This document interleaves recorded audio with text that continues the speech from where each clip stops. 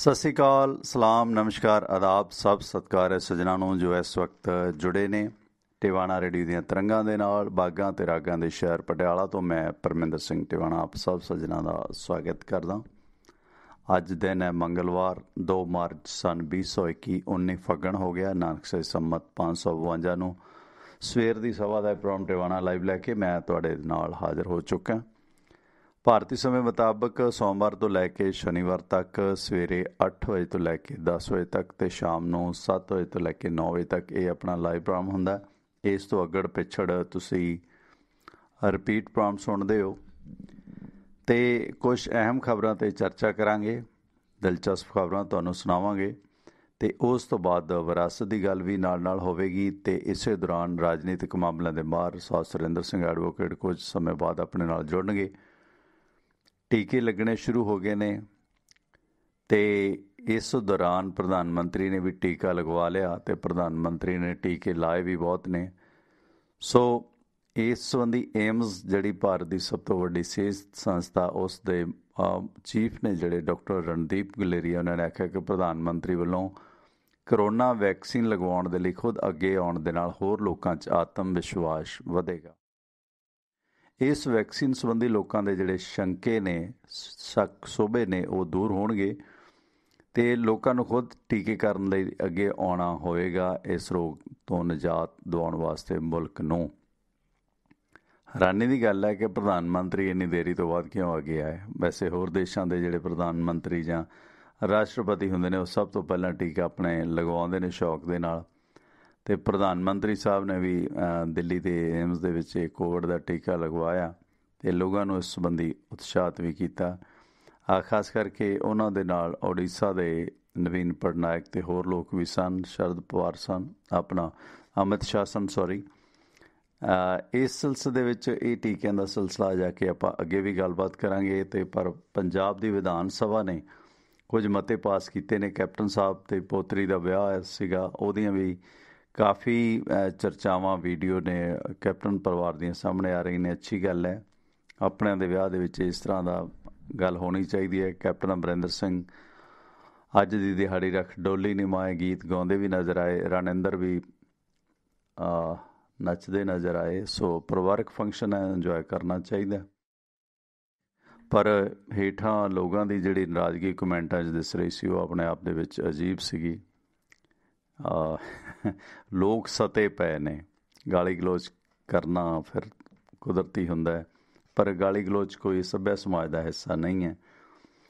ਸੋ ਇਸ ਮੌਕੇ ਵੀ ਲੋਕਾਂ ਨੇ ਬਹੁਤ ਗੰਦ ਪਿਲ ਬਕਿਆ ਕਪਤਾਨ ਸਾਹਿਬ ਦੇ ਇਸ ਗੀਤ ਗਾਏ ਜਾਣ 'ਤੇ। ਖੈਰ, ਦੂਸਰਾ ਜਿਹੜਾ ਉਹਨਾਂ ਦਾ ਸਭ ਤੋਂ ਵੱਡਾ ਵਿਰੋਧ ਸ਼ੁਰੂ ਹੋ ਗਿਆ, ਪ੍ਰਸ਼ਾਂਤ ਕਿਸ਼ੋਰ ਨੂੰ ਮੁੱਖ ਮੰਤਰੀ ਸਾਹਿਬ ਨੇ ਆਪਣਾ ਪ੍ਰਮੁੱਖ ਸਲਾਹਕਾਰ ਬਣਾ ਲਿਆ, ਰਣਨੀਤੀਕਾਰਾ ਬਣਾ ਲਿਆ। ਹਾਲਾਂਕਿ ਉਹਨਾਂ ਨੇ ਤਨਖਾਹ ਨਹੀਂ ਲੈਣੀ, ਪਰ ਇਸ ਦਾ ਵੱਡੇ ਪੱਧਰ 'ਤੇ ਵਿਰੋਧ ਹੋ ਰਿਹਾ। ਇਸ ਦੌਰਾਨ ਮੁੰਬਈ ਦੇ ਵਿੱਚ ਜਿਹੜੀ ਬਿਜਲੀ ਗੁੱਲ ਹੋਈ ਸੀ ਉਸ ਸੰਬੰਧੀ ਚੀਨ ਦੇ ਹਾਕਰਾਂ ਦਾ ਰੋਲ ਦੱਸਿਆ ਜਾ ਰਿਹਾ, ਇਹਦੇ 'ਤੇ ਚਰਚਾ ਕਰਾਂਗੇ। ਤੇ ਇਧਰ ਸਿਰਸਾ ਦੇ ਵਿੱਚ ਜਿਹੜਾ ਬਿਜਲੀ ਮੁੱਖ ਮੰਤਰੀ ਦਾ ਆਪਣਾ ਬਿਜਲੀ ਮੰਤਰੀ ਦਾ ਘਿਰਾਓ ਕਿਸਾਨਾਂ ਨੇ ਕਰ ਲਿਆ। ਕਿਸਾਨ ਅੰਦੋਲਨ ਦੌਰਾਨ ਗ੍ਰਿਫਤਾਰ ਹੋਏ ਲੋਕ ਕੁਝ ਵਾਪਸ ਆਏ ਨੇ ਤੇ ਪੱਛਮੀ ਬੰਗਾਲ ਦੇ ਵਿੱਚ ਵੀ ਕਿਸਾਨ ਆਗੂ ਰੈਲੀਆਂ ਕਰਨਗੇ। ਵਿਧਾਨ ਸਭਾ ਨੂੰ ਘੇਰਨ ਜਾਂਦੇ ਆਗੂ ਹਿਰਾਸਤ ਦੇ ਵਿੱਚ ਲੈ ਗਏ ਤੇ ਪਿਛਲੇ ਦਿਨੀ ਬੱਚੀ ਵੇਚਣ ਦੇ ਦੋਸ਼ਾਂ ਦੇ ਅਧੀਨ ਇੱਕ ਜੋੜੇ ਨੂੰ ਗ੍ਰਿਫਤਾਰ ਕੀਤਾ ਗਿਆ ਸੀ। ਉਹਨਾਂ ਨੂੰ ਰਾਹਤ ਮਿਲੀ। ਅਦਾਲਤ ਦੇ ਵਿੱਚ ਕੋਈ ਸਬੂਤ ਹੀ ਨਹੀਂ ਹੋ ਸਕਿਆ ਕਿ ਉਹਨਾਂ ਨੇ ਆਪਣੀ ਧਿਆਣੀ ਵੇਚੀ ਸੀ। ਨਵਜੋਤ ਸਿੰਘ ਸਿੱਧੂ, ਕਾਫੀ ਦੇਰ ਬਾਅਦ ਨਵਜੋਤ ਸਿੰਘ ਸਿੱਧੂ ਮੁੜ ਚਰਚਾ 'ਚ ਨੇ, ਪਰ ਓਨੀ ਚਰਚਾ ਨਹੀਂ ਉਹਨਾਂ ਨੂੰ ਪਬਲਿਕ ਦੇ ਵਿੱਚ ਮਿਲ ਰਹੀ। ਇਸ ਸਿਲਸਿਲੇ ਵਿੱਚ ਜੇ ਗੱਲਬਾਤ ਕਰੀਏ, ਕੱਲ੍ਹ ਵਿਧਾਨ ਸਭਾ ਦਾ ਬਜਟ ਸੈਸ਼ਨ ਦੀ ਸ਼ੁਰੂਆਤ ਸੀ। ਵਿਧਾਨ ਸਭਾ ਨੂੰ ਘੇਰਨ ਜਾਂਦੇ ਅਕਾਲੀ ਆਗੂ ਖੁਦ ਪੁਲਿਸ ਨੇ ਘੇਰੇ ਨੇ। ਉਹਨਾਂ ਨੂੰ ਜਿਹੜਾ ਹਿਰਾਸਤ ਦੇ ਵਿੱਚ ਲਿਆ ਗਿਆ, ਪਾਣੀ ਦੀਆਂ ਬੁਛਾੜਾਂ ਨਾਲ ਅਕਾਲੀਆਂ ਨੂੰ ਝੰਬਿਆ ਗਿਆ ਤੇ ਕੈਪਟਨ ਦੇ ਗਲੀਚੇ ਤੇ ਕੇਂਦਰ ਤੇ ਪੰਜਾਬ ਸਰਕਾਰ ਦੇ ਫਿਕਸ ਮੈਚ 'ਤੇ ਮੋਹਰਾਂ ਲਾਈਆਂ ਤੇ ਇਹ ਕੈਪਟਨ ਦੇ ਜਾਂ ਰਾਜਪਾਲ ਦਾ ਜਿਹੜਾ ਗਲੀਚਾ ਸੀ ਉਸ ਨੂੰ ਵੀ ਇਕੱਠਾ ਕਰ ਦਿੱਤਾ। ਪਰ ਹੈਰਾਨੀ ਇਸ ਗੱਲ ਦੀ ਰਹੀ ਕਿ ਲੇਟ ਲਤੀਫੀ ਦੇ ਵਾਸਤੇ ਜਾਣੇ ਜਾਂਦੇ CM ਪੰਜਾਬ ਕੈਪਟਨ ਅਮਰਿੰਦਰ ਸਿੰਘ ਸਭ ਤੋਂ ਪਹਿਲਾਂ ਜਾ ਕੇ ਸਦਨ 'ਚ ਬੈਠੇ। ਉਹਨਾਂ ਦਾ ਜਿਹੜਾ ਕੋਈ ਵੀ MLA ਮਿਨਿਸਟਰ ਨਹੀਂ ਸੀ ਆਇਆ ਤੇ ਇਕੱਲੇ ਹੀ ਜਾ ਕੇ ਸਦਨ ਦੇ ਵਿੱਚ ਡਟ ਗਏ। ਸਭ ਤੋਂ ਪਹਿਲਾਂ ਦੁਪਹਿਰ ਤੋਂ ਮਗਰੋਂ ਜਦੋਂ ਸੈਸ਼ਨ ਦੁਬਾਰਾ ਜੁੜਿਆ ਤੇ ਵਿਧਾਇਕਾਂ ਦੀ ਮਿਨਿਸਟਰਾਂ ਦੀ ਆਮਦ ਉਸ ਤੋਂ ਬਾਅਦ ਰਹੀ ਤੇ ਉਲਟਾ ਰੰਗ ਵੇਖਣ ਨੂੰ ਮਿਲਿਆ ਕਿ ਸੀਐਮ ਸਾਹਿਬ ਸਭ ਤੋਂ ਪਹਿਲਾਂ ਆ ਕੇ ਸਦਨ ਦੇ ਵਿੱਚ ਬੈਠ ਗਏ। ਉਸ ਤੋਂ ਬਾਅਦ ਭਾਰਤ ਭੂਸ਼ਣ ਆਸ਼ੂ ਆਪਣੀ ਲੰਮੀ ਦਾੜੀ ਪਲੋਸਦੇ ਹੋਏ ਸਦਨ 'ਚ ਪਹੁੰਚੇ। ਜਦੋਂ ਉਹਨਾਂ ਨੇ ਵੇਖਿਆ ਕਿ ਮੁੱਖ ਮੰਤਰੀ ਸਾਹਿਬ ਇਕੱਲੇ ਬੈਠੇ ਨੇ ਤਾਂ ਫਾਇਦਾ ਲਿਆ ਉਹਨਾਂ ਨੇ ਮੁੱਖ ਮੰਤਰੀ ਨਾਲ ਮੀਟਿੰਗ ਕਰਨ ਦਾ। ਅਦਰਵਾਈਜ਼ ਤੇ ਮੁੱਖ ਮੰਤਰੀ ਨੂੰ ਮਿਲਣਾ ਹੀ ਬਹੁਤ ਮੁਸ਼ਕਿਲ ਹੁੰਦਾ ਹੈ। ਤੇ ਇਸ ਦੌਰਾਨ ਜਦੋਂ ਮੁੱਖ ਮੰਤਰੀ ਸਦਨ ਦੇ ਜੋ ਵਾਪਸ ਜਾਣ ਲੱਗੇ ਤੇ ਫਿਰ ਆਮ ਆਦਮੀ ਪਾਰਟੀ ਦੇ ਵਿਧਾਇਕ ਕੁਲਤਾਰ ਸਿੰਘ ਸੰਧਵਾਂ ਤੇ ਅਮਨ ਅਰੋੜਾ ਨੇ ਵੀ ਮੁੱਖ ਮੰਤਰੀ ਨਾਲ ਗੱਲਬਾਤ ਕਰਨੀ ਚਾਹੀ ਤੇ ਤੁਰੇ ਜਾਂਦੇ ਮੁੱਖ ਮੰਤਰੀ ਕੋਲ ਆਪਣਾ ਮਸਲਾ ਰੱਖਿਆ। ਹਾਲਾਂਕਿ ਨਵਜੋਤ ਸਿੰਘ ਸਿੱਧੂ ਨੇ ਅੰਮ੍ਰਿਤਸਰ ਦੇ ਵਿੱਚ ਭਾਵੇਂ ਗਰੀਬਾਂ ਦੀ ਆਬਾਦੀ ਘਟਾਉਣ ਦੇ ਮਾਮਲੇ 'ਚ ਕੇਂਦਰ ਨੂੰ ਘੇਰਿਆ, ਪਰ ਇੱਥੇ ਸ਼ਾਇਦ ਉਹ ਅਮੀਰਾਂ ਤੋਂ ਦੂਰ ਰਹਿਣ ਦੀ ਕੋਸ਼ਿਸ਼ ਕਰਦੇ ਹੋਣ, ਗਰੀਬਾਂ ਦੇ ਹਮਦਰਦ ਬਣਦੇ ਹੋਣ ਜਾਂ ਕੋਈ ਹੋਰ ਕਾਰਨ ਸੀ, ਉਹਨਾਂ ਨੇ ਮੁੱਖ ਮੰਤਰੀ ਤੋਂ ਦੂਰੀ ਹੀ ਬਣਾਈ ਰੱਖੀ। ਵਿਧਾਨ ਸਭਾ ਦੇ ਬਜਟ ਸੈਸ਼ਨ ਦੇ ਦੌਰਾਨ ਨਵਜੋਤ ਸਿੰਘ ਸਿੱਧੂ ਦੀ ਕੱਲ੍ਹ ਪਹਿਲੀ ਬੈਠਕ ਐਂਟਰੀ 10:30 ਵਜੇ ਹੀ ਸ਼ੁਰੂ ਹੋ ਗਈ ਸੀ ਜਦੋਂ ਉਹ ਕਾਲੇ ਕੱਪੜੇ ਪਾ ਕੇ ਸਦਨ ਦੇ ਵਿੱਚ ਪੁੱਜੇ ਤੇ ਪਰ ਉਹ ਮੁੱਖ ਮੰਤਰੀ ਨੂੰ ਕਿਤੇ ਮਿਲਦੇ ਨਜ਼ਰ ਨਹੀਂ ਆਏ। ਉੱਥੇ ਜਿਹੜੀ ਪ੍ਰੈਸ ਗੈਲਰੀ ਦੇ ਵਿੱਚ ਜਿਹੜੀ ਰਿਪੋਰਟਿੰਗ ਹੋਈ ਆ, ਜਿਹੜੇ ਪ੍ਰੈਸ ਰਿਪੋਰਟਰ ਉੱਥੇ ਪੁੱਜਦੇ ਨੇ। ਹਾਲਾਂਕਿ ਉਹਨਾਂ ਨੇ ਵਿਧਾਇਕ ਆਪਣੇ ਖੇਮੇ ਦੇ ਸੀ ਜਿਹੜੇ ਉਹਨਾਂ ਦੇ ਨਵਜੋਤ ਸਿੰਘ ਸਿੱਧੂ ਦੀ ਪਾਰਟੀ 'ਚ ਵੀ ਨੇ, ਪ੍ਰਗਟ ਸਿੰਘ, ਉਹਨਾਂ ਦੇ ਨਾਲ ਵੀ ਕਦੇ ਕੋਈ ਗੱਲਬਾਤ ਵਿਚਾਰ ਪ੍ਰਗਟ ਕਰਦੇ ਨਜ਼ਰ ਨਹੀਂ ਆਏ ਨਵਜੋਤ ਸਿੰਘ ਸਿੱਧੂ। ਤੇ ਇਧਰ ਸਾਈਕਲ ਮਿੱਤਰਾਂ ਦਾ ਜ਼ੋਰ ਲਗਾ ਕੇ ਫੜ ਲੈ, ਸ਼ਰਤ ਲਗਾ ਕੇ ਫੜ ਲੈ। ਸੋ ਕੈਪਟਨ ਅਮਰਿੰਦਰ ਸਿੰਘ ਦੇ ਬੈਨਰ ਲਗਾ ਕੇ ਆਪਣੇ ਸਾਈਕਲਾਂ ਦੇ ਉੱਤੇ ਆਮ ਆਦਮੀ ਪਾਰਟੀ ਨੇ ਸਾਈਕਲ ਮਾਰਚ ਕੀਤਾ ਤੇ ਸਾਈਕਲਾਂ ਤੇ ਪੈਡਲ ਮਾਰਦੇ ਹੋਏ ਕੁਝ ਇੱਕ ਨੇ ਤਾਂ ਨਵਾਂ ਨਕੋਰ ਲਿਆ ਸੀ, ਕੁਝ ਇੱਕ ਦਾ ਆਪਣਾ ਸੈਰ ਸੂਰ ਵਾਲਾ ਸੀਗਾ। ਤੇ ਇਹ ਸਾਰੇ ਵਿਧਾਇਕ ਕੁਲਤਾਰ ਸਿੰਘ ਸੰਧਵਾਂ, ਹਰਪਾਲ ਸਿੰਘ ਚੀਮਾ, ਕੁਲਵੰਤ ਸਿੰਘ ਪੰਡੋਰੀ, ਇਹ ਸਾਰੇ ਜਿਹੜੇ ਵਿਧਾਇਕ ਸੀਗੇ ਇਹ ਸਾਈਕਲਾਂ ਤੇ ਸਵਾਰ ਹੋ ਕੇ ਵਿਧਾਨ ਸਭਾ ਪੁੱਜੇ। MLA ਹੋਸਟਲ ਦੇ ਵਿੱਚ ਪਹਿਲਾਂ ਇਕੱਠੇ ਹੋਏ, ਸਰਕਾਰ ਦੇ ਖਿਲਾਫ ਨਾਅਰੇ ਲਿਖੀਆਂ ਹੋਏ, ਤਖਤੀਆਂ ਫੜੀਆਂ, ਪੰਜਾਬ ਸਰਕਾਰ ਦੀ ਕਾਰਗੁਜ਼ਾਰੀ ਦੇ ਖਿਲਾਫ ਫੜੇ ਬੈਨਰ ਲੈ ਕੇ ਸਾਈਕਲਾਂ ਤੇ ਸਵਾਰ ਹੋ ਕੇ ਇਹ ਵਿਧਾਨ ਸਭਾ ਪੁੱਜੇ ਨੇ। ਤੇ ਇਸ ਸਿਲਸਿਲੇ ਵਿੱਚ ਚੰਡੀਗੜ੍ਹ ਦੀ ਪੁਲਿਸ ਨੇ ਪਾਣੀ ਦੀਆਂ ਖੂਬ ਵਿਛਾੜਾਂ ਦੇ ਨਾਲ ਅਕਾਲੀਆਂ ਨੂੰ ਗਿੱਲੇ ਕੀਤਾ। ਸਮੇਂ ਸਮੇਂ ਦੀਆਂ ਗੱਲਾਂ ਨੇ, ਦੇਖੋ ਜਦੋਂ ਆਪੋਜੀਸ਼ਨ 'ਚ ਹੁੰਦੇ ਨੇ ਫਿਰ ਦੂਸਰਿਆਂ ਨੂੰ ਗਿੱਲੇ ਇਹਨਾਂ ਨੂੰ ਗਿੱਲੇ ਹੋਣਾ ਹੀ ਪੈਂਦਾ ਜਿਹੜੇ ਕਦੇ ਸੱਤਾਧਾਰੀ ਰਹੇ ਹੁੰਦੇ ਨੇ। ਸੋ ਸਰਦੀ ਦਾ ਮੌਸਮ ਵੀ ਸੀ, ਪਰ ਫਿਰ ਵੀ ਕਿਵੇਂ ਸੜਕਾਂ 'ਤੇ ਲਟਾ ਕੇ ਅਕਾਲੀ ਵਰਕਰਾਂ 'ਤੇ ਪਾਣੀ ਦੀਆਂ ਵਿਛਾੜਾਂ ਚੰਡੀਗੜ੍ਹ ਪੁਲਿਸ ਨੇ ਮਾਰੀਆਂ। ਪਰ ਅਕਾਲੀ ਅਜਿਹੇ ਮਾਮਲਿਆਂ 'ਚ ਤਕਰੀਬਨ ਜੁਝਾਰੂ ਹੁੰਦੇ ਨੇ ਤੇ ਇਸ ਸੰਬੰਧੀ ਅਕਾਲੀ ਦਲ ਵੱਲੋਂ ਜਿਸ ਤਰ੍ਹਾਂ ਕੱਲ੍ਹ ਪੰਜਾਬ ਵਿਧਾਨ ਸਭਾ ਦੇ ਬਜਟ ਸੈਸ਼ਨ ਦੇ ਦੌਰਾਨ ਪੰਜਾਬ ਮੰਗਦਾ ਜਵਾਬ, ਇਹ ਇਹਨਾਂ ਦਾ ਸਲੋਗਨ ਸੀਗਾ। ਇਸ ਸੰਬੰਧੀ ਪੰਜਾਬ ਦੇ ਹਕੂਕ ਦੇ ਵਾਸਤੇ ਅਕਾਲੀ ਦਲ ਦੀ ਤਰਫੋਂ ਸੁਖਬੀਰ ਬਾਦਲ, ਬਿਕਰਮ ਮਜੀਠਾ ਤੇ ਹੋਰ ਅਕਾਲੀ ਪੁੱਜੇ, ਜਿਨ੍ਹਾਂ ਨੂੰ ਕੁਝ ਦੇਰ ਵਾਸਤੇ ਹਿਰਾਸਤ ਵਿੱਚ ਵੀ ਲਿਆ ਗਿਆ। ਫਿਰ ਇਹਨਾਂ ਨੇ ਸੈਕਟਰ 25 ਦੇ ਮੈਦਾਨ 'ਤੇ ਵੀ ਜਾ ਕੇ ਰੈਲੀ ਕੀਤੀ, ਜਿੱਥੇ ਸੁਖਬੀਰ ਬਾਦਲ ਹੋਰਾਂ ਨੇ ਕਾਂਗਰਸ ਖਿਲਾਫ ਪੰਜਾਬ ਦੇ ਵਿੱਚ 12 ਮਾਰਚ ਤੋਂ ਮੁਹਿੰਮ ਸ਼ੁਰੂ ਕਰਨ ਦਾ ਐਲਾਨ ਕੀਤਾ। ਜਾਣੀ ਕਿ ਇਹਨਾਂ ਚੋਣਾਂ ਨੂੰ ਆਉਂਦਿਆਂ ਜਿਸ ਤਰ੍ਹਾਂ ਹੁਣ ਕਾਂਗਰਸ ਪਾਰਟੀ ਦੇ ਖਿਲਾਫ ਸੁਖਬੀਰ ਬਾਦਲ ਹੋਰਾਂ ਨੇ 12 ਮਾਰਚ ਤੋਂ ਮੁਹਿੰਮ ਸ਼ੁਰੂ ਕਰਨ ਦਾ ਐਲਾਨ ਕੀਤਾ। ਸੋ ਚੋਣਾਂ ਦੀਆਂ ਤਿਆਰੀਆਂ ਤਕਰੀਬਨ ਸਿਰੇ ਲੱਗ ਹੀ ਗਈਆਂ ਨੇ। ਇਸ ਸੰਬੰਧੀ ਇਹਨਾਂ ਨੇ ਇਹ ਐਲਾਨ ਕਰ ਦਿੱਤਾ ਕਿ ਉਹ 12 ਮਾਰਚ ਤੋਂ ਪੰਜਾਬ ਦੇ ਵਿੱਚ ਕੈਪਟਨ ਅਮਰਿੰਦਰ ਸਿੰਘ ਸਰਕਾਰ ਦੀ ਫੇਲੀਅਰ ਦੇ ਖਿਲਾਫ ਆਪਣੇ ਮਾਰਚ ਸ਼ੁਰੂ ਕਰਨਗੇ, ਕਿਉਂਕਿ ਆਉਣ ਵਾਲੇ ਦਿਨਾਂ ਦੇ ਵਿੱਚ ਵੱਡੇ ਸਮਾਗਮ ਨੇ, ਖਾਸ ਕਰਕੇ ਅਨੰਦਪੁਰ ਸਾਹਿਬ ਦਾ ਹੋਲਾ ਮਹੱਲਾ, ਜਿੱਥੇ ਅਕਾਲੀ ਵੱਡੀਆਂ ਰੈਲੀਆਂ ਵੀ ਕਰਦੇ ਹੁੰਦੇ ਨੇ। ਵੈਸੇ ਤਾਂ ਜਥੇਦਾਰ ਸਾਹਿਬ ਨੇ ਰੋਕਿਆ ਹੋਇਆ, ਪਰ ਇਸ ਦੌਰਾਨ ਇਹ ਜਿਹੜਾ ਹੋਲਾ ਮਹੱਲਾ ਅਨੰਦਪੁਰ ਸਾਹਿਬ ਦਾ 27 ਤੋਂ 29 ਮਾਰਚ ਤੱਕ ਹੋਏਗਾ। ਤੇ ਇਸ ਸੰਬੰਧੀ ਜੋ ਧਾਰਮਿਕ ਬਿਆਨਾਤ ਆਏ ਨੇ, SGPC ਦੀ ਪ੍ਰੈਜ਼ੀਡੈਂਟ ਬੀਬੀ ਜਗੀਰ ਕੌਰ ਨੇ ਆਖਿਆ ਕਿ ਨਨਕਾਣਾ ਸਾਹਿਬ ਸਿੱਖਾਂ ਨੂੰ ਜਾਣ ਤੋਂ ਰੋਕਣਾ ਸਿੱਖਾਂ ਨੂੰ ਹਮੇਸ਼ਾ ਰੜਕਦਾ ਰਹੇਗਾ। ਸਾਕਾ ਨਨਕਾਣਾ ਸਾਹਿਬ ਦੇ ਸ਼ਤਾਬਦੀ ਸਮਾਗਮਾਂ ਦੇ ਮੁਤਲਕ ਹਰਿਆਣੇ ਦੇ ਵਿੱਚ ਇੱਕ ਵੱਡਾ ਸਮਾਗਮ ਕੀਤਾ ਗਿਆ, ਕਿਉਂਕਿ ਜਥੇਦਾਰ ਅਕਾਲ ਤਖਤ ਵੱਲੋਂ ਇਹ ਹਦਾਇਤ ਕੀਤੀ ਗਈ ਸੀ ਕਿ SGPC ਮੈਂਬਰ ਪੰਜਾਬ ਵਾਲੇ ਆਪਣੇ ਆਪਣੇ ਹਲਕਿਆਂ ਦੇ ਵਿੱਚ 5-5 ਸਮਾਗਮ ਕਰਾਉਣ। ਇਸੇ ਤਰ੍ਹਾਂ ਹਰਿਆਣਾ ਦੇ ਹਾਬੜੀ ਦੇ ਵਿੱਚ ਨਨਕਾਣਾ ਸਾਹਿਬ ਦੇ ਸਾਕੇ ਦੀ ਯਾਦ ਦੇ ਵਿੱਚ ਸ਼ਤਾਬਦੀ ਸਮਾਗਮ ਕਰਵਾਏ ਗਏ। ਇਸ ਸੰਬੰਧੀ ਜਥੇਦਾਰ ਕਰਤਾਰ ਸਿੰਘ ਝੱਬਰ ਦੇ ਪੋਤਰੇ ਜੋਗਰਾਜ ਸਿੰਘ ਤੇ ਅੰਤਰੰਗ ਕਮੇਟੀ ਮੈਂਬਰ ਹਰਭਜਨ ਸਿੰਘ ਤੇ ਹੋਰ ਲੋਕ ਸ਼ਾਮਲ ਸਨ। ਇਸੇ ਦੌਰਾਨ ਉੱਤਰਾਖੰਡ ਦੇ ਗੁਰਦੁਆਰਾ ਨਾਨਕ ਮੱਤਾ ਵਿਖੇ ਵੀ ਸ਼੍ਰੀ ਗੁਰੂ ਤੇਗ ਬਹਾਦਰ ਸਾਹਿਬ ਦੇ 400 ਸਾਲਾ ਪ੍ਰਕਾਸ਼ ਪੁਰਬ ਨੂੰ ਸਮਰਪਿਤ ਪਾਠ ਬੋਧ ਸਮਾਗਮ ਕਰਵਾਏ ਗਏ।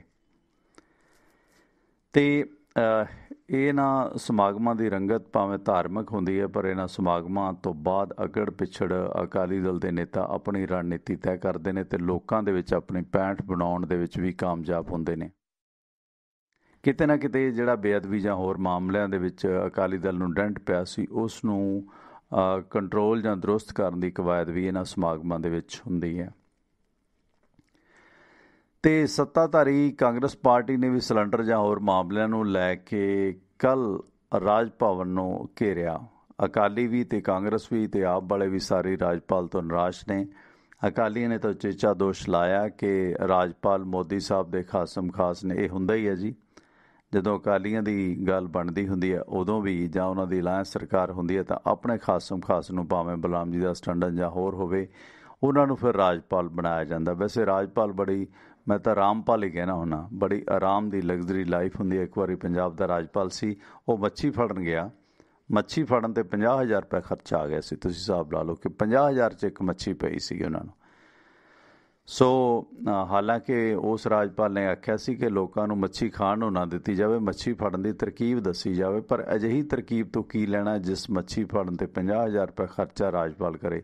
50,000 ਦੀ ਤਾਂ ਟਨ ਮੱਛੀਆਂ ਆ ਜਾਣ ਭਾਈ ਸਾਹਿਬ।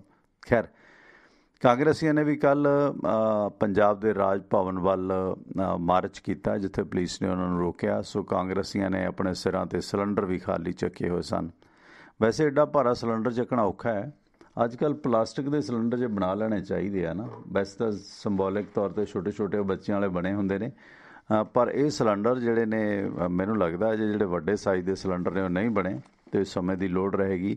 ਕਿਉਂਕਿ ਸਿਲੰਡਰਾਂ ਦੇ ਮਾਮਲੇ 'ਚ ਜਿਸ ਤਰ੍ਹਾਂ ਮੋਦੀ ਸਰਕਾਰ ਗੈਸ ਕੱਢੀ ਜਾ ਰਹੀ ਹੈ ਲੋਕਾਂ ਦੀ, ਸੋ ਇਸ ਸੰਬੰਧੀ ਪਲਾਸਟਿਕ ਦੇ ਸਿਲੰਡਰ ਧਰਨਿਆਂ ਦੇ ਦੌਰਾਨ ਖੂਬ ਵਿਕਣਗੇ, ਜਾਂ ਕਾਰਡਬੋਰਡ ਗੱਤੇ ਦੇ, ਕਿਉਂਕਿ ਇੰਨਾ ਕਿਹਦੇ ਡੋਲਿਆਂ 'ਚ ਜਾਨ ਹੁੰਦੀ ਹੈ ਕਿ ਐਡੇ ਐਡੇ ਸਿਲੰਡਰ ਚੁੱਕੀ ਫਿਰਨ।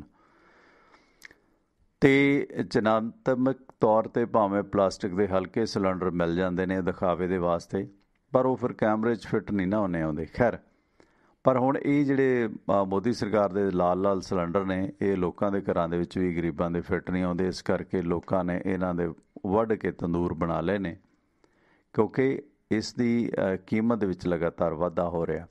ਰਸੋਈ ਗੈਸ ਕੀਮਤਾਂ ਦੇ ਵਿੱਚ ਕੱਲ੍ਹ ਪ੍ਰਤੀ ਸਿਲੰਡਰ ਭਾਰਤ ਦੇ ਵਿੱਚ 25 ਰੁਪਏ ਵਾਧਾ ਕਰ ਦਿੱਤਾ ਗਿਆ। ਇਕੱਠੇ ਹੀ 25 ਜਾਂ 50 ਚੱਕਦੇ ਨੇ। ਸੋ ਇਸ ਮੁਤਾਬਕ ਫਰਵਰੀ ਮਹੀਨੇ ਤੋਂ ਲੈ ਕੇ ਕੱਲ੍ਹ ਤੱਕ 14.5 ਕਿਲੋ ਯਾਨੀ 14 ਕਿਲੋ 200 ਗ੍ਰਾਮ ਵਾਲੇ ਸਿਲੰਡਰ ਦੀ ਕੀਮਤ ਦੇ ਵਿੱਚ ਫਰਵਰੀ ਤੇ ਹੁਣ 2 ਮਾਰਚ ਹੋ ਗਈ ਅੱਜ, 125 ਰੁਪਏ ਵਾਧਾ ਹੋ ਗਿਆ।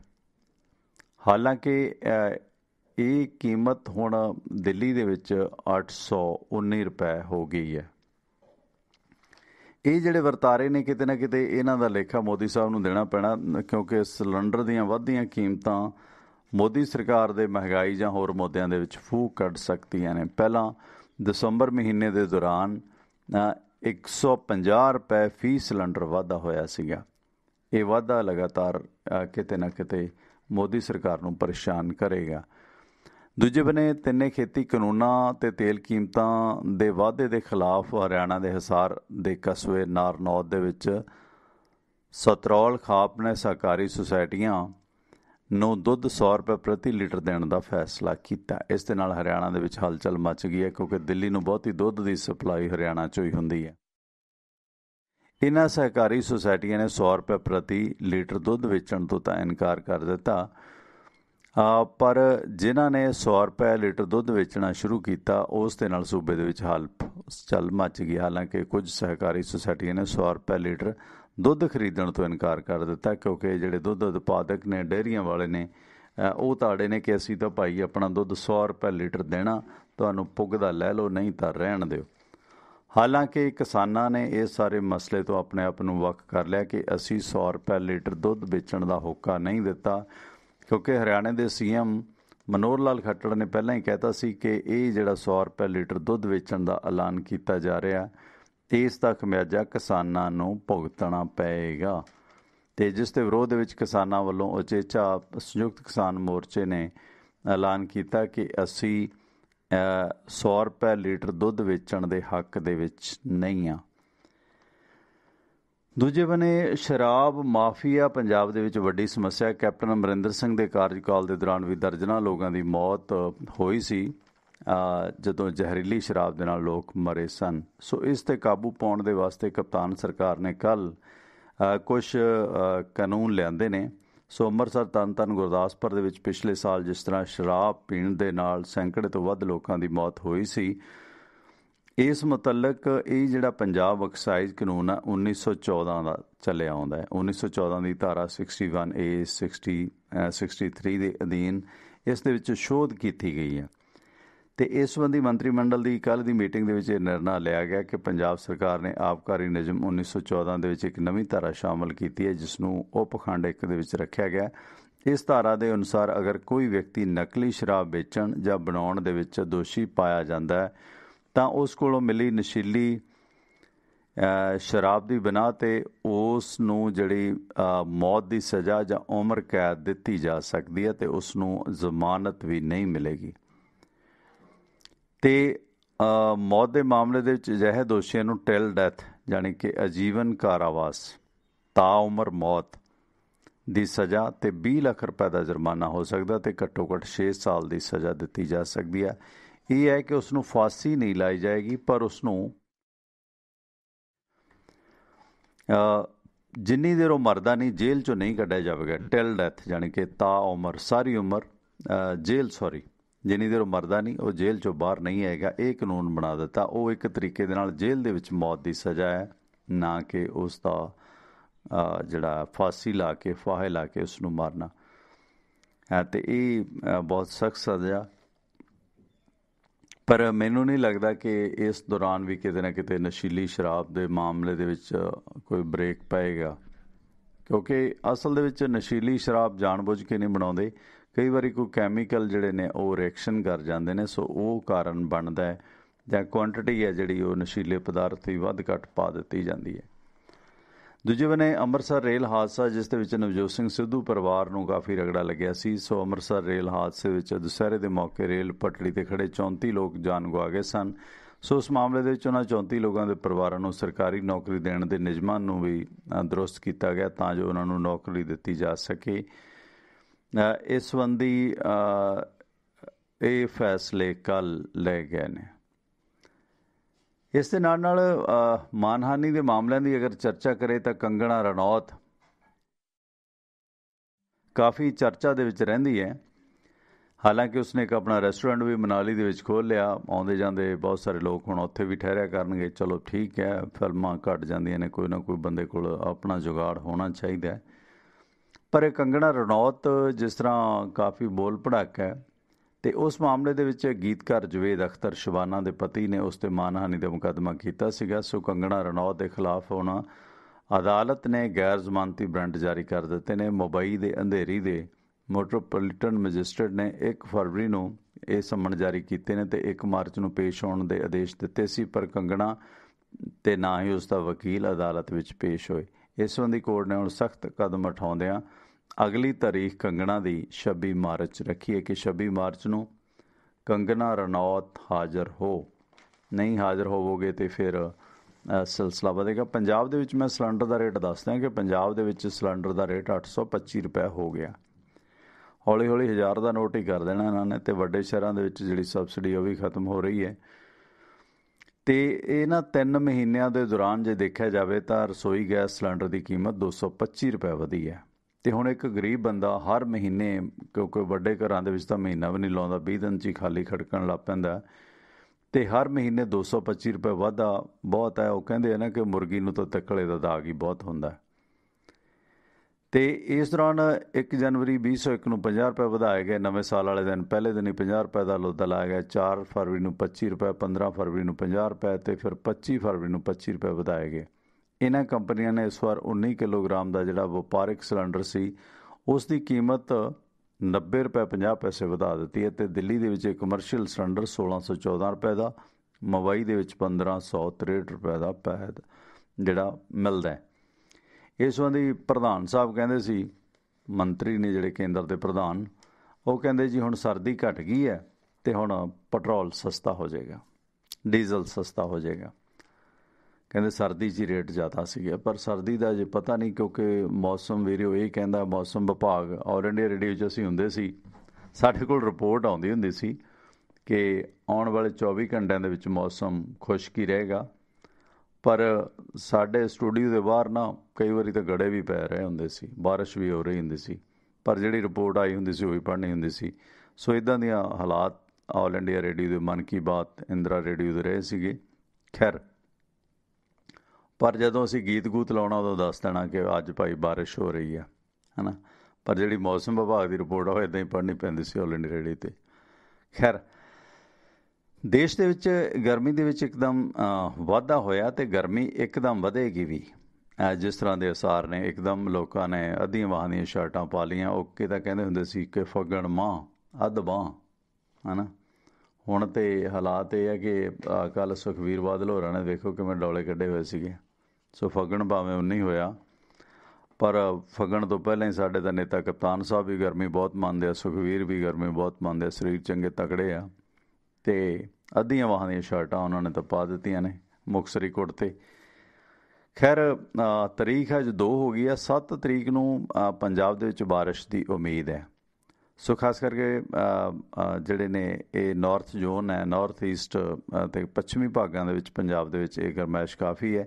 ਅਤੇ ਭਾਰਤ ਦੇ ਵਿੱਚ ਸਭ ਤੋਂ ਜ਼ਿਆਦਾ ਜਿਹੜੀ ਗਰਮੀ ਇਸ ਵਕਤ ਛੱਤੀਸਗੜ੍ਹ ਅਤੇ ਉੜੀਸਾ ਦੇ ਵਿੱਚ ਪੈ ਸਕਦੀ ਹੈ, ਜਦੋਂ ਕਿ ਮੱਧ ਪ੍ਰਦੇਸ਼ ਅਤੇ ਦੱਖਣ ਦੇ ਵਿੱਚ ਤਾਪਮਾਨ ਆਮ ਰਹਿਣ ਦੀ ਸੰਭਾਵਨਾ ਇਸ ਵਾਰ ਰਹੇਗੀ। ਸੋ ਪੰਜਾਬ ਦੇ ਵਿੱਚ 7 ਮਾਰਚ ਨੂੰ ਬੂੰਦਾਬਾਂਦੀ ਦੇ ਆਸਾਰ ਨੇ, ਕਿਉਂਕਿ ਜਦੋਂ ਇੱਕਦਮ ਗਰਮੈਸ਼ ਵੱਧਦੀ ਹੈ ਅਤੇ ਫਿਰ ਬੱਦਲ ਗਰਜਦੇ ਨੇ। ਬੱਦਲਾਂ ਦਾ ਗਰਜਣਾ ਵੈਸੇ ਚੰਗਾ ਹੁੰਦਾ, ਅਤੇ ਬਾਦਲ ਵੀ ਅੱਜ ਕੱਲ੍ਹ ਗਰਜਦੇ ਨੇ। ਵੱਡੇ ਬਾਦਲ ਥੋੜ੍ਹੇ ਜਿਹੇ ਘੱਟ ਗਰਜਦੇ ਨੇ, ਛੋਟੇ ਬਾਦਲ ਹੀ ਜ਼ਿਆਦਾ ਗਰਜਦੇ ਨੇ। ਅਤੇ ਕਲਾਈਮੇਟ ਚੇਂਜ ਦੇ ਕਾਰਨ ਦੇਸ਼ ਦੇ ਵਿੱਚ ਅਚਾਨਕ ਸੋਕਾ ਪੈਣ ਦੀਆਂ ਸੰਭਾਵਨਾਵਾਂ ਵੱਧ ਰਹੀਆਂ ਨੇ। ਇਸ ਦੇ ਨਾਲ ਫਸਲ ਉਤਪਾਦਨ 'ਤੇ ਵੀ ਮਾੜਾ ਅਸਰ ਪਵੇਗਾ, ਸਿੰਚਾਈ ਦੀ ਜ਼ਰੂਰਤ ਵਧੇਗੀ, ਸੋ ਭੂਮੀ ਦਾ ਖੋਰਾ ਵਧੇਗਾ। ਇਹ ਦਾਅਵਾ ਜਿਹੜਾ IIT ਗਾਂਧੀ ਨਗਰ ਦੀ ਸਟੱਡੀ ਦੇ ਵਿੱਚ ਕੀਤਾ ਗਿਆ। ਹੁਣ ਤੱਕ ਭਾਵੇਂ ਮੌਸਮ ਖੇਤੀ ਲਈ ਕਾਫੀ ਸੂਟੇਬਲ ਰਿਹਾ, ਪਰ ਜਿਹੜਾ ਹੁਣ IIT ਗਾਂਧੀ ਨਗਰ ਨੇ ਸਟੱਡੀ ਲਿਆਂਦੀ ਹੈ, ਇਸ ਦੇ ਵਿੱਚ ਦੱਸਿਆ ਕਿ ਕਲਾਈਮੇਟ ਚੇਂਜ ਜਿਹੜੀ ਦੇਸ਼ ਦੇ ਵਿੱਚ ਇਸ ਵਕਤ ਹੋ ਰਹੀ ਹੈ, ਇਸ ਦੇ ਨਾਲ ਸੋਕਾ ਵਧਣ ਦੀ ਦੇਸ਼ ਦੇ ਵਿੱਚ ਉਮੀਦ ਹੈ। ਸਿੰਚਾਈ ਦੀ ਦਿੱਕਤ ਆ ਸਕਦੀ ਹੈ, ਸੋ ਭੂਮੀ ਨੂੰ ਖੋਰਾ ਲੱਗ ਸਕਦਾ। ਇਹ ਜਿਹੜੀ ਨਵੀਂ ਸ਼ੋਧ ਆਈ ਹੈ, ਇਸ ਦੇ ਮੁਤਾਬਕ ਮਿੱਟੀ ਦੇ ਵਿੱਚ ਜਿਹੜੀ ਨਮੀ ਹੈ ਉਸ ਦੇ ਵਿੱਚ ਤੇਜ਼ੀ ਦੇ ਨਾਲ ਜਿਹੜਾ ਹੈਗਾ ਘਾਟਾ ਦਿਸ ਰਿਹਾ, ਯਾਨੀ ਕਿ ਨਮੀ ਤੇਜ਼ੀ ਦੇ ਨਾਲ ਖਤਮ ਹੋ ਰਹੀ ਹੈ। ਸੋ ਜਿਸ ਦੇ ਨਾਲ ਅਚਾਨਕ ਸੋਕਾ ਪੈਣ ਦੀਆਂ ਘਟਨਾਵਾਂ ਵਧਣਗੀਆਂ। ਸੋ IIT ਗਾਂਧੀ ਨਗਰ ਦਾ ਇਹ ਸਰਵੇ ਹੈ ਜਿਹੜਾ ਕਿ ਕਿਤੇ ਨਾ ਕਿਤੇ ਸੁਚੇਤ ਕਰਦਾ ਹੈ ਕਿ ਆਉਣ ਵਾਲੇ ਦਿਨਾਂ ਦੇ ਵਿੱਚ ਸਿਲਸਿਲਾ ਜਿਹੜਾ ਹੈਗਾ ਸਮਾਜਿਕ ਸਾਰੋਕਾਰ ਨੇ ਜਿਹੜੇ ਉਹ ਮਾੜੇ ਹੋ ਸਕਦੇ ਨੇ, ਜਿਸ ਤਰ੍ਹਾਂ ਮਹਿੰਗਾਈ ਵਧੀ ਹੈ। ਪਰ ਇਸ ਸਿਲਸਿਲੇ ਵਿੱਚ ਇੱਕ ਪਾਸੇ ਕਾਂਗਰਸ ਦੇ ਹਾਲਾਤ, ਜਿੱਥੇ G20 ਜਿਹੜੇ ਲੋਕ ਇਕੱਠੇ ਹੋਏ ਨੇ ਉਹਨਾਂ ਦੇ ਨਾਲ ਪਤਲੇ ਪੈ ਰਹੇ ਨੇ, ਜਿਸ ਦੇ ਵਿੱਚ ਕਪਿਲ ਸਿੱਬਲ ਹੈ, ਰਾਜ ਬੱਬਰ ਹੈ ਅਤੇ ਹੋਰ ਕਾਂਗਰਸ ਦੇ ਨੇਤਾ ਨੇ। ਖਾਸ ਕਰਕੇ ਗੁਲਾਮ ਨਬੀ ਆਜ਼ਾਦ ਨੇ ਕਸ਼ਮੀਰ ਦੇ ਵਿੱਚ ਇਹ ਵੱਡਾ ਸਮਾਗਮ ਕੀਤਾ, ਉਹਨਾਂ ਨੇ ਗਾਂਧੀ ਟੋਪੀ ਵੀ ਉਤਾਰ ਦਿੱਤੀ। ਅਤੇ ਕਾਂਗਰਸ ਦਾ ਕੋਈ ਅੱਛਾ ਪ੍ਰਧਾਨ ਜਾਂ ਜਾਣੀ ਕਿ ਕਾਂਗਰਸ ਪਾਰਟੀ ਹੈ ਜਿਹੜੀ, ਉਹਨਾਂ ਨੂੰ ਥੋੜ੍ਹਾ ਸਮਰੱਥ, ਸਟਰੋਂਗ, ਮਜ਼ਬੂਤ ਕਰਨ ਦਾ ਜਿਹੜੀ ਬਿਆਨਬਾਜ਼ੀ ਵਿੱਢੀ ਹੋਈ ਹੈ। ਇਸ ਸੰਬੰਧੀ ਸਾਬਕਾ ਕੇਂਦਰੀ ਮੰਤਰੀ ਮੋਇਲੀ ਨੇ ਚਿੰਤਾ ਦਾ ਪ੍ਰਗਟਾਵਾ ਕੀਤਾ ਅਤੇ ਇਸ ਸਿਲਸਿਲੇ ਵਿੱਚ ਜੰਮੂ ਦੇ ਵਿੱਚ ਹੋਈ G20 ਆਗੂਆਂ ਦੀ ਮੀਟਿੰਗ ਤੋਂ ਦੂਰੀ ਬਣਾਉਂਦਿਆਂ ਕਾਂਗਰਸ ਦੇ ਸੀਨੀਅਰ ਆਗੂ M ਵੀਰੱਪਾ ਮੋਇਲੀ ਨੇ ਆਖਿਆ ਕਿ ਪਾਰਟੀ ਦੇ ਅੰਦਰ ਮਤਭੇਦ ਹੈਗੇ ਨੇ ਜਿਹੜੇ ਉਹ ਚਿੰਤਾਜਨਕ ਨੇ, ਅਤੇ ਪਰ ਫਿਰ ਉਹਨਾਂ ਨੇ ਰਾਹੁਲ ਗਾਂਧੀ ਨੂੰ ਮੁੜ ਕਾਂਗਰਸ ਦਾ ਪ੍ਰਧਾਨ ਬਣਾਉਣ ਦਾ ਹੋਕਾ ਦਿੱਤਾ। ਸਾਬਕਾ ਕੇਂਦਰੀ ਮੰਤਰੀ ਵੀ 23 ਆਗੂਆਂ ਦੇ ਧੜੇ ਦੇ ਵਿੱਚ ਸ਼ਾਮਲ ਸੀ, ਜਿਸ ਨੇ ਅੰਤਰਿਮ ਪ੍ਰਧਾਨ ਮੰਤਰੀ ਸੋਨੀਆ ਗਾਂਧੀ ਨੂੰ ਪਿਛਲੇ ਸਾਲ ਚਿੱਠੀ ਲਿਖੀ ਸੀ। ਪਰ ਹੁਣ ਮਿਸਟਰ ਵੀਰੱਪਾ ਮੋਇਲੀ ਨੇ ਕਹਿ ਦਿੱਤਾ ਕਿ ਅਸੀਂ 23G ਦਾ ਹਿੱਸਾ ਨਹੀਂ, ਗਰੁੱਪ 23 ਦਾ ਹਿੱਸਾ ਨਹੀਂ ਹਾਂ। ਇਹ ਮੋਇਲੀ ਨੇ ਆਪਣੇ ਮਨ ਕੀ ਬਾਤ ਕੀਤੀ ਹੈ ਕਿ ਕਿਉਂਕਿ ਕਰਨਾਟਕਾ ਦੇ ਮੁੱਖ ਮੰਤਰੀ ਨੇ, ਸਾਊਥ ਦੇ ਵੱਡੇ ਆਗੂ ਨੇ ਕਾਂਗਰਸ ਦੇ, ਅਤੇ ਇਹਨਾਂ ਨੇ ਰਾਹੁਲ ਗਾਂਧੀ ਨੂੰ ਮੁੜ ਪ੍ਰਧਾਨ ਬਣਾਉਣ ਦੀ ਵਕਾਲਤ ਕੀਤੀ ਹੈ। ਦੂਸਰੇ ਪਾਸੇ ਕਾਂਗਰਸ ਕੋਲ ਬਦਲ ਵੀ ਕੋਈ ਨਹੀਂ ਹੈ, ਕਿਉਂਕਿ ਗਾਂਧੀ ਪਰਿਵਾਰ ਤੋਂ ਬਿਨਾਂ ਹੋਰ ਕਿਸੇ ਤੇ ਗੁਣਾ ਕਾਂਗਰਸ ਦੀ ਪ੍ਰਧਾਨਗੀ ਦਾ ਪੈ ਨਹੀਂ ਰਿਹਾ, ਅਤੇ ਨਾ ਹੀ ਕੋਈ ਹੋਰ ਇਸ ਤਰ੍ਹਾਂ ਦਾ ਵੱਡਾ ਕੱਦਾਵਰ ਨੇਤਾ ਸਾਹਮਣੇ ਆਉਂਦਾ ਜਿਸ ਨੂੰ ਕਾਂਗਰਸ ਪਾਰਟੀ ਆਪਣਾ ਆਗੂ ਬਣਾ ਕੇ ਮੋਦੀ ਸਰਕਾਰ ਨਾਲ ਟੱਕਰ ਲੈ ਸਕੇ। ਪਰ ਟੱਕਰ ਲੈਣ ਦੇ ਵਾਸਤੇ ਹੁਣ ਰਾਹੁਲ ਗਾਂਧੀ ਮੁੜ ਕੇ ਫਿਰ ਡੰਡ ਬੈਠਕਾਂ ਮਾਰਦੇ ਨਜ਼ਰ ਆਉਂਦੇ ਨੇ। ਇਹ ਬਿਲਕੁਲ ਕੰਨਿਆ ਕੁਮਾਰੀ ਦੇ ਵਿੱਚ ਚੋਣ ਪ੍ਰਚਾਰ ਕਰ ਰਹੇ ਰਾਹੁਲ ਗਾਂਧੀ ਨੇ ਉਹਨਾਂ ਦੇ ਸਾਹਮਣੇ ਇੱਕ ਕੁੜੀ ਡੰਡ ਬੈਠਕਾਂ ਲਾ ਰਹੀ ਸੀਗੀ, ਤਾਂ ਰਾਹੁਲ ਗਾਂਧੀ ਨੇ ਵੀ ਉਹਨਾਂ ਦੇ ਬਰਾਬਰ ਡੰਡ ਬੈਠਕਾਂ ਲਾਉਣੀਆਂ ਸ਼ੁਰੂ ਕਰ ਦਿੱਤੀਆਂ। ਡੋਲਿਆਂ ਦੇ ਭਾਰ ਹੋ ਗਏ, ਚਿੱਟੀ ਸ਼ਰਟ ਪਾਈ ਹੈ, ਖਾਕੀ ਪੈਂਟ ਪਾਈ ਹੈ। ਹਾਲਾਂਕਿ ਜਿਹੜੀ ਉਹਨਾਂ ਦੀ Z+ ਸਿਕਿਉਰਿਟੀ, ਉਹ ਪਿੱਛੇ ਨੇ ਇੱਕ ਪਾਦਰੀ ਸਾਹਿਬ ਵੀ ਖੜੇ ਨੇ, ਅਤੇ ਰਾਹੁਲ ਗਾਂਧੀ ਬਿਲਕੁਲ ਬਾਹਾਂ ਦੇ ਜ਼ੋਰ 'ਤੇ ਡੰਡ ਬੈਠਕਾਂ ਮਾਰ ਰਹੇ ਨੇ। ਮੈਨੂੰ ਉਹ ਗੀਤ ਚੇਤੇ ਆਉਂਦਾ, ਜਦੋਂ ਮਰਜ਼ੀ ਫੜਾ ਦੀ ਮੁੰਨੀ ਹਲਦੀ, ਮੈਂ ਵੀ ਕੱਢਾਂ ਡੰਡ ਬੈਠਕਾਂ। ਪਰ ਹਲਦੀ ਮੁੰਨੀ ਅਜੇ ਫੜੀ ਨਹੀਂ, ਮੇਰੇ ਖਿਆਲ 52-53 ਨੂੰ ਢੁੱਕ ਗਏ ਨੇ। ਹਲਦੀ ਮੁੰਨੀ ਜਾਣੀ ਕਿ ਵਿਆਹ ਨਹੀਂ ਕੀਤਾ। ਖੈਰ, ਇਸ ਸੰਬੰਧੀ ਤਾਮਿਲਨਾਡੂ ਦੇ ਵਿੱਚ ਸੀਗੇ, ਨਗਰ ਕੌਲ ਦੇ ਵਿੱਚ ਰਾਹੁਲ ਗਾਂਧੀ, ਜਿੱਥੇ ਉਹਨਾਂ ਨੇ ਆਖਿਆ ਕਿ ਤਾਮਿਲਨਾਡੂ ਨੂੰ ਭਾਸ਼ਾ ਅਤੇ ਸੱਭਿਆਚਾਰ ਹੈ ਜਿਹੜਾ ਤਾਮਿਲਨਾਡੂ ਦਾ, ਉਸ ਨੂੰ ਵਿਰੋਧੀ ਤਾਕਤਾਂ ਅਤੇ ਦੇਸ਼ ਨੂੰ ਇੱਕ ਸੱਭਿਆਚਾਰ ਅਤੇ ਇੱਕ ਰਾਸ਼ਟਰ ਅਤੇ ਇੱਕ ਇਤਿਹਾਸ ਬਣਾਉਣ ਵਾਲੇ ਲੋਕ ਖਤਮ ਕਰਨਾ ਚਾਹੁੰਦੇ ਨੇ। ਜਾਣੀ ਕਿ ਜਿਸ ਤਰ੍ਹਾਂ ਪ੍ਰਧਾਨ ਮੰਤਰੀ ਮੋਦੀ ਸਾਹਿਬ ਅਤੇ ਉਹਨਾਂ ਦਾ ਜਿਹੜਾ ਲਾਣਾ, ਉਹ ਅਕਸਰ ਕਹਿ ਦਿੰਦਾ ਦੂਜੇ ਚੌਥੇ ਦਿਨ ਕਿ ਅਸੀਂ ਇੱਕ ਰਾਸ਼ਟਰ, ਇੱਕ ਭਾਸ਼ਾ ਹਿੰਦੀ ਬਣਾਉਣੀ ਆ, ਫੈਡਰਲ ਸਿਸਟਮ ਨੂੰ ਖਤਮ ਕਰਨਾ। ਉਸ ਦੇ ਵਿਰੋਧ ਦੇ ਵਿੱਚ ਰਾਹੁਲ ਗਾਂਧੀ ਕਾਫੀ ਤਿੱਖਾ ਬੋਲੇ ਨੇ, ਅਤੇ ਉਹਨਾਂ ਨੇ ਖਾਸ ਕਰਕੇ ਇਸ ਆਪਣੀ ਫੇਰੀ ਦੇ ਦੌਰਾਨ, ਕਿਉਂਕਿ ਉੱਥੇ ਕ੍ਰਿਸਚੀਅਨ ਭਾਈਚਾਰਾ ਵੀ ਕਾਫੀ ਹੈ ਅਤੇ ਹਿੰਦੀ ਬੋਲਣ ਵਾਲੇ ਬਹੁਤ ਘੱਟ ਨੇ, ਤਾਮਿਲ ਭਾਸ਼ਾ ਦੇ ਪ੍ਰੇਮੀ ਨੇ, ਇਸ ਕਰਕੇ ਉੱਥੇ ਇਹ ਬਿਆਨ ਦਿੱਤਾ ਕਿ RSS ਅਤੇ ਮੋਦੀ ਤਾਮਿਲ ਭਾਸ਼ਾ ਅਤੇ ਸੱਭਿਆਚਾਰ ਦੀ ਤੋਹੀਨ ਨਹੀਂ ਕਰ ਸਕਦੇ। ਇਸ ਕਰਕੇ ਉੱਥੇ ਦੇ ਲੋਕਾਂ ਨੂੰ ਚਾਹੀਦਾ ਕਿ ਉਹ ਭਾਜਪਾ ਨੂੰ ਇੱਥੇ ਪੈਰ ਨਾ ਜਮਾਉਣ ਦੇਣ। ਸੋ ਇਸ ਸੰਬੰਧੀ ਤਾਮਿਲਨਾਡੂ ਦੇ ਵਿੱਚ ਰਾਹੁਲ ਗਾਂਧੀ ਨੇ 3 ਦਿਨਾਂ ਦੇ ਦੌਰਾਨ ਇਹ ਜਨਤਕਾਂ ਮੀਟਿੰਗਾਂ ਦੇ ਵਿੱਚ ਬੋਲਿਆ ਕਿ ਇਤਿਹਾਸ ਨੇ ਦਿਖਾਇਆ ਕਿ ਤਾਮਿਲਨਾਡੂ ਦੇ ਵਿੱਚ ਤਾਮਿਲ ਲੋਕਾਂ ਤੋਂ ਇਲਾਵਾ ਕੋਈ ਵੀ ਹੋਰ ਸੱਤਾ 'ਚ ਨਹੀਂ ਆ ਸਕਦਾ। ਅਤੇ ਉਹਨਾਂ ਦੀ ਭੈਣ ਰਾਣੀ ਵੀ ਗੁਹਾਟੀ ਦੇ ਵਿੱਚ ਕਮੱਖਿਆ ਮੰਦਿਰ ਹੈ, ਮੈਨੂੰ 1-2 ਵਾਰ ਜਾਣ ਦਾ ਮੌਕਾ ਮਿਲਿਆ ਅਸਾਮ ਦੀ ਫੇਰੀ ਦੇ ਦੌਰਾਨ, ਮੰਦਿਰ ਨੂੰ ਵੇਖਿਆ ਇਸ ਨੂੰ, ਅਤੇ ਇਹ ਉੱਥੋਂ ਦੇ ਚਾਹ ਬਗਾਨਾਂ ਦਾ ਵੀ ਕਾਫੀ ਵੱਡਾ ਕਾਰੋਬਾਰ ਹੈ। ਅਸਾਮ ਦੇ ਵਿੱਚ ਵੀ ਬੰਗਾਲ ਦੇ ਨਾਲ ਨਾਲ ਭਾਜਪਾ ਪੈਰ ਪਸਾਰ ਰਹੀ ਹੈ, ਕਿਉਂਕਿ ਉੱਥੇ ਬੰਗਲਾਦੇਸ਼ੀਆਂ ਦਾ, ਵਿਦੇਸ਼ੀਆਂ ਦਾ ਮਾਮਲਾ ਕਾਫੀ ਕੈਸ਼ ਇਹਨਾਂ ਨੇ ਕੀਤਾ ਸੀਗਾ, ਜਿਹੜਾ NCR ਰਜਿਸਟਰ ਲਿਆਂਦਾ ਸੀਗਾ, ਨੈਸ਼ਨਲ ਕੈਪੀਟਲ ਰਜਿਸਟਰ, ਜਿਸ ਵਿੱਚ ਬਹੁਤ ਸਾਰੇ ਤਕਰੀਬਨ 20 ਲੱਖ ਤੋਂ ਵੱਧ ਲੋਕਾਂ ਨੂੰ ਗੈਰ ਭਾਰਤੀ ਹੀ ਐਲਾਨ ਦਿੱਤਾ ਸੀ ਇੱਕ ਸਿਲਸਿਲੇ ਦੇ ਵਿੱਚ। ਹਾਲਾਂਕਿ ਇਸ ਵਾਰ ਤੁਸੀਂ ਵੇਖੋ ਕਿ ਚੋਣਾਂ ਦਾ ਪ੍ਰਚਾਰ ਸਿਰ 'ਤੇ ਹੈ ਅਸਾਮ ਦੇ ਵਿੱਚ, ਬੰਗਾਲ ਦੇ ਵਿੱਚ, ਪਰ NCR ਦਾ ਮੁੱਦਾ ਭਾਜਪਾ ਚੁੱਕ ਨਹੀਂ ਰਹੀ। ਜਿਸ NCR ਦੇ ਮੁੱਦੇ 'ਤੇ ਪਿਛਲੇ 15-20 ਸਾਲ ਤੋਂ ਭਾਜਪਾ ਕਾਰਵਾਈ ਕਰ ਰਹੀ ਹੈ, ਉਸ ਮੁੱਦੇ 'ਤੇ ਇੱਕ ਵੀ ਸ਼ਬਦ ਬੋਲਣ ਨੂੰ ਤਿਆਰ ਨਹੀਂ ਹੈ, ਕਿਉਂਕਿ ਉਹ 20-25 ਲੱਖ ਵੋਟਰ ਅਤੇ ਉਹਨਾਂ ਦੇ ਪਰਿਵਾਰ ਨੇ ਜਿਹੜੇ ਸਿੱਧੇ ਸਿੱਧੇ ਫਿਰ ਭਾਜਪਾ ਦੇ ਖਿਲਾਫ ਭੁਗਤਣਗੇ। ਇਹਨੂੰ ਕਹਿੰਦੇ ਨੇ ਡਬਲ ਸਟੈਂਡਰਡ। ਪਰ ਕਾਂਗਰਸ ਦੀ ਆਗੂ ਪ੍ਰਿਅੰਕਾ ਗਾਂਧੀ ਵਾਡਰਾ ਨੇ ਕੱਲ੍ਹ ਗੁਹਾਟੀ ਦਾ ਕਮੱਖਿਆ ਗੁੜੀ ਮੰਦਿਰ ਹੈ ਜਿੱਥੇ ਪੂਜਾ ਕੀਤੀ ਹੈ, ਅਤੇ ਇਹ 2 ਰੋਜ਼ਾ ਦੌਰੇ 'ਤੇ ਅਸਾਮ ਦੇ ਵਿੱਚ ਨੇ, ਕਿਉਂਕਿ ਅਸਾਮ ਦੀ 126 ਮੈਂਬਰੀ ਵਿਧਾਨ ਸਭਾ ਦੇ ਲਈ 27 ਮਾਰਚ ਨੂੰ ਪਹਿਲੇ ਗੇੜ ਦੀਆਂ ਵੋਟਾਂ ਸ਼ੁਰੂ ਹੋਣੀਆਂ ਨੇ, ਫਿਰ 1 ਅਪ੍ਰੈਲ ਅਤੇ 6 ਅਪ੍ਰੈਲ 3 ਗੇੜਾਂ ਦੀਆਂ ਵੋਟਾਂ ਪੈਣੀਆਂ ਨੇ। ਸੋ ਇਸ ਸੰਬੰਧੀ ਉਹਨਾਂ ਨੇ ਕਮੱਖਿਆ ਗੁੜੀ ਮੰਦਿਰ ਦੇ ਵਿੱਚ ਪੂਜਾ ਕੀਤੀ ਹੈ ਢੋਲ ਨਗਾਰਿਆਂ ਦੇ ਨਾਲ। ਇਹਨਾਂ ਚੋਣਾਂ ਦੇ ਦੌਰਾਨ ਬਹੁਤ ਸਾਰੀਆਂ ਸਖਤੀਆਂ ਹੋ ਰਹੀਆਂ ਨੇ, ਜਿਸ ਕਰਕੇ WhatsApp ਦੀ ਨਵੀਂ ਕਾਨੂੰਨ ਨੀਤੀ, ਇਸ ਸੰਬੰਧੀ ਖਬਰਾਂ ਇਹ ਨੇ ਕਿ ਲੋਕ WhatsApp 'ਤੇ ਮੈਸੇਜ ਕਰਨੋਂ ਵੀ ਗੁਰੇਜ਼ ਕਰਦੇ ਨੇ। ਬਿਲਕੁਲ ਕਰਨਾ ਚਾਹੀਦਾ, ਤੁਹਾਡੀ ਪ੍ਰਾਈਵੇਸੀ ਲੀਕ ਹੋ ਸਕਦੀ ਹੈ। ਖਾਸ ਕਰਕੇ ਜਿਹੜੇ ਟੀਨਏਜਰ ਬੱਚੇ ਨੇ ਜਾਂ ਆਮ ਜਿਹੜਾ ਯੂਥ ਹੈ, ਉਹਨੂੰ ਤਾਂ ਬਹੁਤ ਸਤਰਕ ਰਹਿਣ ਦੀ ਜ਼ਰੂਰਤ ਹੈ, ਕਿਉਂਕਿ ਕਈ ਵਾਰੀ ਉਹ ਇਸ ਤਰ੍ਹਾਂ ਦੀਆਂ ਫੋਟੋਆਂ ਭੇਜਦੇ ਨੇ ਜਿਹੜੀਆਂ ਅੱਗੇ ਬਹੁਤ ਮਹਿੰਗੇ ਭਾਅ ਵਿਕ ਜਾਂਦੀਆਂ ਨੇ। ਅਤੇ ਇਸ ਮੁਤਲਕ ਵਿਅਕਤੀ ਦਾ ਕੋਈ ਵੀ ਕਿਰਦਾਰ ਫਿਰ ਨਹੀਂ ਰਹਿੰਦਾ। ਬੜਾ ਸਮੱਸਿਆ ਇਸ ਦੇ ਵਿੱਚ ਆਉਂਦੀ ਹੈ, ਕਿਉਂਕਿ ਅਣਜਾਣਤਾ ਦੇ ਵਿੱਚ ਲੋਕ ਸੋਸ਼ਲ ਸਾਈਟਸ 'ਤੇ ਆਪਣਾ ਇਸ ਤਰ੍ਹਾਂ ਦੀ ਸ਼ੋਸ਼ੇਬਾਜ਼ੀ ਕਰਦੇ ਨੇ, ਜਿਸ ਦੇ ਲਈ ਫਿਰ ਬੜੀ ਨਮੋਸ਼ੀ ਹੁੰਦੀ ਹੈ। ਸੋ ਕੇਂਦਰ ਸਰਕਾਰ ਨੇ ਇਸ ਮੁਤਲਕ ਪਹਿਲਾਂ ਇਹ ਹੇਜ ਜ਼ਾਹਰ ਕੀਤਾ ਸੀ ਕਿ ਭਾਰਤੀਆਂ ਦੀ ਨਿੱਜਤਾ WhatsApp ਲੀਕ ਨਾ ਕਰੇ, ਪਰ ਇਸ ਸੰਬੰਧੀ ਕੇਂਦਰ ਨੇ ਦਿੱਲੀ ਹਾਈਕੋਰਟ ਨੂੰ ਦੱਸਿਆ ਕਿ 15 ਮਈ ਤੋਂ ਅਮਲ ਦੇ ਵਿੱਚ ਆਉਣ ਵਾਲੀ WhatsApp ਦੀ ਨਵੀਂ ਨਿੱਜਤਾ ਨੀਤੀ ਦੀ ਵੱਡੇ ਪੱਧਰ 'ਤੇ ਪੜਤਾਲ ਕੀਤੀ ਜਾ ਰਹੀ ਹੈ, ਅਤੇ ਭਾਰਤ ਸਰਕਾਰ ਇਸ ਮੁੱਦੇ 'ਤੇ WhatsApp ਤੋਂ ਕੁਝ ਸਪਸ਼ਟੀਕਰਨ ਵੀ ਮੰਗ ਰਹੀ ਹੈ।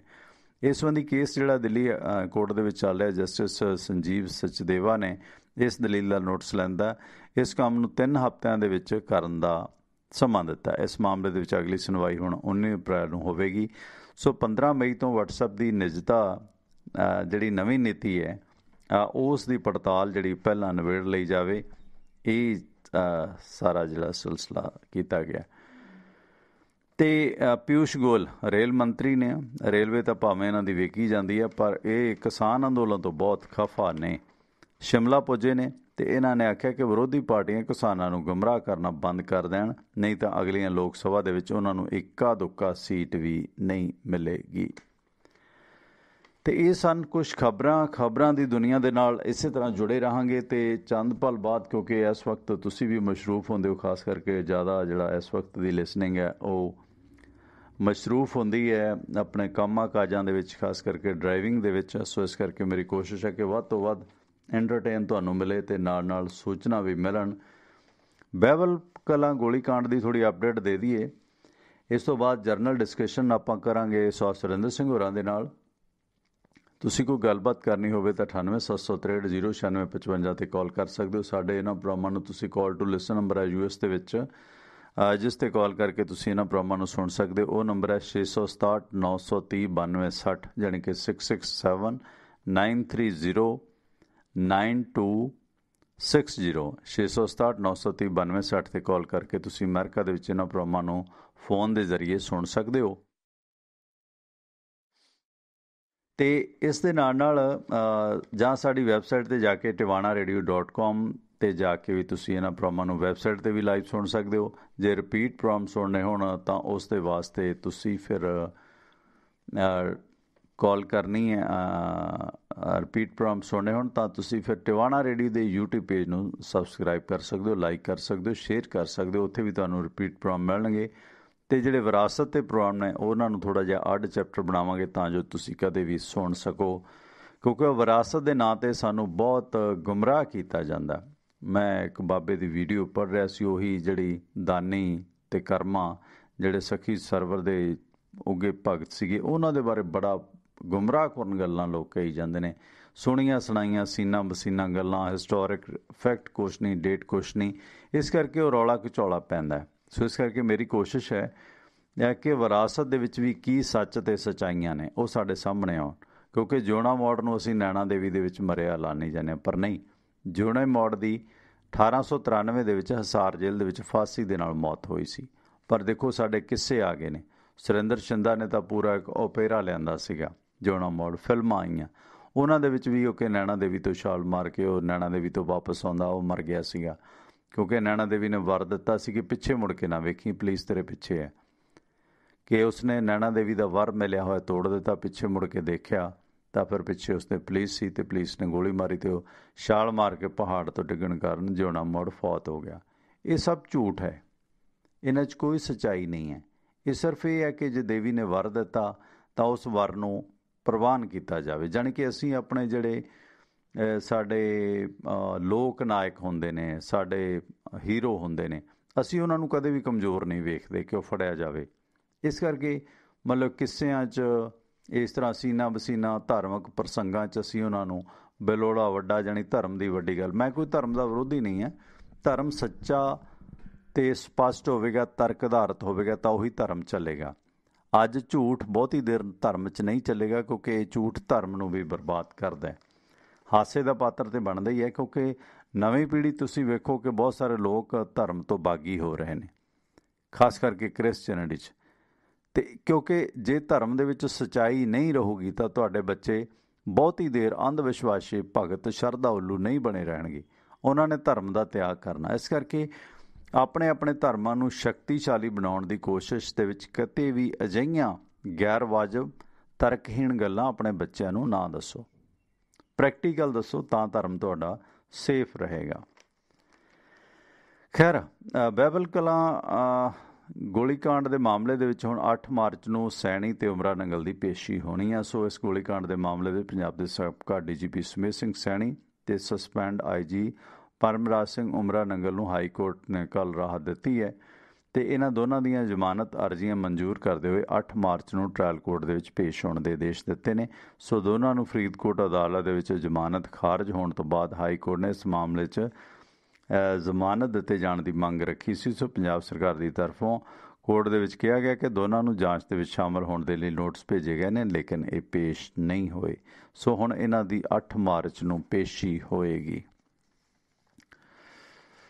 ਸੋ ਪੇਸ਼ੀਆਂ ਦੇ ਬਾਰੇ ਬੜਾ ਖੂਬਸੂਰਤ ਗਾਣਾ ਹੈ, ਚਾਵਾਂ ਪਹਿਲੀ ਪੇਸ਼ੀ ਯਾਰ ਛੁੱਟ ਜੇ ਲੱਡੂ ਵੰਡ ਦੀ ਤਸੀਲੋਂ ਆਵਾਂ, ਬੱਲੀ ਪੇਸ਼ੀ ਨਾਜ਼ਮ ਦੇ ਚੱਕ ਘੱਗਰਾ ਫਿਰੋਜ਼ਪੁਰ ਚੱਲੀਏ। ਫਿਰੋਜ਼ਪੁਰ ਤਾਂ ਨਹੀਂ, ਅਬੋਹਰ ਦੀ ਬੜੀ ਇੰਟਰਸਟਿੰਗ ਖਬਰ ਹੈ ਕਿ 38 ਸਾਲ ਦਾ 1 ਕਰੋੜ ਰੁਪਈਆ ਕਿਰਾਇਆ ਨਾ ਦੇਣ ਤੇ ਅਬੋਹਰ ਨਗਰ ਨਿਗਮ ਨੇ SBI ਦੀ ਮੁੱਖ ਬ੍ਰਾਂਚ ਨੂੰ ਸੀਲ ਕਰ ਦਿੱਤਾ ਹੈ। ਬੈਂਕ ਜਿਹੜਾ ਲੋਕਾਂ ਦੀਆਂ ਜਾਇਦਾਦਾਂ ਸੀਲ ਕਰਦਾ, ਜ਼ਬਤ ਕਰਦਾ, ਹੁਣ ਬੈਂਕ ਦੀ ਹੀ ਜਿਹੜੀ ਬ੍ਰਾਂਚ ਹੈ ਉਹ ਸੀਲ ਹੋ ਗਈ ਹੈ। 38 ਸਾਲ ਤੋਂ ਕਿਰਾਇਆ ਨਹੀਂ ਸੀ ਦੇ ਰਿਹਾ ਅਬੋਹਰ ਨਿਗਮ ਨੂੰ। ਸੋ ਇਸ ਨਿਗਮ ਨੇ ਇਸ ਬਿਲਡਿੰਗ ਨੂੰ 1982 ਦੇ ਵਿੱਚ ਕਿਰਾਏ 'ਤੇ ਦਿੱਤਾ ਸੀ, ਪਰ 1982 ਤੋਂ ਇਹ ਸਟੇਟ ਬੈਂਕ ਆਫ ਇੰਡੀਆ ਇਸ ਦੀ ਬਿਲਡਿੰਗ ਦੇ ਵਿੱਚ ਚੱਲ ਰਿਹਾ ਅਤੇ 1 ਕਰੋੜ ਰੁਪਈਆ ਬਕਾਇਆ ਹੋ ਗਿਆ।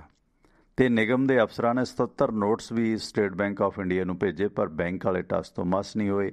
ਆਖਰ ਡਿਊਟੀ ਮੈਜਿਸਟਰੇਟ ਨਾਇਬ ਤਹਿਸੀਲਦਾਰ ਰਾਮ ਕ੍ਰਿਸ਼ਨ ਕੰਬੋਜ ਦੀ ਅਗਵਾਈ ਦੇ ਵਿੱਚ ਇਸ ਬੈਂਕ ਨੂੰ ਸੀਲ ਕਰ ਦਿੱਤਾ ਗਿਆ।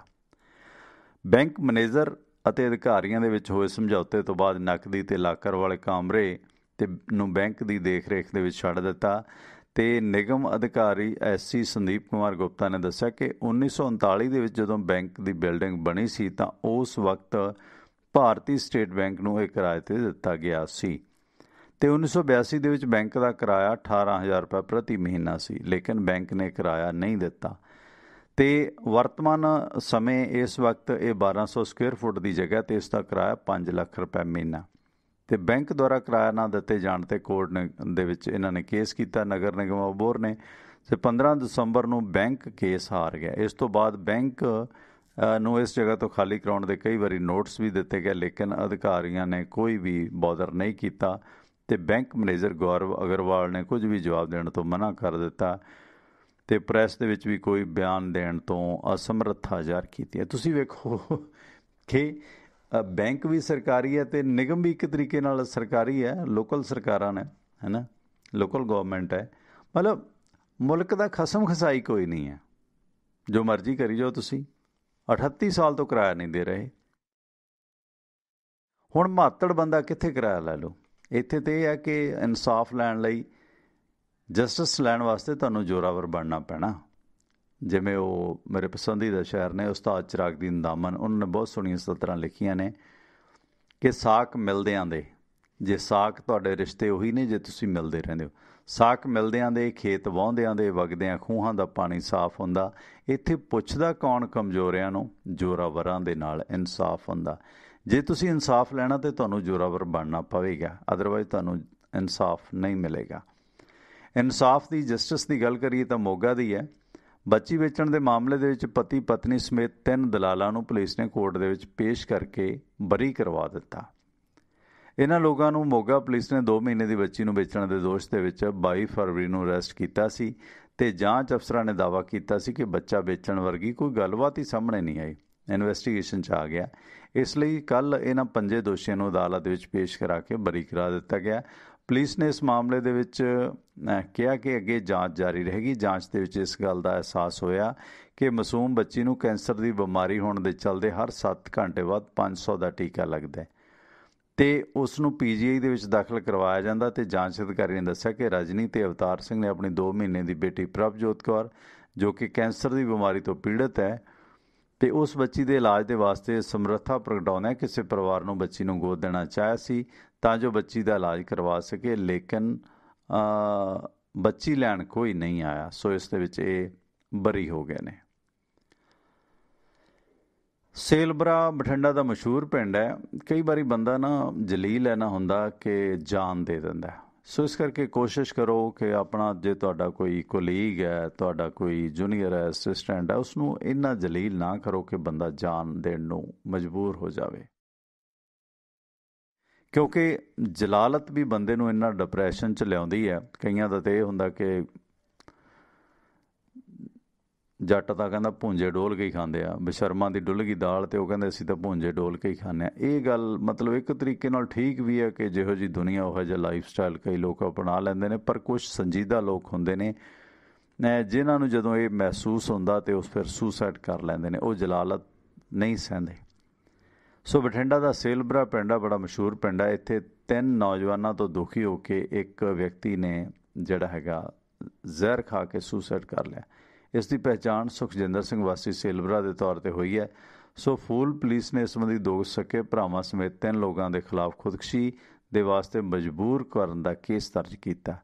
ਹਰਵਿੰਦਰ ਕੌਰ ਨੇ ਦੱਸਿਆ ਕਿ ਉਸ ਦਾ ਪਤੀ ਸੁਖਜਿੰਦਰ ਸਿੰਘ 26 ਫਰਵਰੀ ਦੀ ਰਾਤ ਨੂੰ ਸੱਥ 'ਚ ਗਿਆ ਸੀ, ਜਿਵੇਂ ਆਪਣੇ ਢਾਣੀ ਹੁੰਦੀ ਹੈ, ਖੁੰਡਾਂ 'ਤੇ ਬਹਿ ਜਾਂਦੇ ਆ, ਹਿੰਦੀ 'ਚ ਇਹਨੂੰ ਚੌਪਾਲ ਕਹਿੰਦੇ ਨੇ। ਉੱਥੇ ਸੰਦੀਪ ਸਿੰਘ, ਜਗਦੀਪ ਸਿੰਘ, ਸਤਪਾਲ ਸਿੰਘ ਨੇ ਉਸਦੇ ਪਤੀ ਨੂੰ ਧਮਕਾਇਆ ਤੇ ਉਸਦਾ ਪਤੀ ਘਰ ਆ ਗਿਆ। ਇਸ ਤੋਂ ਬਾਅਦ ਇਹਨਾਂ ਦੋਸ਼ੀਆਂ ਨੇ ਉਸਦੇ ਘਰੇ ਆ ਕੇ ਪੱਥਰ ਰੋੜੇ ਮਾਰੇ ਤੇ ਇਸ ਤੋਂ ਪਹਿਲਾਂ ਵੀ ਉਸਦੇ ਪਤੀ ਨੂੰ ਵਾਰ-ਵਾਰ ਉਹ ਕੁੱਟ ਚੁੱਕੇ ਸਨ, ਜਿਸ ਜਲਾਲਤ ਤੋਂ ਤੰਗ ਆ ਕੇ ਸੁਖਜਿੰਦਰ ਸਿੰਘ ਨੇ ਸੁਸਾਈਡ ਕਰ ਲਿਆ। ਇੱਥੇ ਹੁੰਦਾ ਕੀ ਹੈ ਕਿ ਮਾਤੜ ਦੀ ਜੋਰੋ ਤੇ ਸਭ ਦੀ ਭਾਬੀ, ਵੱਡੇ ਦੀ ਜੋਰੋ ਤੇ ਸਭ ਦੀ ਭੈਣ ਹੋ ਜਾਂਦੀ ਹੈ।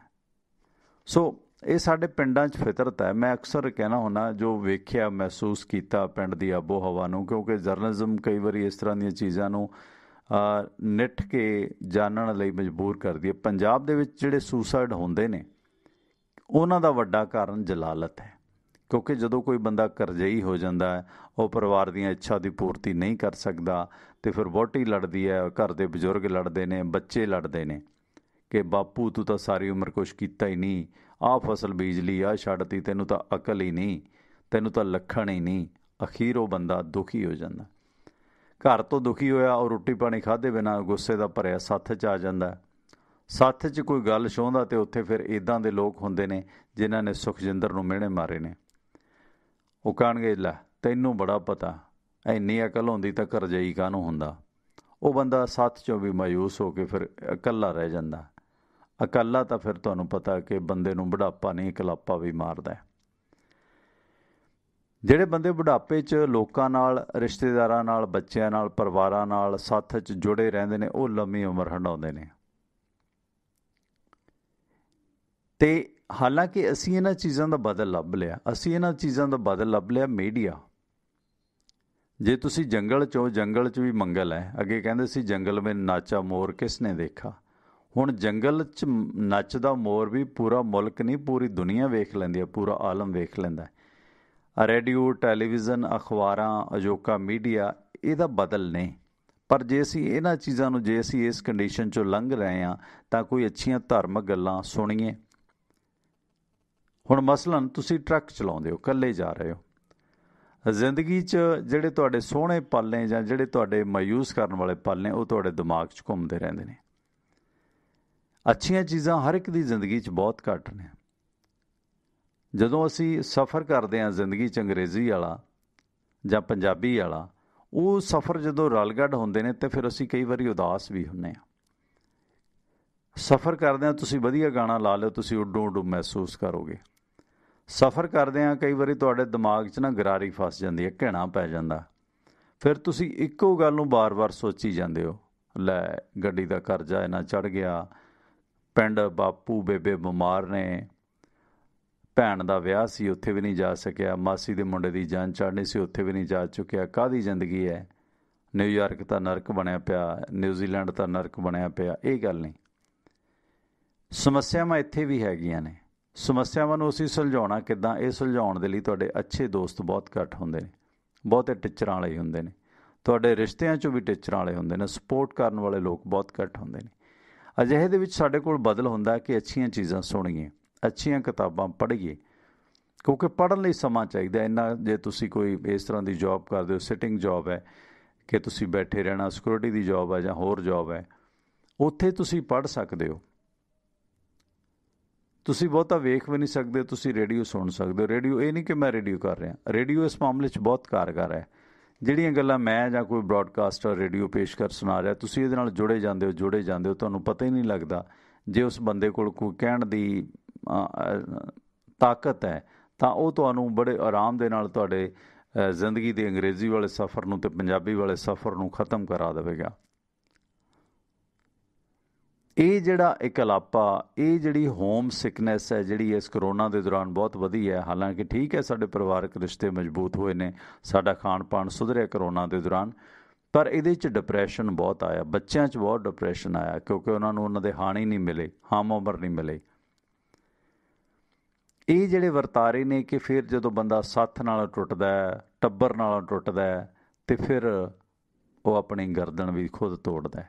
ਉਹਦਾ ਫਿਰ ਕੋਈ ਕਿੱਕਰ ਦਾ ਟਾਹਣਾ, ਤੂਤ ਦਾ ਟਾਹਣਾ ਹੀ ਉਹਦਾ ਸਾਥੀ ਬਣਦਾ, ਜਾਂ ਫਿਰ ਮੋਟਰ ਦੇ ਕੋਠੇ ਦਾ ਗਾਡਰ ਉਸ ਦਾ ਸਹਾਰਾ ਬਣਦਾ, ਜਿਸ ਨਾਲ ਲਟਕ ਕੇ ਉਹ ਇਸ ਲਟਕਦੀ ਜ਼ਿੰਦਗੀ ਤੋਂ ਨਿਜਾਤ ਪਾ ਲੈਂਦਾ। ਸੋ ਇਸ ਕਰਕੇ ਜਿਹੜੀ ਪੰਜਾਬ ਦੇ ਵਿੱਚ ਬਹੁਤਾ ਸੁਸਾਈਡ ਹੋ ਰਿਹਾ, ਖਾਸ ਕਰਕੇ ਇਹ ਮਾਰਚ ਮਹੀਨੇ ਤੋਂ ਹੀ ਮੈਂ ਕਹਿਣਾ ਹੁੰਦਾ ਕਿ ਮਾਰਚ ਤੋਂ ਲੈ ਕੇ ਸਤੰਬਰ ਤੱਕ ਇਹ ਬਹੁਤ 6-7 ਮਹੀਨੇ ਪੰਜਾਬ ਲਈ ਮਾੜੇ ਆ। ਇੱਕ ਤਾਂ ਵੰਡਾਂ ਪੈਂਦੀਆਂ ਨੇ, ਜਿਵੇਂ ਆ ਹੁਣ ਦਾਣੇ ਆ ਜਾਂਦੇ ਨੇ, ਹਾੜੀ ਆ ਜਾਂਦੀ ਹੈ, ਫਿਰ ਉਹ ਲੋਕ ਬੋਲੀਆਂ ਇਸ ਗੱਲ ਦੀ ਸ਼ਾਦੀ ਭਰਦੀਆਂ ਨੇ ਕਿ ਸਹੁਰਾ ਜੀ ਮੈਂ ਅਰਜ਼ ਕਰੇਨੀ ਆ ਤੁਹਾਡੀ ਦਾੜੀ ਨੂੰ, ਅੱਡ ਕਰ ਦਿਓ ਸਾਨੂੰ, ਅੱਡ ਕਰ ਦਿਓ ਆਉਂਦੀ ਹਾੜੀ ਨੂੰ। ਸੋ ਇਹ ਜਿਹੜੀਆਂ ਘਰਾਂ ਦੀਆਂ ਵੰਡਾਂ ਨੇ, ਜਿਹੜੇ ਆਪਸੀ ਬਟਵਾਰੇ ਨੇ, ਇਹ ਵੀ ਇੱਕ ਬਹੁਤ ਵੱਡੀ ਸਮੱਸਿਆ ਨੇ। ਸੋ ਚੰਗੀ ਗੱਲ ਹੈ ਕਿ ਘਰ ਦਾ ਜਿਹੜਾ ਬਜ਼ੁਰਗ ਹੈ ਬੈਠਿਆਂ ਇਹਨਾਂ ਚੀਜ਼ਾਂ ਨੂੰ ਨਿਬੇੜ ਦੇਵੇ ਅਤੇ ਫਿਰ ਸਖਾਲ ਹੈ, ਰਿਸ਼ਤੇ ਕਾਇਮ ਰਹਿ ਜਾਂਦੇ ਨੇ। ਜਦੋਂ ਫਿਰ ਬਾਪੂ ਕਹਿੰਦਾ ਨਹੀਂ ਜੀ ਮੈਂ ਨਹੀਂ ਜਿਉਂਦੇ ਜੀ ਵੰਡਣੀ, ਮੈਨੂੰ ਰੋਟੀ ਕੌਣ ਦੇਊ, ਬੇਬੇ ਵੀ ਕਹਿੰਦੀ ਹੈ 4 ਸਿਆੜ ਕੋਲ ਹੋਣਗੇ, 4 ਟੂਮਾਂ ਹੋਣਗੀਆਂ, 4 ਭਾਂਡੇ ਹੋਣਗੇ, ਇੱਜ਼ਤ ਰਹੂਗੀ। ਇਹ ਕਈ ਵਾਰੀ ਵਹਿਮ ਵੀ ਹੁੰਦਾ, ਅਤੇ ਵਹਿਮ ਕਈ ਵਾਰੀ ਸੱਚਾ ਵੀ ਹੁੰਦਾ, ਕਿਉਂਕਿ ਪੁੱਤ ਕਪੁੱਤ ਨਿਕਲ ਜਾਂਦੇ ਨੇ। ਨੂੰਹਾਂ ਤੇ ਬਗਾਨੀਆਂ ਨੇ ਨਾ, ਪੁੱਤ ਹੀ ਕਪੁੱਤ ਵੀ ਨਿਕਲ ਜਾਂਦੇ ਨੇ, ਕਿਉਂਕਿ ਨਿਕਲਦੇ ਨੇ। 2017 ਦਾ ਸਰਵੇ ਹੈ, ਮੈਂ ਬਾਰ-ਬਾਰ ਇਹ ਗੱਲਾਂ ਰਿਪੀਟ ਕਰ ਰਿਹਾ। ਵੈਸੇ ਤਾਂ repetition the death of broadcasting, ਪਰ ਕਈ ਵਾਰੀ ਹੁੰਦਾ ਕਿ ਤੁਸੀਂ ਵਾਰ-ਵਾਰ ਕਿਸੇ ਗੱਲ 'ਤੇ ਸਟਿੱਕ ਮਾਰੋ, ਕਿਸੇ ਗੱਲ 'ਤੇ ਕੇਂਦਰਿਤ ਕਰੋ, ਪਿੰਨ ਪੁਆਇੰਟ ਕਰੋ, ਅਤੇ ਉਹ ਗੱਲ ਅਸਰ ਕਰਦੀ ਹੈ। 2017 ਦੇ ਵਿੱਚ 47 ਕਪੁੱਤਾਂ ਨੇ ਆਪਣੇ ਪਿਓਆਂ ਦਾ ਕਤਲ ਕੀਤਾ ਸੀਗਾ। ਬਾਦਲ ਵਜ਼ਾਰਤ ਇੱਕ ਗੱਲ ਬਹੁਤ ਅੱਛੀ ਕਰ ਗਈ ਸੀ ਕਿ ਬਲੱਡ ਰਿਲੇਸ਼ਨ 'ਚ ਜਿਹੜੀਆਂ ਰਜਿਸਟਰੀਆਂ ਨੇ ਉਹ ਟੈਕਸ ਫਰੀ ਕਰ ਗਏ ਸੀਗੇ, ਕਿ ਬਲੱਡ ਰਿਲੇਸ਼ਨ 'ਚ ਤੁਸੀਂ ਰਜਿਸਟਰੀਆਂ ਕਰਾਓ, ਆਪਸੀ ਬਟਵਾਰੇ ਕਰਾਓ, ਨਹੀਂ ਤਾਂ ਲੋਕ ਖਰਚੇ ਤੋਂ ਡਰਦੇ ਰਜਿਸਟਰੀਆਂ ਨਹੀਂ ਸੀ ਕਰਾਉਂਦੇ। ਫਿਰ ਇੱਕ ਚਿੱਠੀ ਲਿਖ ਦਿਓ, ਆਪਣੇ ਪੁੱਤਰਾਂ ਦੇ ਨਾਂ ਜ਼ਮੀਨ ਕਰਾ ਦਿਓ। ਜੇ ਉਹ ਨਹੀਂ ਤੁਹਾਨੂੰ ਰੋਟੀ ਪਾਣੀ ਦਿੰਦੇ ਤਾਂ ਤੁਸੀਂ DC ਨੂੰ ਚਿੱਠੀ ਲਿਖ ਕੇ ਉਹਨਾਂ ਨੂੰ ਦਿੱਤੀ ਜ਼ਮੀਨ ਵਾਪਸ ਲੈ ਸਕਦੇ ਹੋ। ਇੱਕ ਬਹੁਤ ਅੱਛਾ ਕਦਮ ਸੀ ਜਿਹੜਾ ਉਹਨਾਂ ਨੇ ਕੀਤਾ ਸੀ। ਇਹਦਾ ਕਾਫੀ ਹੱਦ ਤੱਕ ਫਾਇਦਾ ਵੀ ਹੋਇਆ, ਕਿਉਂਕਿ ਕਿਸੇ ਦੀ ਜ਼ਮੀਨ ਕਿਸੇ ਕੋਲ ਆ, ਕਿਸੇ ਦੀ ਜ਼ਮੀਨ ਕਿਸੇ ਕੋਲ ਆ। 150 ਦੇ ਤਹਿਸੀਲਾਂ ਦੇ ਖਰਚਿਆਂ ਤੋਂ ਡਰਦੇ ਲੋਕ ਕਰਾਉਂਦੇ ਨਹੀਂ ਸੀਗੇ। ਬਾਅਦ ਦੇ ਵਿੱਚ ਫਿਰ ਉਹ ਡਾਂਗ ਸੋਟਾ। ਅਤੇ ਇਸ ਕਰਕੇ ਕੋਸ਼ਿਸ਼ ਹੋਣੀ ਚਾਹੀਦੀ ਹੈ ਕਿ ਜਿੰਨੇ ਵੀ ਤੁਹਾਡੇ ਫਾਈਨੈਂਸ਼ੀਅਲੀ ਪਰਿਵਾਰਕ ਡਿਸਪਿਊਟ ਨੇ ਨਿਬੇੜ ਲਏ ਜਾਣ। ਜਦੋਂ ਇਹ ਨਿਬੜ ਜਾਂਦੇ ਨੇ ਨਾ, ਕੋਰਟ ਕਚਹਿਰੀਆਂ ਦੇ ਵਿੱਚੋਂ, ਕਹਿੰਦਾ ਕੋਰਟ ਕਚਹਿਰੀ 'ਚੋਂ ਮੁੱਕ ਜੂ ਪਰ ਦਿਲ 'ਚੋਂ ਮੁੱਕਣਾ ਨਹੀਂ। ਇੱਕ ਵਾਰੀ ਜੇ ਰੌਲਾ ਪੈ ਜੇ ਘਰ ਦੀ ਵੰਡੀ ਦਾ। ਸੋ ਇਹ ਵੰਡ ਸੀ ਜਿਹੜੀ ਤੁਸੀਂ ਵੇਖੋ ਕਿ ਕੌਰਵਾਂ ਪਾਂਡਵਾਂ ਦੀ ਕਾਹੀ ਵੰਡ ਸੀ, ਪਰਿਵਾਰਾਂ ਦੀ ਵੰਡ ਸੀ, ਖੂਹਣੀਆਂ ਦੀਆਂ ਖੂਹਣੀਆਂ ਫੌਜ ਦੋਵੇਂ ਪਾਸਿਓਂ ਖੱਪ ਗਈ ਸੀ। ਸੋ ਇਸ ਕਰਕੇ ਇਹ ਜਿਹੜਾ ਵਰਤਾਰਾ ਨਾ, ਜਿਸ ਤਰ੍ਹਾਂ ਸੇਲਬਰਾ ਦੇ ਵਿੱਚ ਵਾਪਰਿਆ ਕਿ ਪਹਿਲਾਂ ਉਹਨੂੰ ਜਲੀਲ ਕੀਤਾ ਗਿਆ, ਫਿਰ ਘਰੇ ਉਹਦੇ ਰੋੜੇ ਮਾਰੇ ਗਏ, ਕਿਉਂਕਿ ਘੁੱਟ ਲਾਹਣ ਦੀ ਪੀ ਕੇ ਫਿਰ ਬੰਦਾ ਦਬਦੇ ਨੂੰ ਦਬਾਉਂਦਾ, ਜਾਂ ਜੇ ਕੋਈ ਸਮਝਦਾਰ ਡਰ ਕੇ ਅੰਦਰ ਵੜ ਜਾਂਦਾ ਨਾ ਤਾਂ ਉਹਨੂੰ ਹੋਰ ਦੁਖੀ ਕਰਦਾ। ਜਿਵੇਂ ਉਹ ਮੁਹਾਵਰਾ ਅਖਾਣ ਹੈ ਕਿ ਸਮਝ ਸਿਆਣਾ ਅੰਦਰ ਵੜਿਆ, ਮੂਰਖ ਆਖੇ ਮੈਥੋਂ ਡਰਿਆ। ਖੈਰ ਇਹ ਚੀਜ਼ਾਂ ਨਹੀਂ ਹੋਣੀਆਂ ਚਾਹੀਦੀਆਂ। ਅਤੇ ਇਹ ਤਾਂ ਸੀ ਕਿ ਉਸਨੇ ਸੁਸਾਈਡ ਕਰ ਲਿਆ, ਪਰ ਸੁਸਾਈਡ ਦੇ ਵਕਤ ਇਸ ਦੌਰਾਨ ਵੀ ਸਾਡੇ ਮਨਾਂ 'ਤੇ ਬਹੁਤ ਅਸਰ ਹੁੰਦਾ। ਬਹੁਤ ਸਾਰੇ ਕਾਰਨ ਵਾਪਰਦੇ ਨੇ ਕਿ ਅਸੀਂ ਅਕਸਰ ਵੇਖਦੇ ਹਾਂ ਕਿ ਫੁੱਲ ਪਾਉਣ ਗਏ, ਹਾਦਸਾ ਹੋ ਗਿਆ, ਸੰਸਕਾਰ ਕਰਨ ਗਏ, ਹਾਦਸਾ ਹੋ ਗਿਆ। ਕਈ ਵਾਰੀ ਇਸ ਤਰ੍ਹਾਂ ਦੇ ਮੌਕੇ 'ਤੇ, ਸੋਗ ਦੇ ਮੌਕੇ, ਅਸੀਂ ਬਹੁਤ ਡਿਪਰੈਸ ਮੂਡ 'ਚ ਵੀ ਹੁੰਦੇ ਹਾਂ। ਮਾਨਸਿਕ ਸੰਤੁਲਨ ਵੀ ਸਾਡਾ ਨਹੀਂ ਹੁੰਦਾ, ਸਾਡੀਆਂ ਗੱਡੀਆਂ ਦੇ ਸੰਤੁਲਨ ਵਿਗੜਦੇ ਨੇ, ਜਿਸ ਕਰਕੇ ਅਸੀਂ ਹੋਰ ਇੱਕ ਸਾੜ ਸਤੀ ਦੇ ਵਿੱਚ ਫਸਦੇ ਹਾਂ, ਟ੍ਰੈਜਡੀ ਦੇ ਵਿੱਚ ਫਸਦੇ ਹਾਂ। ਤਪਾ ਬਰਨਾਲਾ, ਤਪੇ ਦਾ ਬਾਬਾ ਬਹੁਤ ਮਸ਼ਹੂਰ ਹੈ, ਇੱਕ ਬਾਬਾ ਵੀ ਫੜਿਆ ਗਿਆ, ਉਹਦੀ ਵੀ ਖਬਰ ਲੈਣੀ ਹੈ ਆਪਾਂ ਸੰਗਰੂਰਾਂ ਤੋਂ। ਤਪੇ ਵਾਲੇ ਬਾਬੇ ਦੀਆਂ ਪੁੜੀਆਂ ਬਹੁਤ ਮਸ਼ਹੂਰ ਸੀ। ਖੈਰ ਸੰਸਕਾਰ ਕਰਾ ਕੇ, ਇਹਨੂੰ ਆਪਾਂ ਸੰਸਕਾਰ ਕਹਿਣਾ ਚਾਹੀਦਾ। ਵੈਸੇ ਆਮ ਪਿੰਡਾਂ, ਜਦੋਂ ਮੈਨੂੰ ਰਾਮੂ ਵਾਲੀ ਸਾਹਿਬ ਨੇ ਇੱਕ ਵਾਰੀ ਪਿੰਨ ਪੁਆਇੰਟ ਕੀਤਾ ਸੀਗਾ ਕਿ ਮੈਂ ਕਹਿ ਰਿਹਾ ਸੀਗਾ ਕਿ ਅੰਤਮ ਸੰਸਕਾਰ, ਉਹ ਕਹਿੰਦਾ ਵੀ ਇਹ ਹਿੰਦੀ ਵਰਡ ਹੈ ਸੰਸਕਾਰ, ਕਿਉਂਕਿ ਆਪਾਂ ਕਹਿੰਦੇ ਹਾਂ ਕਿ ਬੰਦੇ ਦੇ ਸੰਸਕਾਰ ਅੱਛੇ ਨਹੀਂ ਹੈ, ਪਰ ਅੰਤਮ ਸੰਸਕਾਰ ਜਿਹੜਾ ਹੈਗਾ ਉਸ ਰਸਮ ਨੂੰ ਕਿਹਾ ਜਾਂਦਾ ਫਿਊਨਰਲ ਨੂੰ, ਜਦੋਂ ਕਿਸੇ ਬੰਦੇ ਨੂੰ ਸਪੁਰਦੇ ਆਤਿਸ਼ ਜਾਂ ਸਪੁਰਦੇ ਖਾਕ ਕੀਤਾ ਜਾਂਦਾ ਹੈ। ਇਹਦਾ ਪੰਜਾਬੀ 'ਚ ਟਿਪੀਕਲ ਵਰਡ ਹੈਗਾ ਸੰਸਕਾਰ, ਕਿ ਫਲਾਣੇ ਦੇ ਦਾਹ ਸੰਸਕਾਰ 'ਤੇ ਗਿਆ, ਜਾਂ ਆਪਾਂ ਕਹਿੰਦੇ ਸੀਗੇ ਕਿ ਦਾਹ 'ਤੇ ਗਏ ਹਾਂ, ਹੈ ਨਾ, ਦਾਹ ਸੰਸਕਾਰ, ਦਾਹ ਕਰ ਦਿੱਤਾ, ਸਪੁਰਦੇ ਆਤਿਸ਼ ਕਰ ਦਿੱਤਾ। ਸੋ ਸੰਸਕਾਰ ਤੋਂ ਵਾਪਸ ਆ ਰਹੇ ਮਲੋਟ ਦੇ ਇੱਕ ਪਰਿਵਾਰ ਦੀ ਕਾਰ ਤਪਾ ਦੇ ਨੇੜੇ ਡਿਵਾਈਡਰ ਨਾਲ ਟਕਰਾ ਗਈ, ਜਿਸ ਦੇ ਵਿੱਚ ਡਰਾਈਵਰ ਸਮੇਤ 2 ਲੋਕਾਂ ਦੀ ਮੌਤ ਹੋ ਗਈ ਹੈ। ਤੇ ਜਦੋਂ ਕਿ 4 ਮਹਿਲਾਵਾਂ ਤੇ ਇੱਕ ਬੱਚਾ ਗੰਭੀਰ ਜ਼ਖਮੀ ਹੈ। ਸੋ ਡਰਾਈਵਰ ਜਿਹੜਾ ਹੈਗਾ ਕਾਰ ਮਲੋਟ ਤੋਂ ਲੈ ਕੇ ਜਾ ਰਿਹਾ ਸੀ ਜਦੋਂ ਇਹ ਹਾਦਸਾ ਵਾਪਰਿਆ। ਸੋ ਸ਼ਿੰਦੋ ਕੌਰ ਨਿਵਾਸੀ ਝੋਰਣਾ ਤੇ ਪਤੀ ਬੀਰਨ ਸਿੰਘ ਤੇ ਉਹਨਾਂ ਦਾ ਜਿਹੜਾ ਜਵਾਈ ਸੀ ਜੱਗੀ ਤੇ 2 ਭੈਣਾਂ ਮਨਜੀਤ ਕੌਰ ਤੇ ਸੀਮਾ ਰਾਣੀ ਤੇ ਲੱਖੀ ਕੌਰ ਵਗੈਰਾ ਆ ਰਹੇ ਸਨ। ਤੇ ਇਹ ਜਿਹੜਾ ਸੰਸਕਾਰ ਤੋਂ ਵਾਪਸ ਆ ਰਹੇ ਸਨ ਜਦੋਂ ਉਹਨਾਂ ਦੀ ਕਾਰ ਨੂੰ ਹਾਦਸਾ ਦਰਪੇਸ਼ ਹੋਇਆ। ਤੇ ਇਸੇ ਦੌਰਾਨ ਸੋਸ਼ਲ ਸਾਈਟਸ ਤੇ ਫੇਕ ਆਈਡੀ ਬਣਾ ਕੇ ਲੋਕਾਂ ਨੂੰ ਅੰਧ ਵਿਸ਼ਵਾਸ ਦੇ ਵਿੱਚ ਫਸਾ ਕੇ ਠੱਗੀ ਮਾਰਨ ਵਾਲੇ ਇੱਕ ਢੋਂਗੀ ਬਾਬੇ ਨੂੰ ਸੰਗਰੂਰ ਪੁਲਿਸ ਨੇ ਗ੍ਰਿਫਤਾਰ ਕੀਤਾ। ਇਹ ਫੇਸਬੁੱਕ ਤੇ ਹਰ ਇੱਕ ਦੁੱਖ ਪਰੇਸ਼ਾਨੀ ਦਾ ਹੱਲ ਕਰਨ ਦਾ ਦਾਅਵਾ ਕਰਦਾ ਸੀ ਤੇ 5000 ਤੋਂ ਲੈ ਕੇ ਲੱਖਾਂ ਤੱਕ ਫੀਸ ਵਸੂਲਦਾ ਸੀ ਤੇ ਭੋਲੇ ਭਾਲੇ ਲੋਕਾਂ ਨੂੰ ਅੰਧ ਵਿਸ਼ਵਾਸ ਦੇ ਨਾਂ ਤੇ ਡਰਾਉਂਦਾ ਸੀ, ਧਮਕਾਉਂਦਾ ਸੀ। ਪੁਲਿਸ ਨੇ ਦਾਅਵਾ ਕੀਤਾ ਕਿ ਇਹ ਢੋਂਗੀ ਬਾਬਾ ਦੇਸ਼ ਤੇ ਵਿਦੇਸ਼ ਦੇ ਵਿੱਚ ਭਾਰਤੀ ਮੂਲ ਦੇ ਵਿਅਕਤੀ ਨੂੰ ਆਪਣੀ ਠੱਗੀ ਦਾ ਸ਼ਿਕਾਰ ਬਣਾ ਚੁੱਕਾ ਹੈ ਤੇ ਜਾਂਚ ਦੌਰਾਨ 45 ਤੋਂ ਵੱਧ ਲੋਕਾਂ ਨੇ 10 ਲੱਖ ਤੱਕ ਦੀ ਠੱਗੀ ਦਾ ਖੁਲਾਸਾ ਵੀ ਕੀਤਾ ਹੈ।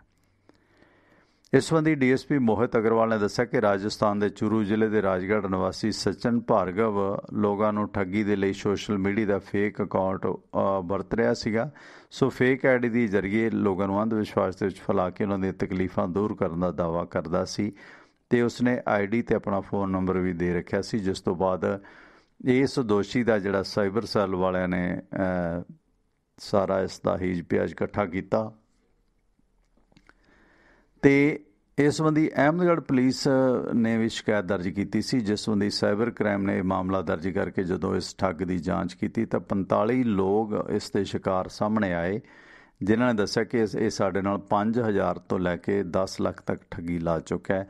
ਸੋ ਇਸ ਮਾਮਲੇ ਦੇ ਵਿੱਚ ਅਹਿਮਦਗੜ੍ਹ ਦੇ ਇੱਕ ਵਿਅਕਤੀ ਤੋਂ ਇਹ 6 ਲੱਖ ਰੁਪਈਆ ਵਸੂਲ ਕਰ ਚੁੱਕਾ ਹੈ ਤੇ ਰਾਜਸਥਾਨ, ਪੰਜਾਬ, ਗੁਜਰਾਤ, ਕਰਨਾਟਕ, ਦਿੱਲੀ, ਮੁੰਬਈ ਤੇ ਦੇਸ਼ ਦੇ ਬਾਹਰੀ ਖਾਸ ਕਰਕੇ NRI ਨੂੰ ਵੀ ਇਹ ਠੱਗੀ ਦਾ ਸ਼ਿਕਾਰ ਬਣਾ ਚੁੱਕਾ ਹੈ।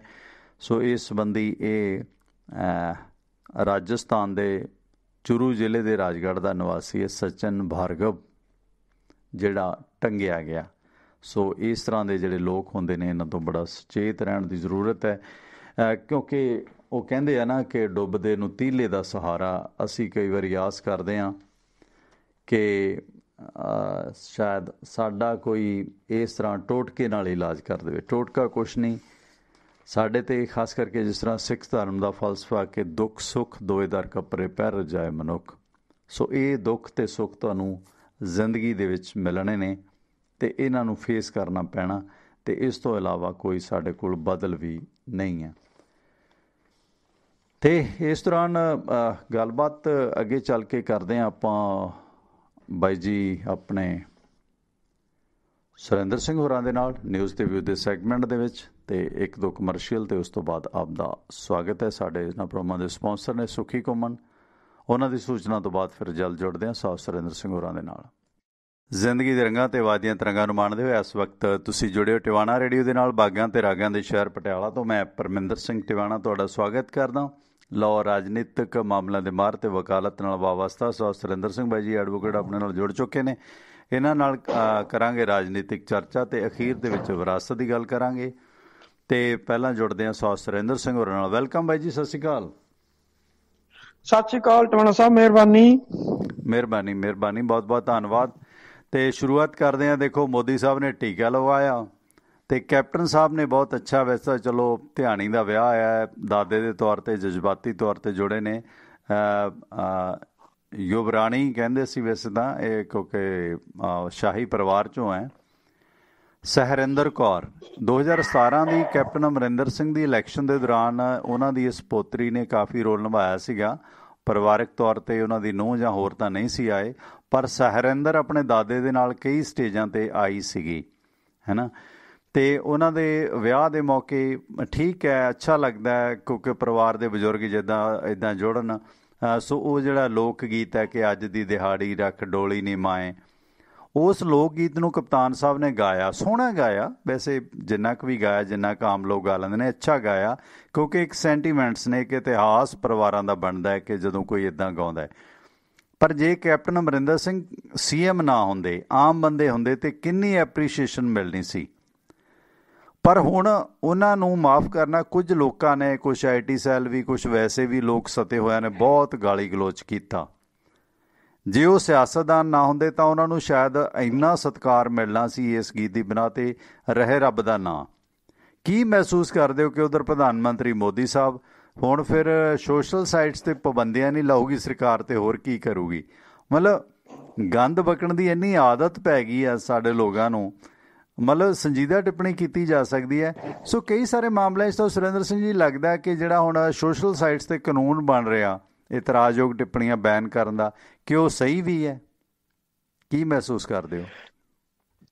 ਟਵਾਣਾ ਸਾਹਿਬ ਬਿਲਕੁਲ, ਦੇਖੋ ਇੱਕ ਗੱਲ ਤਾਂ ਤੁਸੀਂ ਦੁਰਸਤ ਕੀਤੀ ਹੈ ਕਿ ਜੋ ਕੁਝ ਕੀਤਾ ਗਿਆ, ਮੈਂ ਜਿੰਨੀਆਂ ਵੀ ਸਾਈਟਾਂ ਦੇਖੀਆਂ ਨੇ, ਚਾਹੇ ਉਹ ਅਲੱਗ-ਅਲੱਗ ਚੈਨਲਸ ਦੀਆਂ ਨੇ, ਫੇਸਬੁੱਕ ਦੇ ਉੱਤੇ ਜਿੱਥੇ ਵੀ ਇਹ ਪੋਸਟਾਂ ਜਿਹੜੀਆਂ ਉਹ ਪਈਆਂ ਨੇ, ਉਹਦੇ ਉੱਤੇ ਚਾਹੇ ਪ੍ਰਧਾਨ ਮੰਤਰੀ ਨਰਿੰਦਰ ਮੋਦੀ ਦੇ ਕਰੋਨਾ ਦਾ ਜਿਹੜਾ ਇੰਜੈਕਸ਼ਨ ਆ ਉਹ ਲਵਾਉਂਦਿਆਂ ਦੀ ਆ, ਤੇ ਚਾਹੇ ਉਹ ਕੈਪਟਨ ਅਮਰਿੰਦਰ ਸਿੰਘ ਦੀ ਜਿਹੜੀ ਉਹਨਾਂ ਦੀ ਪੋਤੀ ਆ ਉਹਦੀ ਜਿਹੜੀ ਮੈਰਿਜ ਦੀ ਆ ਉਹ, ਤੇ ਜਾਂ ਉਹਦੇ ਥੱਲੇ ਜਿਹੜੀ ਆ ਪ੍ਰਸ਼ਾਂਤ ਕਿਸ਼ੋਰ ਆ ਜਿਹਨੂੰ ਪੀਕੇ ਵੀ ਕਹਿ ਦਿੰਦੇ ਆ। ਇਹ ਪੀਕੇ ਮਤਲਬ ਜਿਹੜੀ ਸ਼ਾਮ ਵਾਲੀ ਪੰਜਾਬ ਵਾਲੀ ਪੀਕੇ ਉਹ ਨਹੀਂ ਗਾ, ਇਹ ਵਿਚਾਰਾ ਵੈਸੇ ਪੀਕੇ ਆ, ਪ੍ਰਸ਼ਾਂਤ ਕਿਸ਼ੋਰ ਆ। ਇਹ ਤਾਂ ਉਹਨਾਂ ਦਾ ਮਤਲਬ ਵੋਟ ਰਾਜਨੀਤੀ ਘਾੜਾ ਵਾ ਤੇ ਬਾਕੀ ਕੁਛ ਨੀ ਗਾ। ਵੈਸੇ ਉਹ ਲੋਕ, ਵੱਖਰੀ ਗੱਲ ਆ ਕਿ ਜਦੋਂ 2017 ਵਾਲੀ ਚੋਣ ਸੀ ਤੇ ਟਵਾਣਾ ਸਾਹਿਬ ਜਦੋਂ ਫੀਲਡ 'ਚ ਨਿਕਲੀਦਾ ਸੀ ਤੇ ਲੋਕ ਸ਼ਾਮ ਨੂੰ ਕਹਿੰਦੇ ਸੀ ਯਾਰ ਪੀਕੇ, ਉਹ ਫਿਰ ਪੁੱਛੀਦਾ ਸੀ ਭਾਈ ਪੀਕੇ ਕਿਹੜੀ ਆ, ਕਹਿੰਦੇ ਨਹੀਂ ਪੀਕੇ। ਮੈਂ ਕਿਹਾ ਵੀ ਜਿਹੜੀ ਵੋਟਾਂ ਵਾਲੀ ਪੀਕੇ ਆ, ਕਹਿੰਦੇ ਨਹੀਂ ਜਿਹੜੀ ਕੈਪਟਨ ਵਾਲੀ ਪੀਕੇ ਆ। ਚੋਣਾਂ ਜਿੱਤੀਆਂ ਜਾਂਦੀਆਂ ਨੇ ਪੀਕੇ ਜਾਂ ਪਲਾ ਕੇ ਚੋਣ ਜਿੱਤੀ ਜਾਂਦੀ ਹੈ, ਪੀਕੇ ਜਾਂ ਪਲਾ ਕੇ। ਟਵਾਣਾ ਸਾਹਿਬ ਉਸ ਵੇਲੇ ਇਹ ਸਮਝ ਨਹੀਂ ਸੀ ਆਉਂਦੀ ਕਿ ਜਿਹੜੀ ਸ਼ਾਮ ਵਾਲੀ ਪਿੰਡਾਂ ਵਾਲੀ ਮਹਿਫਲ ਵਾਲੀ ਪੀਕੇ ਉਹ ਆ ਕਿ ਜਾਂ ਜਿਹੜੀ ਕੈਪਟਨ ਸਾਹਿਬ ਪੀਕੇ ਲੈ ਕੇ ਆਏ ਉਹ। ਚਲੋ ਇਹ ਜਿਹੜੀਆਂ 3 ਪੋਸਟਾਂ ਨੇ ਉਹ ਅਲੱਗ-ਅਲੱਗ ਸੋਸ਼ਲ ਮੀਡੀਆ ਤੇ ਬਹੁਤ ਜ਼ਿਆਦੀਆਂ ਜਿਹੜੀਆਂ ਵਾਇਰਲ ਹੋਈਆਂ ਨੇ, ਪਰ ਟਵਾਣਾ ਸਾਹਿਬ ਗਾਲੀ ਗਲੋਚ ਜਿਹੜਾ ਉਹ ਨਾ ਹੁੰਦਾ, ਵੈਸੇ ਸਧਾਰਨ ਟਿੱਪਣੀਆਂ ਕਰ ਦਿੱਤੀਆਂ ਜਾਂਦੀਆਂ ਤੇ ਸ਼ਾਇਦ ਚੰਗਾ ਹੁੰਦਾ। ਪਰ ਇਹਨਾਂ ਤਿੰਨਾਂ ਦੇ ਉੱਤੇ ਜੋ ਮਾਂ ਭੈਣ ਇੱਕ ਕੀਤੀ ਗਈ ਆ, ਠੀਕ ਆ, ਪ੍ਰਸ਼ਾਂਤ ਕਿਸ਼ੋਰ 2017 ਚ ਜੋ ਕੁਝ ਕਰ ਗਿਆ, ਕੈਪਟਨ ਸਾਹਿਬ ਨੇ ਫੈਸਲਾ ਉਹ ਲਿਆ, ਗਲਤ ਲਿਆ, ਜੋ ਵੀ ਲਿਆ ਉਹ ਉਹਦੀ ਮਰਜ਼ੀ ਆ, ਤੁਸੀਂ ਉਹਨੂੰ ਇਗਨੋਰ ਕਰ ਦਿਓ, ਨੋ ਕਮੈਂਟ ਕਰਕੇ ਆਪਣਾ ਜੋ ਵੀ ਰਿਐਕਸ਼ਨ ਆ ਉਹ ਤੁਸੀਂ ਉੱਥੇ ਦੇ ਦਿਓ। ਪਰ ਤੁਸੀਂ ਜੋ ਮਾਂ ਭੈਣ ਕੀਤੀ ਆ। ਇੱਕ ਗੱਲ ਹੋਰ ਦੇਖੋ, ਵਿਧਾਨ ਸਭਾ ਦਾ ਸੈਸ਼ਨ ਹੈ ਤੇ ਇਹਦੇ 'ਚ ਟੈਕਨੀਕਲ ਪੁਆਇੰਟ ਤਾਂ ਮੈਨੂੰ ਨਹੀਂ ਕੋਈ ਲੱਗਦਾ, ਕਿਉਂਕਿ OSD ਲਾਉਣਾ ਜਿਹਨੂੰ ਮਰਜ਼ੀ ਲਾ ਸਕਦੇ ਆ, ਹਟਾ ਸਕਦੇ ਆ। ਬਜਟ ਸੈਸ਼ਨ ਦੇ ਮੌਕੇ ਤੇ ਉਹ ਅਨਾਊਂਸ ਹੋ ਜਾਣਾ ਕਿ ਪੀਕੇ ਇਹਨਾਂ ਦੇ ਐਡਵਾਈਜ਼ਰ ਹੋਣਗੇ। ਉਧਰੋਂ ਕਪਤਾਨ ਸਾਹਿਬ ਦੀ ਫੈਮਿਲੀ 'ਚ ਉਹਨਾਂ ਦੀ ਪੋਤਰੀ ਦਾ ਵਿਆਹ ਆ, ਉਹ ਟਾਈਮਿੰਗ ਪੀਕੇ ਦੀ ਗਲਤ ਸੀ। ਜੇ ਪੀਕੇ ਵਾਲਾ ਮਸਲਾ ਨਾ ਹੁੰਦਾ, ਇਕੱਲਾ ਵਿਧਾਨ ਸਭਾ ਦੇ ਵਿੱਚ ਹੁੰਦਾ, ਕਿਉਂਕਿ ਕਿਸਾਨੀ ਦੇ ਮਾਮਲੇ 'ਚ ਕਪਤਾਨ ਸਾਹਿਬ ਨੇ ਜੋ ਕੁਛ ਕੀਤਾ, ਕਿਤੇ ਨਾ ਕਿਤੇ ਉਹਨਾਂ ਦੇ ਪੋਜ਼ਿਟਿਵ ਵੀ ਹੈ, ਕਿਉਂਕਿ ਕਿਸਾਨਾਂ ਤੇ ਜਿੰਨੇ ਪਰਚੇ 3-4 ਸਾਲ ਦੇ ਦੌਰਾਨ 3-4 ਹਜ਼ਾਰ ਪਰਚਾ ਹੋਇਆ, ਉਹਨਾਂ ਨੇ ਰੱਦ ਕਰਨ ਦਾ ਐਲਾਨ ਕੀਤਾ। ਪੰਜਾਬ ਦੇ ਕਿਸਾਨਾਂ ਨੇ ਰੇਲਾਂ ਰੋਕੀਆਂ, ਭੰਦੇਰ ਹੋਰਾਂ ਨੇ ਤਾਂ ਵੀ ਨਹੀਂ ਉਹਨਾਂ ਨੂੰ ਕੁਛ ਕਿਹਾ। ਤੇ 10-10 ਲੱਖ ਰੁਪਏ ਮੁਆਵਜ਼ਾ ਜਿੰਨਾ ਮੰਗਿਆ ਗੁਰਾਹਾਂ ਗਰੁੱਪ ਨੇ ਜਾਂ ਹੋਰਾਂ ਨੇ, ਉਹਨਾਂ ਦਿੱਤਾ। ਸੈਂਟਰ ਸਰਕਾਰ ਦੋਸ਼ ਵੀ ਲਾਉਂਦਾ ਰਿਹਾ ਕਿ ਇਹ ਕਾਂਗਰਸੀ ਅੰਦੋਲਨ ਕਰਾ ਰਹੇ ਨੇ, ਜਾਣੀ ਇਹਨਾਂ ਦੇ ਪੋਜ਼ਿਟਿਵ ਸੀ। ਪਰ ਆ ਪੀਕੇ ਨੇ ਜਿਹੜਾ ਕੰਮ ਕੀਤਾ ਨਾ, ਇਸ ਕਰਕੇ ਇਹਨਾਂ ਨੂੰ ਲੋਕਾਂ ਦਾ ਰੁੱਸਾ ਜ਼ਿਆਦਾ ਝੱਲਣਾ ਪੈ ਰਿਹਾ। ਪੀਕੇ ਦੀ ਅਪੁਆਇੰਟਮੈਂਟ ਬਹੁਤ ਗਲਤ ਟਾਈਮ ਤੇ ਇਹਨਾਂ ਨੇ ਕੀਤੀ ਆ। ਹਫ਼ਤਾ ਖੜ੍ਹ ਜਾਂਦੇ, ਕੀ ਵਿਫਤਾ ਪਈ ਸੀ, ਕਰਨੀ ਤਾਂ ਆਪਣੀ ਮਰਜ਼ੀ ਹੋ ਹੈ। ਪਰ ਇੱਕ ਪਾਸੇ ਤਾਂ ਵਿਧਾਨ ਸਭਾ ਦਾ ਸੈਸ਼ਨ ਵਿਰੋਧੀਆਂ ਦੇ ਹੱਥ ਹਥਿਆਰ ਆ ਗਿਆ, ਤੇ ਦੂਸਰਾ ਉਹਨਾਂ ਦੀ ਬੇਟੀ ਦਾ ਫੰਕਸ਼ਨ ਸੀ, ਉਹਨਾਂ ਨੇ ਪਰਸਨਲ ਵੀਡੀਓ ਪਾਈ। ਉਹ ਪੀਕੇ ਦਾ ਰੁੱਸਾ ਪੰਜਾਬੀਆਂ ਨੇ ਪੀਕੇ ਹੀ ਇਹਨਾਂ ਦੇ ਖਿਲਾਫ ਕੱਢਿਆ। ਪੋਸਟਾਂ ਵੀ ਸ਼ਾਮ ਨੂੰ ਪੀਕੇ ਹੀ ਜ਼ਿਆਦਾ ਪਈਆਂ ਜੀ। ਟਵਾਣਾ ਸਾਹਿਬ ਬਿਲਕੁਲ, ਦੇਖੋ ਗੱਲ ਇਹ ਆ, ਪਹਿਲੀ ਗੱਲ ਤੇ ਪ੍ਰਸ਼ਾਂਤ ਕਿਸ਼ੋਰ ਜਿਹੜਾ ਉਹਨੇ ਮਾਰਚ ਤੇ ਅਪ੍ਰੈਲ 2 ਮਹੀਨੇ ਪੰਜਾਬ 'ਚ ਨਹੀਂ ਆ ਸਕਣਾ, ਉਹਦਾ ਰੀਜ਼ਨ ਆ ਕਿ ਤਾਮਿਲਨਾਡੂ ਦੇ ਵਿੱਚ ਉਹ DMK ਦੀ ਜਿਹੜੀ ਆ ਉਹਦਾ ਰਣਨੀਤੀ ਘਾੜਾ, ਤੇ ਵੈਸਟ ਬੰਗਾਲ 'ਚ ਉਹ ਤ੍ਰਿਣਮੂਲ ਕਾਂਗਰਸ ਦਾ ਰਣਨੀਤੀ ਘਾੜਾ, ਤੇ ਦੋਨਾਂ ਦੇ ਵਿੱਚ ਚੋਣ ਹੋ ਰਹੀ ਆ। ਚੋਣ ਤੱਕ ਉਹ ਉੱਥੇ ਬਿਜੀ ਆ, ਪੰਜਾਬ 'ਚ ਉਹਨੇ ਸਮਾਂ ਹੀ ਨਹੀਂ ਦੇ ਸਕਣਾ। ਸਮਾਂ ਦੇਣਾ ਤੇ ਮਈ ਦੇ ਮਹੀਨੇ ਜਾ ਕੇ ਦੇਣਾ, ਤੇ ਫਿਰ ਐਡੀ ਕੋ ਕਿਹੜੀ ਵੇਲਣੇ 'ਚ ਬਾਂਹ ਆਈ ਸੀ ਕੈਪਟਨ ਸਾਹਿਬ ਦੀ ਵੀ ਜਿਹੜਾ ਕੁਛ ਇਹ ਕਰਨਾ ਪੈ ਗਿਆ, ਰੁਕ ਜਾਂਦੇ। ਦੂਸਰੀ ਗੱਲ, ਜੇ ਉਹਨੂੰ ਰਣਨੀਤੀ ਘਾੜਾ ਰੱਖਣਾ ਹੀ ਸੀ, ਤੁਸੀਂ ਉਹਦੀ 1 ਰੁਪਿਆ ਸੈਲਰੀ ਤੈਅ ਕੀਤੀ, 1 ਮਹੀਨੇ ਦਾ 1 ਰੁਪਿਆ ਲਏਗਾ, ਪਰ ਤੁਸੀਂ ਉਹਨੂੰ ਗੱਡੀ ਪ੍ਰੋਵਾਈਡ ਕਰਕੇ ਦਿੱਤੀ ਆ, ਉਹਦੇ ਨਾਲ ਸਕਾਟ ਵੀ ਹੋਏਗੀ, ਕੈਬਨਿਟ ਦਾ ਰੈਂਕ ਦਿੱਤਾ, ਉਹਦੇ ਲਈ ਅਕਮੋਡੇਸ਼ਨ ਹੋਏਗੀ, ਬਾਕੀ ਉਹਦੇ ਲਈ ਤੁਸੀਂ ਸਾਰਾ ਕੁਛ ਜੋ ਵੀ ਆ ਕੈਬਨਿਟ ਰੈਂਕ ਦੇ ਜੋ ਵੀ ਅਧਿਕਾਰੀ ਨੂੰ ਮਤਲਬ ਅਫਸਰ ਨੂੰ ਮਿਲਦਾ ਹੈ, ਉਹ ਤੁਸੀਂ ਸਾਰਾ ਕੁਛ ਉਹਨੂੰ ਦਿੱਤਾ ਹੈ, ਸਿਵਾਏ ਇੱਕ ਸੈਲਰੀ ਤੋਂ। ਤੇ ਟਵਾਣਾ ਸਾਹਿਬ ਇਹ ਕਰਨ ਦੀ ਜ਼ਰੂਰਤ ਕੀ ਸੀ? ਦੂਸਰੀ ਗੱਲ, ਜਦੋਂ ਤੁਸੀਂ ਉਹਦੀ ਜਿਹੜੀ ਵੀ ਆ ਪਾਲਿਸੀ ਆ ਉਹਦੇ ਮੁਤਾਬਕ ਤੁਸੀਂ ਚੱਲਣਾ ਚਾਹੁੰਦੇ ਹੋ, ਤੇ ਟਵਾਣਾ ਸਾਹਿਬ ਫਿਰ ਉਹਦੀ ਤੁਹਾਨੂੰ ਚੋਣਾਂ 'ਚ ਜ਼ਰੂਰਤ ਆ। ਉਹਨੇ ਤੁਹਾਡੇ ਕੈਂਡੀਡੇਟ ਕਿਹੜਾ ਜਿੱਤ ਸਕਦਾ ਕਿਹੜਾ ਨਹੀਂ, ਇਹਦਾ ਸਰਵੇ ਕਰਕੇ ਉਹਨੇ ਦੇਣਾ। ਉਹ ਅਲੱਗ-ਅਲੱਗ ਕੰਪਨੀਆਂ ਤੋਂ ਪਹਿਲਾਂ ਵੀ ਪਾਰਟੀਆਂ ਸਰਵੇ ਕਰਵਾਉਂਦੀਆਂ ਨੇ, ਸਾਰੀਆਂ ਕਰਾਉਂਦੀਆਂ ਨੇ। ਬੰਬੇ ਬਥੇਰੀ ਬਹੁਤ ਬੈਠੀ ਆ ਕੇ ਕਰਦੀ ਆ, ਪਰ ਟਵਾਣਾ ਸਾਹਿਬ ਉਹ ਕੰਪਨੀਆਂ ਫੇਲ ਹੁੰਦੀਆਂ ਸੀ, ਆਪਣੇ ਵਾਲਾ ਜਿਹੜਾ ਸੀ ਉਹ ਬਿਲਕੁਲ ਕਰੈਕਟ ਆਉਂਦਾ ਸੀ, ਪਰ ਉਹ ਕੰਪਨੀਆਂ ਲਟਕ ਜਾਂਦੀਆਂ ਸੀ ਜਿਨ੍ਹਾਂ ਨੂੰ 1 ਕਰੋੜ ਰੁਪਇਆ ਜਿਹੜਾ ਉਹ ਫੂਕਦੇ ਸੀਗੇ। ਪਰ ਇਹ ਨਹੀਂ ਸੀ ਕਿ ਉਹ ਜਿਹੜਾ ਕਰੋੜਾ ਫੂਕਿਆ ਹੁੰਦਾ ਸੀ ਉਹ ਦੇਣ ਦੇ ਬਾਵਜੂਦ ਵੀ ਉਹ ਜਿਹੜਾ ਸੀ ਉਹਨਾਂ ਬੰਦਿਆਂ ਨੂੰ ਟਿਕਟਾਂ ਨਹੀਂ ਸੀ ਦਿੱਤੀਆਂ ਜਾਂਦੀਆਂ। ਹੁਣ ਟਵਾਣਾ ਸਾਹਿਬ ਇਸ ਤੋਂ ਅਗਲੀ ਗੱਲ, ਇਹ ਇੰਨਾ ਕੁਝ ਕਰ ਲਿਆ, ਕਰਕੇ ਤੁਸੀਂ ਜੇ ਕਰਨਾ ਸੀ ਉਹਨੂੰ ਸਿਰਫ ਇੰਨਾ ਹੀ ਕਰ ਲੈਂਦੇ, ਉਹਨੂੰ ਪਾਰਟੀ ਦੇ ਤੌਰ ਤੇ ਐਡਜਸਟ ਕਰ ਲੈਂਦੇ। ਓਪਨਲੀ ਜਿਹੜੀ ਤੁਸੀਂ ਹੁਣ ਖਿੱਲੀ ਤੁਹਾਡੀ ਉੜੀ ਆ, ਜੋ ਕੁਛ ਸ਼ਾਮ ਨੂੰ ਪੀ ਕੇ ਜਿਹੜੀਆਂ ਪੋਸਟਾਂ ਦੇ ਉੱਤੇ ਕਮੈਂਟ ਆਏ ਨੇ ਉਹ ਨਾ ਆਉਂਦੇ, ਤੁਸੀਂ ਚੁੱਪ ਚਪੀਤੇ ਰੱਖ ਲੈਂਦੇ ਹੋ, ਤੁਹਾਡਾ ਜਿਹੜੀ ਰਣਨੀਤੀ ਸੀ ਉਹ ਘਟਦਾ ਰਹਿੰਦਾ। ਤੁਹਾਨੂੰ ਜਿੰਨੀ ਕੋਈ ਚੰਗੀ ਸੀ ਉਹਦੀ ਰੱਖ ਲੈਂਦੇ, ਜਿਹੜੀ ਨਹੀਂ ਚੰਗੀ ਸੀ ਉਹ ਛੱਡ ਦਿੰਦੇ ਤੇ ਗੱਲ ਖਤਮ ਹੋ ਜਾਂਦੀ। ਪਰ ਬਦਕਿਸਮਤੀ ਤੁਸੀਂ ਸਰਕਾਰੀ ਖਜ਼ਾਨੇ ਤੇ ਉਹਨੂੰ ਲੈ ਆਂਦਾ। ਤੁਸੀਂ ਸੋਚਿਆ ਵੀ ਘੱਟੋ ਘੱਟ ਜ਼ਿਆਦਾ ਨਹੀਂ, ਜਿਸ ਦਿਨ ਤੱਕ ਕੋਡ ਆਫ ਕੰਟੈਕਟ ਲੱਗਣਾ ਉਦੋਂ ਤੱਕ ਦਸੰਬਰ ਤੱਕ ਤਾਂ ਇਹ ਸਰਕਾਰੀ ਖਜ਼ਾਨੇ ਤੇ ਪਲੇ, ਤੇ ਸਰਕਾਰੀ ਖਜ਼ਾਨੇ ਤੇ ਪਲੇਗਾ।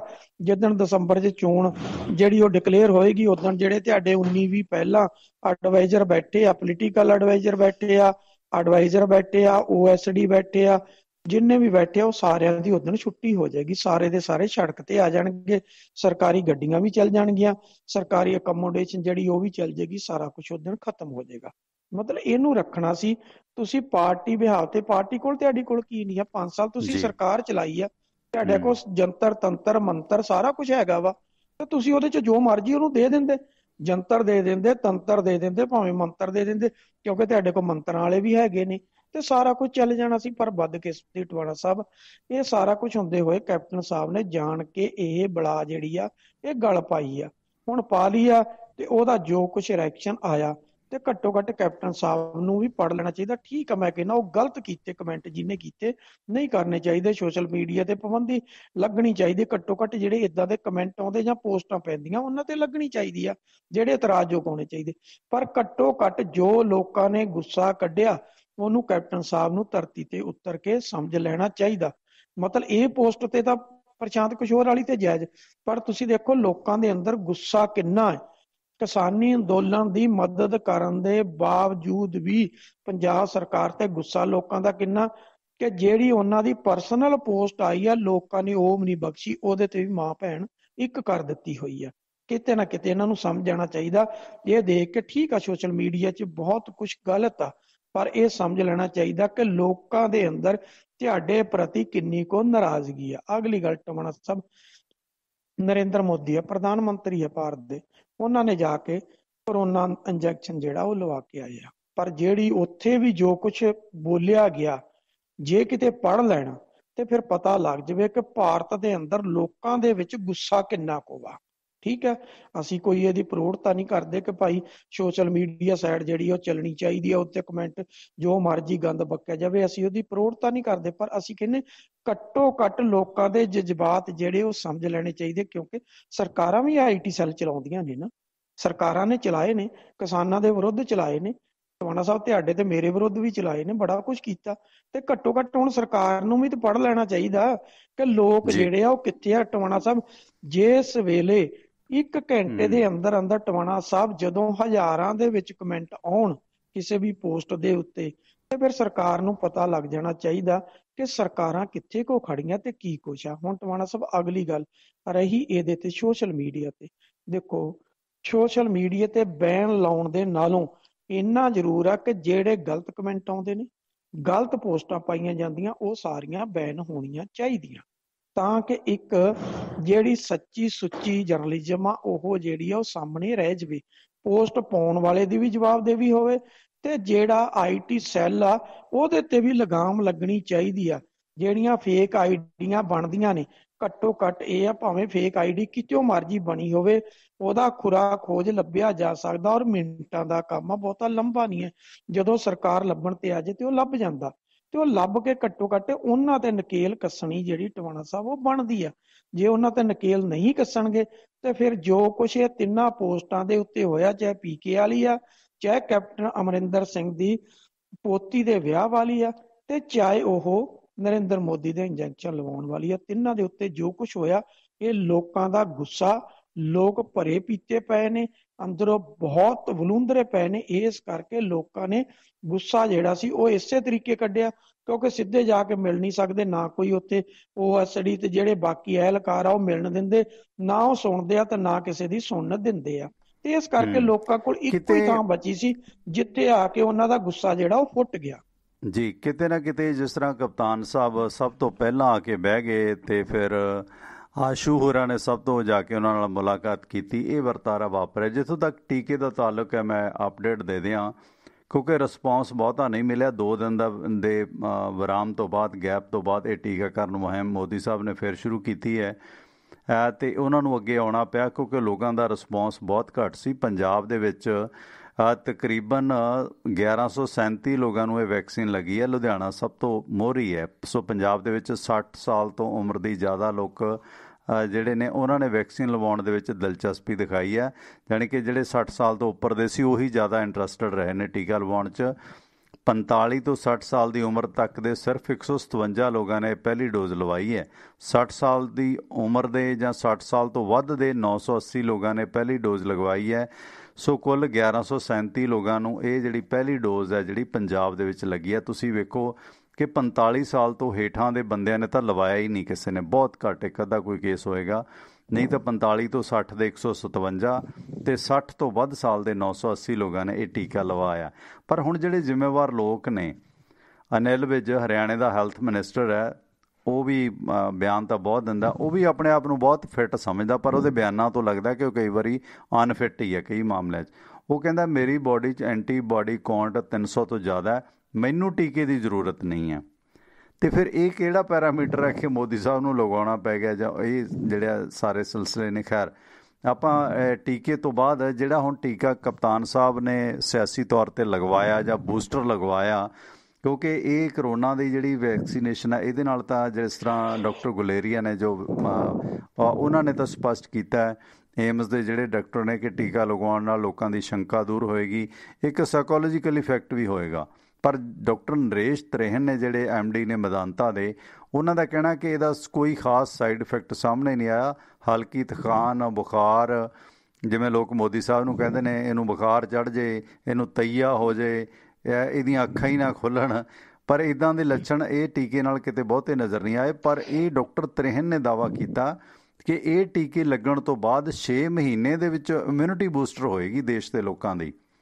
ਮਤਲਬ 6 ਮਹੀਨੇ 'ਚ ਹੌਲੀ ਹੌਲੀ ਇਮਿਊਨਿਟੀ ਬੂਸਟਰ ਹੋਏਗੀ, ਇਹ ਨਹੀਂ ਕਿ ਇੱਕਦਮ ਬੂਸਟਰ ਹੋ ਜਾਏ। ਖੈਰ, ਕਪਤਾਨ ਸਾਹਿਬ ਨੇ ਜਿਹੜਾ ਇਹ ਪੀਕੇ ਦਾ ਟੀਕਾ ਲਗਾਇਆ, ਪੀਕੇ ਫਿਲਮ ਵੀ ਬਹੁਤ ਕਮਾਲ ਦੀ ਸੀ ਅਮਰ ਹੋਰਾਂ ਦੀ। ਸੋ ਇਹ ਜਿਹੜਾ ਪੀਕੇ ਆਇਆ, ਕਿਉਂਕਿ ਲੋਕਾਂ ਨੂੰ ਕਨਫਿਊਜ਼ਨ ਪੈਦਾ ਹੁੰਦੀ ਸੀ ਕਿ ਪ੍ਰਸ਼ਾਂਤ ਕਿਸ਼ੋਰ ਜਾਂ ਪ੍ਰਸ਼ਾਂਤ ਭੂਸ਼ਣ, ਚਲੋ ਚੰਗੀ ਗੱਲ ਹੈ, ਪੀਕੇ ਠੀਕ ਹੀ ਹੈ, ਨਾਲੇ ਪੰਜਾਬ ਨੂੰ ਪੀਕੇ ਕੰਮ ਰਾਸ ਹੀ ਆ ਜਾਂਦਾ, ਵੋਟਰਾਂ ਨੂੰ ਵੀ ਤੇ ਲੀਡਰਾਂ ਨੂੰ ਵੀ। ਤੇ ਕਪਤਾਨ ਸਾਹਿਬ ਜਿਵੇਂ ਸਭ ਤੋਂ ਪਹਿਲਾਂ ਆ ਕੇ ਬਹਿ ਗਏ ਤੇ ਕੋਈ MLA ਤੱਕ ਵੀ ਨਹੀਂ ਸੀ ਆਇਆ। ਕਿਤੇ ਨਾ ਕਿਤੇ ਕਪਤਾਨ ਤੇ ਪ੍ਰੈਸ਼ਰ ਹੈਗਾ ਕਿ ਚੋਣ ਮੈਂ ਜਿੱਤਾਂ ਤੇ ਕਿਵੇਂ ਜਿੱਤਾਂ। ਇਸੇ ਕਰਕੇ ਉਹ ਤਾਂ ਲੇਟ ਲਤੀਫ ਹੁੰਦੇ ਸੀਗੇ, ਉਹ ਤਾਂ ਥੱਲੇ ਹੀ ਨਹੀਂ ਸੀ ਉਤਰਦੇ ਹੁੰਦੇ, ਮਹਿਲਾਂ ਦੇ ਵਿੱਚ ਉਹਨਾਂ ਨੂੰ ਵਧਾਈਆਂ ਦੇਣ ਵਾਲੇ ਆਉਂਦੇ ਹੁੰਦੇ ਸੀ ਕਿ ਉਹਨਾਂ ਦਾ ਬਰਥਡੇ ਆ, ਤੇ ਕਪਤਾਨ ਸਾਹਿਬ ਪਤੀਲੇ 'ਚ ਕੜਛੀ ਮਾਰਦੇ ਰਹਿੰਦੇ ਸੀ ਉੱਪਰ ਕਿ ਮੈਂ ਬਿਜੀ ਹਾਂ, ਮੈਂ ਨਹੀਂ ਆ ਸਕਦਾ, ਕਿਉਂਕਿ ਕੁਕਿੰਗ ਦੇ ਬਹੁਤ ਸ਼ੌਕੀਨ ਹੈ, ਆਪ ਸ਼ਿਕਾਰ ਮਾਰ ਕੇ ਖਾਂਦੇ ਆ। ਖੈਰ, ਜਿਹੜਾ ਕਪਤਾਨ ਸਾਹਿਬ ਇਕੱਲੇ ਆ ਕੇ ਬਹਿ ਗਏ। ਦੂਜਾ, ਜਿਹੜਾ ਨਵਜੋਤ ਸਿੰਘ ਸਿੱਧੂ ਨਾਲ ਕੋਈ ਬਹੁਤੀ ਦੁਆ ਸਲਾਮੀ ਨਹੀਂ ਹੋਈ। ਜਿਹੜਾ ਨਵਜੋਤ ਸਿੰਘ ਸਿੱਧੂ ਖੇਮਾ, ਜਿਹੜਾ ਕਹਿੰਦੇ ਸੀ ਕਿ ਜੇ ਸਿੱਧੂ ਨੂੰ ਲੈਣਗੇ ਤਾਂ ਇਹ ਜਿੱਤ ਸਕਦੇ ਆ, ਤੇ ਹੁਣ ਕਪਤਾਨ ਸਾਹਿਬ ਨੇ ਸਪਸ਼ਟ ਕਰ ਦਿੱਤਾ ਕਿ ਭਾਈ ਸਿੱਧੂ ਕੁਛ ਨਹੀਂ, ਮੈਂ ਹੀ ਜਮਾ ਸਿੱਧਾ 2022 ਤੱਕ ਵੀ।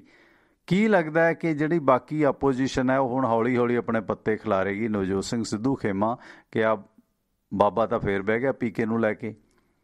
ਕੀ ਅਸਾਰ ਆਉਣ ਵਾਲੇ ਦਿਨਾਂ 'ਚ ਰਹਿਣਗੇ? ਵੈਸੇ ਅੱਜ ਤੋਂ ਹੀ ਪਤਾ ਲੱਗ ਜਾਣਾ ਦਾ ਸੈਸ਼ਨ ਤੋਂ ਨਿਕਲਦਾ ਕੀ ਹੈ ਜੀ। ਟਵਾਣਾ ਸਾਹਿਬ ਸੈਸ਼ਨ ਚ ਤਾਂ ਕੁਛ ਨਹੀਂ ਨਿਕਲਣਾ। ਮੈਂ ਪਹਿਲਾਂ ਕਿਹਾ ਸੀ ਗੰਜੀ ਨਹਾਊਗੀ ਕੀ ਤੇ ਨਚੋੜੂਗੀ ਕੀ, ਉੱਥੇ ਕੁਛ ਨਹੀਂ। ਜਦੋਂ ਪੱਲੇ ਹੀ ਕੁਛ ਨਹੀਂ ਤੇ ਦੇਣਾ ਕਿਸੇ ਨੂੰ ਕੀ ਆ, ਉਹ ਤਾਂ ਆਪਾਂ ਨੂੰ ਪਤਾ। ਸਿਰਫ ਇਹ ਆ ਰੈਤਾਂ ਰੈਤਾਂ ਹੀ ਦੇਣੀਆਂ ਨੇ। ਇਹ ਇੱਕੋ ਇੱਕ ਬਜਟ ਸੈਸ਼ਨ ਐਸਾ ਹੁੰਦਾ ਜਿਹ ਚ ਰੈਤਾਂ ਦੇਣੀਆਂ ਨੇ। ਬਾਕੀ ਦੇ ਜਿਹੜੇ 4 ਬਜਟ ਬਾਕੀ ਦੇ ਆਏ, ਉਹ ਪੂਰੇ ਦੇ ਪੂਰੇ ਜਿਹੜੇ ਆ ਉਹਨਾਂ 'ਚ ਉੱਨ ਲਾਈ ਜਾਣੀ ਆ। ਠੀਕ ਹੈ। ਉਹ ਆਮ ਕਹਾਵਤ ਆ ਨਾ ਕਿ ਬੱਕਰੇ ਨੂੰ ਵਿਚਾਰੇ ਨੂੰ ਦੂਸਰਾ ਕੱਟਣ ਤੋਂ ਪਹਿਲਾਂ ਜਿਹੜਾ ਉਹ ਨਹਾਇਆ ਜਾਂਦਾ, ਤੇ ਇਸ ਕਰਕੇ ਉਹੀ ਕੁਛ ਚੱਲਣਾ। ਇੱਥੇ ਨਹਾਇਆ ਜਾਣਾ ਤੇ ਅਗਲੇ 4 ਚਾਲ ਜਿਹੜੇ ਉਹ ਬੱਕਰੇ ਸਾਰੇ ਝਟਕਾ ਦਿੱਤੇ ਜਾਣੇ ਨੇ। ਔਰ ਇਹੀ ਗੱਲ ਟਵਾਣਾ ਸਾਹਿਬ ਇੱਥੋਂ ਦੀ ਓਵਰਆਲ ਦੀ ਕਿ ਬਣੂਗਾ ਕੀ। ਟਵਾਣਾ ਸਾਹਿਬ ਕੈਪਟਨ ਸਾਹਿਬ ਇਕੱਲੇ ਚੋਣ ਅੱਜ ਦੀ ਡੇਟ 'ਚ ਨਹੀਂ ਜਿੱਤ ਸਕਦੇ।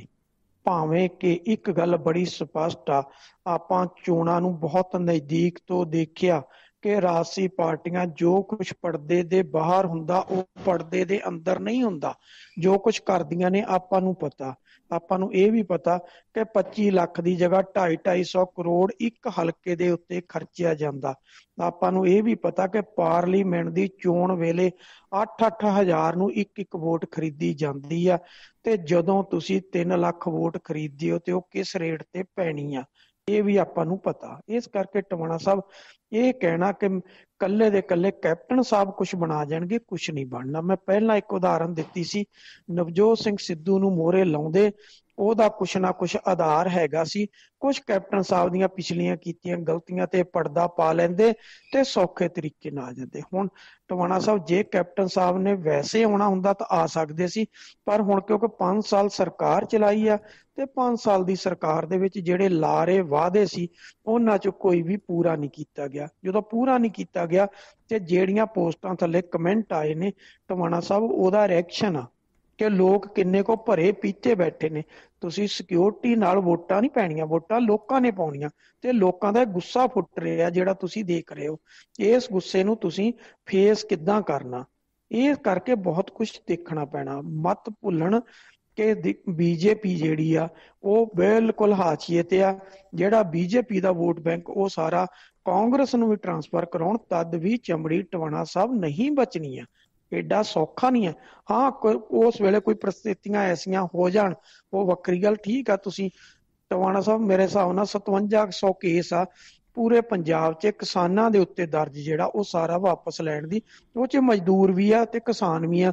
ਮਤਲਬ ਜਿੰਨੀਆਂ ਐਜੀਟੇਸ਼ਨਾਂ ਚੱਲੀਆਂ ਸੀ 5700 ਦੇ ਲਗਭਗ ਉਹ ਕੇਸ ਆ, ਉਹ ਸਾਰਾ ਵਾਪਸ ਲੈਣ ਦਾ ਇਹਨਾਂ ਨੇ ਨਿਰਣਾ ਕਰ ਲਿਆ। ਇਹਦੇ ਬਾਅਦ ਆ ਮਜ਼ਦੂਰਾਂ ਦਾ ਜਿਹੜਾ ਕਰਜ਼ਾ ਉਹ ਮਾਫ ਕਰਨ ਦੀ ਗੱਲ ਚੱਲ ਰਹੀ ਆ। ਉਹਦੇ ਬਾਅਦ ਕਿਸਾਨੀ ਵਾਲਾ ਕਰਜ਼ਾ ਪਿਆ। ਉਹਦੇ ਬਾਅਦ ਨੌਜਵਾਨਾਂ ਨੂੰ ਮੋਬਾਈਲ ਵਾਲੀ ਗੱਲ ਜਿਹੜੀ ਪਈ ਆ, ਤੁਸੀਂ ਕੀ ਕੀਤਾ, ਕੱਲੇ ਦਾ ਕੱਲਾ ਕੇਵਲ ਤੇ ਕੇਵਲ +2 'ਚ ਉਹ ਵੀ ਸਰਕਾਰੀ ਸਕੂਲਾਂ ਦੇ ਬੱਚਿਆਂ ਨੂੰ ਮੋਬਾਈਲ ਤੁਸੀਂ ਦਿੱਤੇ ਆ। ਤੇ ਇਸ ਸਾਲ ਵੀ +2 ਵਾਲਿਆਂ ਨੂੰ 2 ਲੱਖ ਮੋਬਾਈਲ ਹੋਰ ਦੇਣ ਦਾ ਕੀਤਾ। ਮਤਲਬ ਜਿਹੜੇ ਪਿਛਲਾ ਜਿਹੜਾ 2020-21 ਦਾ ਸੈਸ਼ਨ ਸੀ ਉਹਦੇ 'ਚ ਜਿਹੜੇ +2 'ਚ ਸੀ ਉਹਨਾਂ ਨੂੰ ਦੇ ਦਿੱਤੇ, ਜਿਹੜੇ +1 'ਚ ਸੀ, ਜਿਹੜੇ 2021-22 'ਚ 2 'ਚ ਆਉਣਗੇ ਉਹਨਾਂ ਨੂੰ ਵੀ ਮੋਬਾਈਲ ਦਿੱਤੇ ਜਾਣਗੇ। ਉਹ ਪਤਾ ਕੈਪਟਨ ਸਾਹਿਬ ਨੇ ਆਪਣੀ ਪਬਲਿਸਿਟੀ ਕਰ ਲਈ। ਪਰ ਜਿਹੜਾ ਤੁਸੀਂ ਕਿਹਾ ਸੀ ਪੰਜਾਬ ਦੇ 18 ਤੋਂ ਲੈ ਕੇ 37 ਸਾਲ ਦੇ ਹਰ ਨੌਜਵਾਨ ਦੇ ਹੱਥ 'ਚ ਮੋਬਾਈਲ ਹੋਏਗਾ, ਉਹ ਕਿੱਥੇ ਆ? ਉਹਨਾਂ ਨੇ ਸਵਾਲ ਪੁੱਛਣੇ ਆ। ਟਵਾਣਾ ਸਾਹਿਬ ਜਿਹੜਾ ਸਕੂਲਾਂ ਵਾਲਿਆਂ ਨੂੰ ਦਿੱਤਾ ਉਹਨਾਂ ਦੀ ਵੋਟ ਨਹੀਂ ਬਣੀ। ਬਹੁਤ ਘੱਟ ਬੱਚੇ ਹੋਣਗੇ ਜਿਹੜੇ 18+ ਹੋਣਗੇ ਉਹਨਾਂ ਦੀ ਵੋਟ ਬਣੀ ਹੋਏਗੀ। ਉਹ ਜਿਹੜੇ ਆ ਉਹ ਮੋਬਾਈਲ ਦਾ ਕਿਤੇ ਅਸਰ ਦਿਖ ਜੇ, ਬਾਕੀ ਕਿਸੇ ਨੇ ਵੀ ਨਾ ਉਹਨਾਂ ਦੀ ਵੋਟ ਬਣੀ ਆ ਨਾ ਉਹਨਾਂ ਨੇ ਵੋਟ ਪਾਉਣੀ ਆ। ਜਦੋਂ ਵੋਟ ਨਹੀਂ ਬਣੀ ਤੇ ਪੈਣੀ ਨਹੀਂ, ਤੇ ਜਦੋਂ ਪੈਣੀ ਨਹੀਂ ਤੇ ਤੁਹਾਨੂੰ ਆਉਣਾ ਕੀ ਆ। ਟਵਾਣਾ ਸਾਹਿਬ ਸਰਕਾਰ ਜੋ ਮਰਜ਼ੀ ਹੱਥ ਕੰਡੇ ਵਰਤੇ, ਜੋ ਕੁਛ ਮਰਜ਼ੀ ਕਰੇ, ਕੋਰੋਨਾ ਕਾਲ ਨੇ ਸਰਕਾਰ ਦਾ ਕੰਮ ਸੌਖਾ ਜ਼ਰੂਰ ਕੀਤਾ। ਐਜੀਟੇਸ਼ਨਾਂ ਬੰਦ ਹੋਈਆਂ। ਉਹਦੇ ਬਾਅਦ ਕਿਸਾਨੀ ਸੰਘਰਸ਼ ਦਿੱਲੀ ਵੱਲ ਨੂੰ ਚਲਾ ਗਿਆ। ਅਦਰਵਾਈਜ਼ ਜੋ ਕੁਝ ਕਿਸਾਨਾਂ ਦੀਆਂ ਡਿਮਾਂਡਾਂ ਸੀ, ਜੋ ਕੁਝ ਨੌਜਵਾਨੀ ਦੀ ਬੇਰੁਜ਼ਗਾਰੀ ਲਈ ਸੀ, ਉਹ ਸਾਰੇ ਸਾਬਕਾ ਲਈ ਏਡੇ ਕੋਈ ਸਵਾਲ ਖੜੇ ਸੀ। ਉਹ ਸਾਰਾ ਕੁਝ ਪੂਰਾ ਕਰਨਾ ਕੈਪਟਨ ਸਾਹਿਬ ਲਈ ਬਹੁਤ ਮੁਸ਼ਕਲ ਸੀ, ਕਿਉਂਕਿ ਪੂਰੇ ਭਾਰਤ ਦਾ ਬਜਟ ਵੀ ਸਾਰੇ ਦਾ ਸਾਰਾ ਸੂਬਾ ਸਰਕਾਰ ਨੂੰ ਦੇ ਦਿੱਤਾ ਜਾਂਦਾ ਤੇ ਤਦ ਵੀ ਉਹ ਸਾਰਾ ਕੁਝ ਪੂਰਾ ਨਹੀਂ ਸੀ ਹੋਣਾ। ਜਿਹੜੇ ਲਾਰੇ ਤੇ ਵਾਅਦੇ ਜਿਹੜੇ ਸੀ 2017 'ਚ ਕਰ ਦਿੱਤੇ ਗਏ ਸੀ। ਇਸ ਕਰਕੇ ਮੈਨੂੰ ਨਹੀਂ ਲੱਗਦਾ ਕਿ ਏਡਾ ਸੌਖਾ ਕੈਪਟਨ ਸਾਹਿਬ ਦਾ ਖਹਿੜਾ ਛੁੱਟ ਜੂ। ਹਾਂ, ਕੈਪਟਨ ਸਾਹਿਬ ਇਹ ਤੇ ਜ਼ਰੂਰ ਕਰ ਜਾਣਗੇ ਕਿ ਨਵਜੋਤ ਸਿੱਧੂ ਹੋਣਾ ਦੀਆਂ ਬੇੜੀਆਂ 'ਚ ਵੱਟੇ ਪਾ ਜਾਣਗੇ ਤੇ ਕੈਪਟਨ ਸਾਹਿਬ ਦੀਆਂ ਆਪਣੀਆਂ ਬੇੜੀਆਂ 'ਚ ਵੀ ਜਿਹੜੇ ਉਹ ਵੱਟੇ ਤਕਰੀਬਨ ਪੈ ਚੁੱਕੇ ਨੇ। ਉਹਨਾਂ ਵੱਟਿਆਂ ਨੂੰ ਕੱਢਣਾ ਜਿਹੜਾ ਉਹ ਬਹੁਤ ਔਖਾ ਹੋਇਆ ਜੀ। ਇਸ ਦੌਰਾਨ ਥੋੜਾ ਜਿਹਾ ਵਿਰੋਧੀ ਪਾਰਟੀਆਂ ਦਾ ਲੇਖਾ ਜੋਖਾ ਕਰੀਏ ਕੱਲ, ਕਿਉਂਕਿ ਆਪਣਾ ਆਪਣਾ ਸ਼ਕਤੀ ਪ੍ਰਦਰਸ਼ਨ ਦੋਨੇ ਧਿਰਾਂ ਨੇ ਕਰਨ ਦੇ ਵਿੱਚ ਕੋਈ ਕਸਰ ਨਹੀਂ ਛੱਡੀ। ਇੱਕ ਧਿਰ ਨੇ ਪਾਣੀ ਦੀਆਂ ਵਿਛਾੜਾਂ ਵੀ ਝੱਲੀਆਂ, ਦੂਸਰੇ ਧਿਰ ਨੇ ਸਾਈਕਲਾਂ ਤੇ ਸਲੋਗਨ ਲੈ ਕੇ ਪ੍ਰਦਰਸ਼ਨ ਵੀ ਕੀਤਾ। ਆਮ ਆਦਮੀ ਪਾਰਟੀ ਤੇ ਅਕਾਲੀ ਦਲ ਦਾ ਕੀ ਲੇਖਾ ਜੋਖਾ, ਕਿੰਨੇ ਕੁ ਨੰਬਰ ਕਿਹੜੀ ਧਿਰ ਨੂੰ ਮਿਲਦੇ ਆ ਕੱਲ ਦੇ ਪ੍ਰਦਰਸ਼ਨ ਦੇ ਦੌਰਾਨ, ਕਿਉਂਕਿ ਇਹਨਾਂ ਦੋਨਾਂ ਧਿਰਾਂ 'ਚ ਵੀ ਵੱਡਾ ਕੰਪੀਟੀਸ਼ਨ ਹੈ ਕਿ ਅਸਲ ਵਿਰੋਧੀ ਧਿਰ ਹੈ ਕਿਹੜੀ। ਜੀ ਕੰਟੀਨਿਊ। ਟਵਾਣਾ ਸਾਹਿਬ, ਜੇ ਤੇ ਇਹਨਾਂ ਪਾਰਟੀਆਂ ਨੇ ਆਪੇ ਹੀ ਪੇਪਰ ਪਾਉਣਾ ਹੋਵੇ ਤੇ ਆਪੇ ਹੀ ਚੈੱਕ ਕਰਨਾ ਹੋਵੇ ਤੇ ਆਪੇ ਹੀ ਲਿਖਣਾ ਹੋਵੇ ਤੇ ਫੇਰ ਤੇ 100 'ਚ 100 ਲੈਂਦੀਆਂ ਨੇ ਜਿਹੜੀਆਂ ਇਹਨਾਂ ਦੀਆਂ ਉਹਨਾਂ ਕੋਲ ਆਦਤਾਂ ਨੇ। ਆਪਣੇ ਮਾਧਿਅਮ ਹੈਗੇ, ਇੱਕ ਕੋਲ ਆਪਣੇ ਚੈਨਲ ਨੇ, ਦੂਸਰੀ ਕੋਲ ਆਪਣੇ ਪੱਤਰਕਾਰ ਨੇ। ਉਹ ਤਾਂ ਨੰਬਰ ਦੇ ਲਏ ਉਹਨਾਂ ਨੇ, ਤਾਂ ਆਪਾਂ ਕੀ ਦਿੰਨੇ ਆ। ਜੀ ਜੇ ਆਪਾਂ ਦਿੰਨੇ ਆ ਤੇ ਟਵਾਣਾ ਸਾਹਿਬ, ਪਹਿਲੀ ਗੱਲ ਤੇ ਗੱਤਾ ਵੀ ਹੈ ਨਹੀਂ ਜਿਹਦੇ ਤੇ ਪੇਪਰ ਬਹਿ ਕੇ ਲਿਖਣਾ, ਤੇ ਦੂਜੀ ਗੱਲ ਪੇਪਰ ਵੀ ਹੈ ਨਹੀਂ, ਤੇ ਤੀਜੀ ਗੱਲ ਕੋਲੇ ਲਿਖਣ ਲਈ ਪੈਨ ਤੇ ਕਲਮ ਤੇ ਸ਼ਾਈ ਦੀ ਦਵਾਤ ਵੀ ਹੈ ਨਹੀਂ। ਉਹ ਕੱਖ ਵੀ ਨਹੀਂ ਹੈ, ਉਹ ਛੱਡਿਆ ਹੀ ਕੁਛ ਨਹੀਂ ਹੋਇਆ। ਉਹਨਾਂ ਨੇ ਤਾਂ ਟਿੱਲ ਜ਼ੋਰ ਲਾ ਦਿੱਤਾ, ਗ੍ਰਿਫਤਾਰੀਆਂ ਵੀ ਕਰ ਲੀਆਂ, ਵਿਚਾਰਿਆਂ ਨੇ ਕੱਪੜੇ ਵੀ ਭਿਉਂ ਲਏ। ਐ ਤੁਸੀਂ ਟਵਾਣਾ ਸਾਹਿਬ, ਮੈਂ ਉਹਦੇ ਤੇ ਆਉਣ ਲੱਗਾ। ਜੀ ਜੀ ਹਾਂ, ਦੇਖੋ ਕੀ ਆ ਟਵਾਣਾ ਸਾਹਿਬ, ਪਹਿਲੀ ਗੱਲ ਤਾਂ ਇਹ ਆ ਕਿ ਅਕਾਲੀ ਦਲ ਨੇ 25 ਸੈਕਟਰ 'ਚ ਰੈਲੀ ਕੀਤੀ। ਤੁਸੀਂ ਉੱਥੋਂ ਲੋਕਾਂ ਦਾ ਹਜੂਮ ਲੈ ਕੇ ਵਿਧਾਨ ਸਭਾ ਵੱਲ ਨੂੰ ਤੁਰੇ ਹੋ, ਤੁਹਾਨੂੰ ਪਤਾ ਸੀ ਨਹੀਂ ਜਾਣ ਦੇਣਾ। ਤੇ ਜਿਹੜੀਆਂ ਲੋਕਾਂ ਦੀਆਂ ਦਸਤਾਰਾਂ ਤਰਵਾਈਆਂ, ਉਹਨਾਂ ਨੂੰ ਡਾਂਗਾਂ ਫਰਵਾਈਆਂ, ਉਹ ਕਾਹਦੇ ਵਾਸਤੇ ਸੀ? ਤੇ ਤੁਸੀਂ ਆਕੜ ਕੇ ਬਹਿ ਜਾਂਦੇ, ਭਾਈ ਸਾਡੇ ਵਰਕਰਾਂ ਨੂੰ ਕੁੱਟਦੇ, ਅਸੀਂ ਨਹੀਂ ਉੱਠਦੇ। ਤੁਹਾਨੂੰ ਦੋ ਪੁਲਿਸ ਵਾਲੇ ਆ ਕੇ ਕੰਨ 'ਚ ਕਹਿੰਦੇ ਨੇ, ਅਫਸਰ ਉੱਠ ਕੇ ਚੁੱਪ ਕਰਕੇ ਬੱਸ 'ਚ ਚੜੇ ਤੇ ਜਾ ਕੇ ਦੂਸਰੇ 'ਚ 17 ਸੈਕਟਰ ਦੇ ਥਾਣੇ 'ਚ ਬਹਿ ਗਏ। ਜਿਸ ਦਿਨ ਤੁਸੀਂ ਪੰਜਾਬ 'ਚ 3 ਤਖ਼ਤਾਂ ਤੋਂ ਮਾਰਚ ਸ਼ੁਰੂ ਕੀਤਾ ਸੀ ਕਿਸਾਨੀ ਅੰਦੋਲਨ ਦੀ ਫੇਵਰ 'ਚ, ਉਦੋਂ ਵੀ ਤੁਸੀਂ ਆਹੀ ਕੁਝ ਕੀਤਾ ਸੀ, ਲੋਕਾਂ ਦੇ ਡਾਂਗਾਂ ਪਵਾਤੀਆਂ, ਆਪ ਜਾ ਕੇ ਤੁਸੀਂ 17 ਸੈਕਟਰ ਦੇ ਥਾਣੇ 'ਚ ਬੈਠ ਗਏ। ਕਰਦੇ ਕੀ ਹੋ?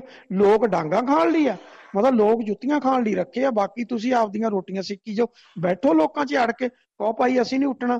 2 ਪੁਲਿਸ ਅਧਿਕਾਰੀ ਆਉਂਦੇ ਨੇ, ਚੁੱਪ ਕਰਕੇ ਕੰਨ 'ਚ ਕਹਿੰਦੇ ਆ, ਉਹਨਾਂ ਨੂੰ ਕਹਿੰਦੇ ਜੀ ਸਾਨੂੰ ਬਾਹੋਂ ਫੜ ਕੇ ਲੈ ਜਾਓ, ਲੈ ਜਾਂਦੇ, ਬੜੇ ਆਰਾਮ ਨਾਲ ਜਾਂਦੇ ਹੋ ਜਾਓ ਗੁੱਥਮ ਗੁੱਤੀ, ਦਿਖਾਓ ਖਾ ਫਿਰ ਜਜ਼ਬਾ ਦਿਖਾਓ। ਠੀਕ ਹੈ, ਉੱਥੇ ਥਾਣੇ 'ਚ ਬਹਿ ਕੇ ਫਿਰ ਪੋਸਟ ਪਾ ਦਿੰਦੇ ਨੇ, ਇੱਕ ਸਟੇਟਮੈਂਟ ਦੇ ਦਿੰਦੇ ਆ, ਕਹਿੰਦੇ ਹੁਣ ਅਸੀਂ ਨਾ ਰਾਤ ਸੌਵਾਂਗੇ ਨਾ ਇਹਨਾਂ ਨੂੰ ਸੌਣ ਦਿਆਂਗੇ। ਉਹ ਤਾਂ ਭਲੇ ਮਾਨਸੋ ਸਾਰਿਆਂ ਨੂੰ ਪਤਾ, ਤੁਹਾਨੂੰ ਅੱਗਾ ਦਿਖਣ ਡਿਆ, ਤੁਸੀਂ ਰਾਤ ਨੂੰ ਸੌਂ ਕਿੱਥੇ ਸਕਣਾ, ਤੁਹਾਨੂੰ ਤਾਂ ਅਗਲਾ ਘਰ ਦਿਖਣ ਡਿਆ ਹੋਇਆ ਵਾ ਹੈ। ਇਸ ਕਰਕੇ ਟਵਾਣਾ ਸਾਹਿਬ, ਰਹੀ ਗੱਲ ਕਾਂਗਰਸ ਦੀ, ਹੁਣ ਕਾਂਗਰਸ ਨੇ ਇੱਕ ਬੰਨੇ ਤਾਂ ਗਵਰਨਰ ਨੂੰ ਲੈ ਆਂਦਾ ਕਿ ਭਾਈ ਵਿਧਾਨ ਸਭਾ 'ਚ ਆ ਜਾ, ਆ ਕੇ ਇੱਥੇ ਸਾਡਾ ਸੈਸ਼ਨ ਜਿਹੜਾ ਉਹਨੂੰ ਸੰਬੋਧਨ ਕਰ ਜਾ, ਕਿਉਂਕਿ ਉਹ ਪ੍ਰੋਟੋਕਾਲ ਆ, ਜਿਹੜਾ ਰੂਲ ਬਣਿਆ ਹੋਇਆ ਉਹਦੇ ਤੋਂ ਬਾਹਰ ਉਹਨੇ ਨਹੀਂ ਜਾ ਸਕਣਾ। ਜੋ ਕਿ ਸਰਕਾਰ, ਸੂਬਾ ਸਰਕਾਰ ਕਹੂਗੀ, ਉਹ ਤੋਤੇ ਵਾਂਗਰ ਬੋਲੀ ਜਿਹੜੀ ਆ ਉਹ ਗਵਰਨਰ ਨੂੰ ਬੋਲਣੀ ਪਏਗੀ। ਉਹ ਬੋਲ ਕੇ ਗਿਆ, ਉਹਨੇ ਕਿਹਾ ਕਿ ਜਿਹੜੇ ਕੇਂਦਰ ਸਰਕਾਰ ਨੇ 3 ਕਾਨੂੰਨ ਲਿਆਂਦੇ ਆ, ਇਹ ਕਾਲੇ ਕਾਨੂੰਨ ਆ, ਤੇ ਇਹਨਾਂ ਕਰਕੇ ਪੰਜਾਬ 'ਚ ਜਿਹੜੀ ਅਰਾਜਕਤਾ ਫੈਲੀ ਹੋਈ ਆ, ਇਹ ਗਲਤ ਨਹੀਂ। ਉਹ ਸਾਰਾ ਕੁਝ ਜੋ ਸੀ ਉਹ ਕਹਿ ਕੇ ਆਪਦਾ ਤੁਰਦਾ ਬੜਿਆ, ਉਹ ਵੱਖਰੀ ਗੱਲ ਆ। ਵਿਧਾਨ ਸਭਾ ਦੇ ਵਿੱਚ ਐਂਟਰ ਹੁੰਦੇ ਨੂੰ ਉਹਨੂੰ ਮੋਦੀ ਦਾ ਦੱਲਾ ਲੋਕ ਇਨਸਾਫ ਪਾਰਟੀ ਦੇ ਦੋਨੋਂ ਐਮਐਲਏ ਨੇ ਕਿਹਾ, ਤੇ ਵਾਪਸੀ ਵੇਲੇ ਅਕਾਲੀ ਦਲ ਨੇ ਉਹਦਾ ਵਿਰੋਧ ਕੀਤਾ। ਹੁਣ ਟਵਾਣਾ ਸਾਹਿਬ, ਇਸ ਤੋਂ ਅਗਲੀ ਗੱਲ, ਕਾਂਗਰਸ ਪਾਰਟੀ ਨੇ ਗਵਰਨਰ ਹਾਊਸ ਦਾ ਘਿਰਾਓ ਕਰਨ ਚਲੇ ਗਏ। ਉਹ ਭਲੇ ਮਾਨਸੋ, ਗਵਰਨਰ ਦਾ ਘਿਰਾਓ ਕਰਨਾ ਸੀ ਤੇ ਵਿਧਾਨ ਸਭਾ 'ਚ ਤੁਹਾਡੇ ਐਮਐਲਏ ਕਰ ਲੈਂਦੇ, ਬੰਨ ਕੇ ਬਿਠਾ ਲੈਂਦੇ ਉੱਥੇ ਅੰਦਰ। ਠੀਕ ਹੈ, ਇੱਥੇ ਕਿਉਂ ਲੋਕਾਂ ਨੂੰ ਬੇਵਕੂਫ ਬਣਾਉਣੇ ਆ? ਬੰਦ ਕਰ ਲੈਂਦੇ, ਕਹਿ ਦਿੰਦੇ ਭਾਰਤ ਸਰਕਾਰ ਨੂੰ ਭਾਈ ਆਪਦਾ ਲੈ ਜਾਓ, ਜੇਲ੍ਹ ਜਾਣਾ, ਨਹੀਂ ਤਾਂ ਅਸੀਂ ਨਹੀਂ ਛੱਡਣਾ, ਭਾਈ ਤੁਸੀਂ ਸਾਡੇ ਨਾਲ ਧੱਕਾ ਕੀਤਾ। ਪਰ ਹੁਣ ਗੱਲ ਤੇ ਆ ਲੋਕਾਂ ਨੂੰ ਬੇਵਕੂਫ ਬਣਾਉਣਾ। ਉੱਥੇ ਉਹਦੇ ਤੋਂ ਭਾਸ਼ਣ ਦਵਾ ਲਿਆ ਤੇ ਇੱਥੇ ਆ ਕੇ ਉਹਦੇ ਘਿਰਾਓ ਕਰਨ ਤੁਰ ਪਏ ਕਿ ਅਸੀਂ ਗਵਰਨਰ ਹਾਊਸ ਦਾ ਘਿਰਾਓ ਕਰਨ ਚੱਲੇ ਆ। ਹੁਣ ਰਹਿ ਗਈ ਗੱਲ ਤੀਜੀ ਪਾਰਟੀ ਦੀ। ਤੀਸਰੀ ਪਾਰਟੀ ਜਿਹੜੀ ਸੀ ਟਵਾਣਾ ਸਾਹਿਬ, ਉਹ ਸਾਈਕਲਾਂ ਤੇ ਆਈ। ਚੰਗੀ ਗੱਲ ਆ, ਸਾਈਕਲਾਂ ਤੇ ਆਉਣਾ ਬਣਦਾ। ਟਵਾਣਾ ਸਾਹਿਬ, ਇੱਕ ਗੱਲ ਸਪਸ਼ਟ ਕਰਦਿਆਂ, ਭਾਰਤ ਦੇ ਵਿੱਚ ਕਿਸੇ ਵੀ ਸਟੇਟ ਦੇ ਵਿੱਚ ਕਿਸੇ ਵੀ ਐਮਐਲਏ ਨੂੰ ਸਰਕਾਰੀ ਗੱਡੀ ਪ੍ਰੋਵਾਈਡ ਨਹੀਂ ਹੁੰਦੀ। ਜਿੰਨੀਆਂ ਵਿਧਾਨ ਸਭਾਵਾਂ ਨੇ, ਚਾਹੇ ਯੂਨੀਅਨ ਟੈਰੀਟਰੀ ਆ, ਜਿੱਥੇ ਵੀ ਚੋਣ ਹੁੰਦੀ, ਕਿਸੇ ਵੀ ਐਮਐਲਏ ਨੂੰ ਸਰਕਾਰੀ ਗੱਡੀ ਨਹੀਂ ਦਿੱਤੀ ਜਾਂਦੀ। ਕੇਵਲ ਤੇ ਕੇਵਲ ਪੰਜਾਬ ਆ ਇਕੱਲਾ ਜਿੱਥੇ ਸਰਕਾਰੀ ਗੱਡੀ ਮਿਲਦੀ ਆ। ਔਰ 117 ਦੇ 117 ਐਮਐਲਏ ਆ, ਚਾਹੇ ਲੋਕ ਇਨਸਾਫ ਪਾਰਟੀ ਦੇ ਆ, ਚਾਹੇ ਉਹ ਆਮ ਆਦਮੀ ਪਾਰਟੀ ਦੇ ਆ, ਚਾਹੇ ਉਹ ਕਿਸੇ ਦੇ ਮਰਜ਼ੀ ਆ, ਸਾਰੇ ਦੇ ਸਾਰੇ ਜਿਹੜੇ ਆ ਉਹਨਾਂ ਕੋਲ ਸਰਕਾਰੀ ਗੱਡੀਆਂ ਲੈ ਲਈਏ। ਹਾਂਜੀ, ਵਿੱਚ ਵਿੱਚ ਮੈਂ ਤੁਹਾਨੂੰ ਰੋਕਾਂਗਾ ਪਲੀਜ਼। ਸਵਾਗਤ ਸਰ, ਵੈਲਕਮ।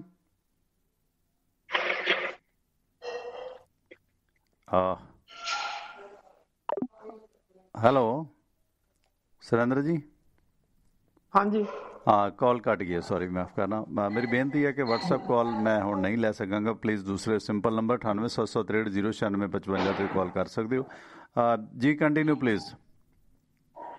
ਸੋ ਟਵਾਣਾ ਸਾਹਿਬ ਇਸ ਕਰਕੇ ਗੱਲ ਇਹ ਆ ਕਿ ਇੱਕ ਐਮਐਲਏ ਸਰਕਾਰੀ ਗੱਡੀ, ਸਰਕਾਰੀ ਤੇਲ ਤੇ ਨਾਲ ਉਹ ਜਿਹੜਾ ਵਾ ਉਹਦੇ ਨਾਲ ਇੱਕ ਪੈਲਟ, ਤੇ ਪੈਲਟ ਦੇ ਵਿੱਚ ਉਹਦਾ ਜਿਹੜਾ ਪੈਲਟ ਆ ਉਹ ਵੀ ਸਰਕਾਰੀ, ਪੈਲਟ ਦੇ ਵਿੱਚ ਜਿੰਨੇ ਵੀ ਉਹਨਾਂ ਨੂੰ ਸਿਕਿਉਰਿਟੀ ਗਾਰਡ ਨੇ ਉਹ ਵੀ ਸਾਰਾ ਸਰਕਾਰ ਦਾ ਖਰਚਾ, ਤੇ ਉਹ ਪੈਲਟ ਦੇ ਵਿੱਚ ਤੇਲ ਜਿਹੜਾ ਉਹ ਵੀ ਸਾਰਾ ਕੁਝ ਸਰਕਾਰ ਦਾ। ਮਤਲਬ ਤੁਸੀਂ ਸਾਰਾ ਕੁਝ ਸਰਕਾਰ ਦੇ ਸਿਰ ਤੋਂ ਫੂਕੀ ਜਾ ਰਹੇ ਹੋ, ਤੇ ਵਿਧਾਨ ਸਭਾ ਦੇ ਸੈਸ਼ਨ ਵੇਲੇ ਤੁਸੀਂ ਡਰਾਮਾ ਕਰਕੇ ਸਾਈਕਲਾਂ ਤੇ ਆ ਗਏ। ਕੀ ਤੁਸੀਂ ਲੋਕਾਂ ਨੂੰ ਬੇਵਕੂਫ ਸਮਝਦੇ ਹੋ? ਠੀਕ ਹੈ, ਜਿਹੜਾ ਬੰਦਾ ਵੇਵ ਦੇ ਵਿੱਚ ਆ ਕੇ ਐਮਐਲਏ ਬਣਦਾ ਟਵਾਣਾ ਸਾਹਿਬ, ਉਹਨੂੰ ਜੇ ਅਸਲੀਅਤ ਜਾਣੀ ਜਾਵੇ ਤਾਂ ਪਿੰਡ ਦਾ ਸਰਪੰਚ ਵੀ ਨਹੀਂ ਬਣਨ ਦੇ ਕਾਬਲ ਹੁੰਦਾ। ਪਰ ਬਦਕਿਸਮਤੀ ਡੈਮੋਕ੍ਰੇਸੀ ਆ, ਡੈਮੋਕ੍ਰੇਸੀ ਦੇ ਵਿੱਚ ਜਦੋਂ ਵੇਵ ਚੱਲਦੀ ਆ ਵੱਡੀਆਂ ਵੱਡੀਆਂ ਤੋਪਾਂ ਢਹਿ ਜਾਂਦੀਆਂ, ਉਹ ਵਿਅਕਤੀ ਜਿਨ੍ਹਾਂ ਦੀ ਕੋਈ ਵੁਕਤ ਹੁੰਦੀ, ਕੋਈ ਕੁਛ ਨਹੀਂ ਹੁੰਦਾ, ਤੇ ਉਹ ਐਮਐਲਏ ਤੇ ਮੈਂਬਰ ਪਾਰਲੀਮੈਂਟ ਬਣ ਕੇ ਚਲੇ ਜਾਂਦੇ ਨੇ। ਪਰ ਬਦਕਿਸਮਤੀ ਕਰਦੇ ਕੁਛ ਨਹੀਂ ਸਿਵਾਏ ਵਾਹ-ਵੇਲਾ ਕਰਨ ਤੋਂ। ਹੁਣ ਗੱਲ ਤਾਂ ਇਹ ਸੀ ਕਿ ਤੁਸੀਂ ਉੱਥੇ ਪ੍ਰੋਟੈਸਟ ਕਰਨਾ ਸੀ, ਕਰੋ ਜਿਹੜਾ ਕਰਨਾ। ਸਾਈਕਲਾਂ ਤੇ ਗਏ, ਦਿਖਾਉਣਾ ਕੀ ਚਾਹ ਰਹੇ ਹੋ ਕਿ ਅਸੀਂ ਸਾਈਕਲ ਤੇ ਆਏ? ਜਾਂ ਤਾਂ ਭਾਈ ਜਿਹੜੇ ਜਿਹੜੇ ਹਲਕੇ ਦੇ ਤੁਸੀਂ ਰਹਿਣ ਵਾਲੇ ਸੀ ਉੱਥੇ ਚੱਲਦੇ ਸਾਈਕਲ ਤੇ, 2 ਦਿਨ ਪਹਿਲਾਂ ਚੱਲ ਜਾਂਦੇ, ਪਹੁੰਚ ਜਾਂਦੇ। ਟਵਾਣਾ ਸਾਹਿਬ ਸਾਡੇ ਬਜ਼ੁਰਗਾਂ ਨੇ ਸਾਰਾ ਕੁਝ ਕੀਤਾ। ਜਿਸ ਵੇਲੇ ਅਸੀਂ ਕਪੂਰਥਲੇ ਜ਼ਿਲ੍ਹੇ ਤੋਂ ਜ਼ਮੀਨ ਵੇਚ ਕੇ ਪਟਿਆਲੇ 'ਚ ਆਏ ਆ, ਤੇ ਤੁਸੀਂ ਇਮੈਜਿਨ ਕਰੋਗੇ ਕਿ ਸਭ ਕੁਝ ਹੁੰਦਿਆਂ ਹੋਇਆਂ ਵੀ ਉਸ ਵੇਲੇ ਟਰਾਂਸਪੋਰਟ ਦੀ ਐਡੀ ਵੱਡੀ ਸੁਵਿਧਾ ਨਹੀਂ ਸੀ, ਤੇ ਜਿੰਨੇ ਵੀ ਬਲਦ ਤੇ ਮੱਝਾਂ ਸੀ ਸਾਰੇ ਦੇ ਸਾਰੇ ਤੋੜ ਕੇ ਸੁਲਤਾਨਪੁਰ ਲੋਧੀ ਤੋਂ 3 ਦਿਨ 'ਚ ਪਟਿਆਲੇ ਪਹੁੰਚਾਏ ਗਏ ਸੀ। ਤੇ ਕੀ ਇਹਨਾਂ ਦੀਆਂ ਲੱਤਾਂ ਟੁੱਟੀਆਂ ਸੀ? ਸਾਈਕਲਾਂ ਦੇ ਉੱਤੇ ਚੱਲ ਕੇ ਆਪੋ ਆਪਣੇ ਹਲਕਿਆਂ ਤੋਂ ਨਹੀਂ ਸੀ ਵਿਧਾਨ ਸਭਾ 'ਚ ਜਾ ਸਕਦੇ? ਜੇ ਜਾਣਾ ਸੀ ਤਾਂ ਗੱਲ ਤਾਂ ਇਹ ਸੀ, ਡਰਾਮਾ ਕਰਦੇ ਨੇ, ਤੇ ਡਰਾਮੇ ਤੋਂ ਇਲਾਵਾ ਇਹਨਾਂ ਦੇ ਪੱਲੇ ਕੁਛ ਨਹੀਂ ਹੈ ਟਵਾਣਾ ਸਾਹਿਬ। ਇਸ ਕਰਕੇ ਜੋ ਮਰਜ਼ੀ ਕਹਿਣ, ਜੋ ਮਰਜ਼ੀ ਕਰਨ ਟਵਾਣਾ ਸਾਹਿਬ, ਗੱਲ ਇਹ ਸੀ ਕਿ ਅਸੀਂ ਮੂਲ ਨਾਲੋਂ ਟੁੱਟੇ ਹੋਏ ਆ। ਸਾਰੀਆਂ ਪਾਰਟੀਆਂ ਦੀ ਹਾਲਤ ਬੜੀ ਮੰਦੀ ਆ ਜੀ।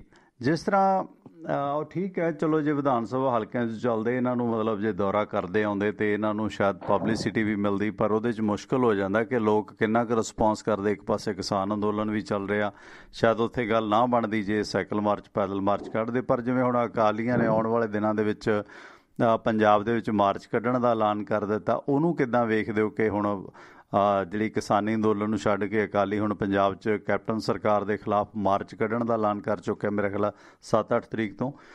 ਇਸ ਦੇ ਨਾਲ ਕੀ ਮਾਰਚ ਨਹੀਂ ਉਹਨਾਂ ਨੇ ਕੀ ਕੀਤਾ? ਇੱਕ ਸੈਕਿੰਡ ਤੁਸੀਂ ਕੰਪਲੀਟ ਕਰ ਦਿਓ ਪਲੀਜ਼, ਦੂਜਾ ਸਵਾਲ ਲੈ ਲਓ ਨਾਲ ਹੀ। ਕਿ ਜਿਸ ਤਰ੍ਹਾਂ ਪਹਿਲਾਂ ਕੈਪਟਨ ਸਾਹਿਬ ਨੇ ਸੱਤਾ 'ਚ ਆਉਂਦਿਆਂ ਹੀ ਵੱਡੇ ਬਾਦਲ, ਪ੍ਰਕਾਸ਼ ਸਿੰਘ ਬਾਦਲ ਤੇ ਸੁਖਬੀਰ ਬਾਦਲ ਨੂੰ ਪਟਿਆਲਾ ਜੇਲ੍ਹ 'ਚ ਬੰਦ ਕਰ ਦਿੱਤਾ ਸੀ, ਹੁਣ ਤਾਂ ਉਸ ਤੋਂ ਵੀ ਮਸਲਾ ਗੰਭੀਰ ਸੀ। ਕਪਤਾਨ ਸਾਹਿਬ ਸਹੁੰ ਚੁੱਕ ਕੇ ਆਏ ਸੀ ਬੇਅਦਬੀ ਜਾਂ ਹੋਰ ਮਾਮਲਿਆਂ ਦਾ।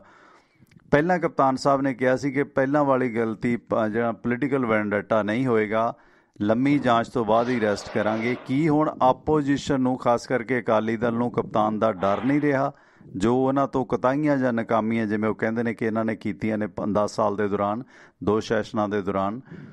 ਕੀ ਹੁਣ ਅਕਾਲੀਆਂ ਨੂੰ ਕਪਤਾਨ ਸਾਹਿਬ ਦੀ ਸੱਤਾਧਾਰੀ ਧਿਰ ਦਾ ਡਰ ਨਹੀਂ ਹੈ, ਜਿਹੜਾ ਉਹ ਸ਼ਰੇਆਮ ਹੀ ਕਪਤਾਨ ਸਾਹਿਬ ਨੂੰ ਝੇਡਾਂ ਕਰਨ ਤੇ ਉਤਰੇ ਆਏ ਨੇ ਜਾਂ ਉਹਦਾ ਵਿਰੋਧ ਕਰ ਰਹੇ ਨੇ? ਕੀ ਡਰ ਡਰ ਹੈ ਨਹੀਂ ਸਰਕਾਰ ਦਾ ਹੁਣ, ਜਿਵੇਂ ਪਹਿਲਾਂ ਅੰਦਰ ਕੀਤੇ ਸੀਗੇ? ਜੀ ਕੰਟੀਨਿਊ ਪਲੀਜ਼ ਹੁਣ ਕਰੋ। ਹਾਂਜੀ ਪਲੀਜ਼ ਕੰਟੀਨਿਊ। ਕਿ ਦੇਖੋ ਜਿਹੜਾ ਅਕਾਲੀ ਦਲ ਹੁਣ ਸ਼ੁਰੂ ਕਰ ਰਿਹਾ, ਅਕਾਲੀ ਦਲ ਨੇ ਸ਼ੁਰੂਆਤ ਕੀਤੀ ਆ ਕਿ ਪੰਜਾਬ ਦੇ 117 ਵਿਧਾਨ ਸਭਾ ਹਲਕਿਆਂ 'ਚ, ਪਹਿਲਾਂ ਟਵਾਣਾ ਸਾਹਿਬ ਵੱਧ ਤੋਂ ਵੱਧ 93-94 ਹਲਕਿਆਂ 'ਚ ਜਾਂਦੇ ਸੀ। ਬਾਕੀ ਹਲਕੇ ਜਿਹੜੇ ਸੀ ਉਹ ਇਹਨਾਂ ਬੀਜੇਪੀ ਨੂੰ 23 ਹਲਕੇ ਜਿਹੜੇ ਉਹ ਛੱਡੇ ਹੋਏ ਸੀਗੇ, ਕਿਉਂਕਿ ਬੀਜੇਪੀ ਦੇ ਸੀ, ਉਹਦੇ 'ਚ ਇਹ ਬਹੁਤਾ ਕੋਈ ਵੀ ਜਿਹੜੀ ਉਹ ਰੈਲੀ ਨਹੀਂ ਸੀ ਕਰਦੇ। ਹੁਣ ਇਹਨਾਂ ਨੇ 117 ਦੇ 17 ਹਲਕਿਆਂ ਦੇ ਵਿੱਚ ਰੈਲੀ ਕਰਨ ਦਾ ਜਿਹੜਾ ਉਹ ਫੈਸਲਾ ਕਰ ਲਿਆ ਵਾ, ਤੇ ਉਹਦੇ ਵਿੱਚ ਇਹਨਾਂ ਨੇ ਹੁਣ ਰੈਲੀਆਂ ਕਰਨੀਆਂ ਨੇ। ਉਹ ਰੈਲੀਆਂ ਬੇਸਿਕਲੀ ਕੀ ਆ, ਉੱਥੇ ਜਿਹਨੂੰ ਹਲਕਾ ਇੰਚਾਰਜ ਲਾਉਣਾ ਲਾ ਦੇਣਾ, ਕਿਹਦੇ ਅਗਵਾਈ 'ਚ ਅਗਲੀ ਜਿਹੜੀ ਚੋਣ ਜਿਹੜੀ ਉਹ ਕਿਹਨੂੰ ਲੜਾਉਣੀ ਆ, ਉਹ ਸਾਰਾ ਕੁਛ ਨਿਰਣਾ ਇਹਦੇ 'ਚ ਹੋ ਜਾਣਾ। ਬੇਸਿਕਲੀ ਇਹਨਾਂ ਨੇ ਮਾਰਚ ਤੋਂ ਸ਼ੁਰੂ ਕੀਤਾ ਤੇ ਉਹ ਨਿਰੰਤਰ ਚੱਲੂਗਾ, ਕਿਉਂਕਿ 117 ਦਿਨਾਂ ਦਾ। ਤੇ ਟਵਾਣਾ ਸਾਹਿਬ ਇਹਨੂੰ ਸਾਰੇ ਨੂੰ ਖਿੱਚ ਕੇ ਇਹ ਜੁਲਾਈ ਅਗਸਤ ਤੱਕ ਲੈ ਜਾਣਗੇ, ਕਿਉਂਕਿ ਬ੍ਰੇਕ ਆ ਜਾਇਆ ਕਰੂਗੀ। ਬ੍ਰੇਕ ਦੇ ਬਾਅਦ 1 ਦਿਨ 'ਚ 1 ਹਲਕਾ ਕੱਢਣਾ, ਤੇ ਉਹਦੇ ਨਾਲ ਇਹ ਆ ਕਿ ਇਹਨਾਂ ਦਾ ਇਲੈਕਸ਼ਨ ਕੰਪੇਨ ਜਿਹੜੀ ਆ ਉਹ ਸਮਝੋ ਸਟਾਰਟ ਹੋ ਜਾਏਗੀ ਇਹਨਾਂ ਦੀ। ਉਹ ਬੇਸਿਕਲੀ ਇਲੈਕਸ਼ਨ ਕੰਪੇਨ ਆ। ਕਿਸਾਨੀ ਅੰਦੋਲਨ ਕਹੀਏ, ਮੈਂ ਪਹਿਲਾਂ ਸ਼ੁਰੂ ਤੋਂ ਕਿਹਾ ਕਿਸਾਨੀ ਅੰਦੋਲਨ ਨਾਲ ਪੋਲੀਟੀਕਲ ਪਾਰਟੀਆਂ ਦਾ ਕੋਈ ਲੈਣ ਦੇਣ ਨਹੀਂ, ਇਹਨਾਂ ਨੇ ਉਹਦੇ ਤੋਂ ਕੀ ਲੈਣਾ। ਟਵਾਣਾ ਸਾਹਿਬ, ਇਹਨਾਂ ਲੋਕਾਂ ਨੇ ਆਪਣੀਆਂ ਰੋਟੀਆਂ ਸੇਕਣੀਆਂ। ਤੁਸੀਂ, ਮੈਂ ਕਹਿੰਦਾ ਅਕਾਲੀ ਦਲ ਨੂੰ ਭਾਰਤ ਦੀ ਪੂਰੀ ਦੀ ਵਾਗਡੋਰ ਦੇ ਦਿਓ, ਜੇ ਕਿਸਾਨੀ ਅੰਦੋਲਨ ਦਾ ਡੱਕਾ ਤੋੜ ਕੇ ਦੋਹਰਾ ਕਰ ਜਾਣ। ਕਿਸੇ ਨੇ ਨਹੀਂ ਕਰਨਾ, ਕਿਉਂਕਿ ਇਹਨਾਂ ਨੇ ਆਪਣੀਆਂ ਰੋਟੀਆਂ ਸੇਕਣੀਆਂ। ਤੁਸੀਂ ਆਮ ਆਦਮੀ ਪਾਰਟੀ ਨੂੰ ਪੂਰੇ ਭਾਰਤ ਦੀ ਵਾਗਡੋਰ ਦੇ ਦਿਓ, ਕਮਿਊਨਿਸਟ ਪਾਰਟੀਆਂ ਨੇ ਤੁਸੀਂ ਉਹਨਾਂ ਨੂੰ ਦੇ ਦਿਓ, ਜਿਹਨੂੰ ਮਰਜ਼ੀ ਦੇ ਦਿਓ, ਕਿਸੇ ਨੇ ਵੀ ਟਵਾਣਾ ਸਾਹਿਬ ਡੱਕਾ ਤੋੜ ਕੇ ਦੂਰਾ ਨਹੀਂ ਕਰਨਾ। ਕਿਉਂਕਿ ਜਿਹਦੇ ਨਾਮ ਨਾਲ ਪੋਲੀਟੀਕਲ ਲੱਗ ਗਿਆ, ਉਹਨਾਂ ਨੇ ਪੋਲੀਟੀਕਲ ਡਿਸੀਜਨ ਲੈਣਾ, ਉਹਨਾਂ ਨੇ ਤੁਹਾਡਾ ਕੁਝ ਵੀ ਸੁਧਾਰਨਾ ਨਹੀਂ ਹੈ। ਇਹ ਭੁੱਲ ਜਾਓ ਕਿ ਤੁਹਾਡਾ ਕੋਈ ਸੁਧਾਰ ਹੋ ਜਾਊਗਾ। ਹੁਣ ਟਵਾਣਾ ਸਾਹਿਬ, ਇਸ ਤੋਂ ਅਗਲੀ ਗੱਲ ਕਿ ਕੈਪਟਨ ਸਾਹਿਬ, ਇਹਦੇ ਚ ਕੋਈ ਦੋ ਰਾय ਨਹੀਂ। ਉਸ ਵੇਲੇ ਜਿਹੜੇ ਕੈਪਟਨ ਸਾਹਿਬ ਦੇ ਸਲਾਹਕਾਰ ਸੀ, ਚਾਹੇ ਪੁਲਿਸ ਅਫਸਰ ਸੀ ਤੇ ਚਾਹੇ ਉਹਨਾਂ ਦੇ ਬਾਕੀ ਮੀਡੀਆ ਐਡਵਾਈਜ਼ਰ ਸੀ, ਚਾਹੇ ਜੋ ਮਰਜ਼ੀ ਸੀ, ਉਹਨਾਂ ਨੇ ਉਸ ਵੇਲੇ ਵਾਹ ਵੇਲਾ ਕਰਕੇ ਜੋ ਕੁਝ ਕਰਨਾ ਸੀ ਕਰਵਾਤਾ। ਉਹਦਾ ਕੈਪਟਨ ਸਾਹਿਬ ਨੇ ਖਮਿਆਜਾ ਵੀ ਭੁਗਤਿਆ। ਉਹ ਵੱਖਰੀ ਗੱਲ ਆ ਕਿ ਜੇ ਉਹ ਖਮਿਆਜਾ ਨਾ ਭੁਗਤਿਆ ਹੁੰਦਾ ਤੇ 2007 ਚ ਕੈਪਟਨ ਸਾਹਿਬ ਵਾਪਸੀ ਕਰ ਜਾਂਦੇ, ਪਰ ਕੈਪਟਨ ਸਾਹਿਬ ਨੂੰ ਉਹ ਸਾਰਾ ਕੁਝ ਪੁੱਠਾ ਪੈ ਗਿਆ। ਅਗਲੀ ਗੱਲ, ਟਵਾਣਾ ਸਾਹਿਬ, ਇਸ ਵਾਰ ਕੀ ਹੋਇਆ? ਇਸ ਵਾਰ ਗੁਰੂ ਗ੍ਰੰਥ ਸਾਹਿਬ ਜੀ ਦੀ ਜਿਹੜੀ ਬੇਅਦਬੀ ਸੀ, ਉਸ ਤੋਂ ਵੱਡਾ ਮੁੱਦਾ ਕੋਈ ਨਹੀਂ ਸੀ ਜਿਹਦੀ ਬਦੌਲਤ ਕਾਂਗਰਸ ਸੱਤਾ 'ਚ ਆਈ। ਪਰ ਬਦਕਿਸਮਤੀ, ਜੇ ਅਕਾਲੀ ਦਲ ਨੇ ਜੋ ਕੁਝ ਕੀਤਾ ਉਹੀ ਕੁਝ ਕਾਂਗਰਸ ਨੇ ਕੀਤਾ। ਜੇ ਇੱਥੇ ਆਮ ਆਦਮੀ ਪਾਰਟੀ ਆਉਂਦੀ, ਉਹ ਵੀ ਇਹੀ ਕੁਝ ਕਰਦੀ। ਅਸੀਂ ਬਹੁਤੀ ਉਮੀਦ ਕਿਸੇ ਤੋਂ ਨਹੀਂ ਰੱਖਦੇ। ਟਵਾਣਾ ਸਾਹਿਬ, ਹੋਇਆ ਕੀ ਆ ਕਿ ਅਕਾਲੀ ਦਲ ਦੇ ਉੱਤੇ ਇੱਕ ਇਲਜ਼ਾਮ ਲਾਉਂਦੇ ਸੀ, ਇਹਨਾਂ ਬੇਅਦਬੀ ਕੀਤੀ। ਉਸ ਵੇਲੇ ਵੀ ਟਵਾਣਾ ਸਾਹਿਬ, ਮੈਂ ਅਲੱਗ-ਅਲੱਗ ਚੈਨਲ ਤੇ ਤੁਹਾਡੇ ਨਾਲ ਵੀ ਸੀ, ਆਪਾਂ ਉਦੋਂ ਵੀ ਗੱਲ ਕੀਤੀ ਸੀ ਕਿ ਦੇਖੋ, ਅਕਾਲੀ ਦਲ ਨੇ ਬੇਅਦਬੀ ਨਹੀਂ ਕਰਵਾਈ, ਤੁਸੀਂ ਗਲਤ ਦਿਸ਼ਾ 'ਚ ਨਾ ਲੈ ਕੇ ਜਾਓ। ਬੇਅਦਬੀ ਨਹੀਂ ਕਰਾਈ, ਪਰ ਅਕਾਲੀ ਦਲ ਨੇ ਬੇਅਦਬੀ ਕਰਨ ਵਾਲੇ ਦੋਸ਼ੀਆਂ ਦਾ ਪਤਾ ਹੋਣ ਦੇ ਬਾਵਜੂਦ ਉਹਨਾਂ ਨੂੰ ਅਰੈਸਟ ਨਹੀਂ ਕੀਤਾ।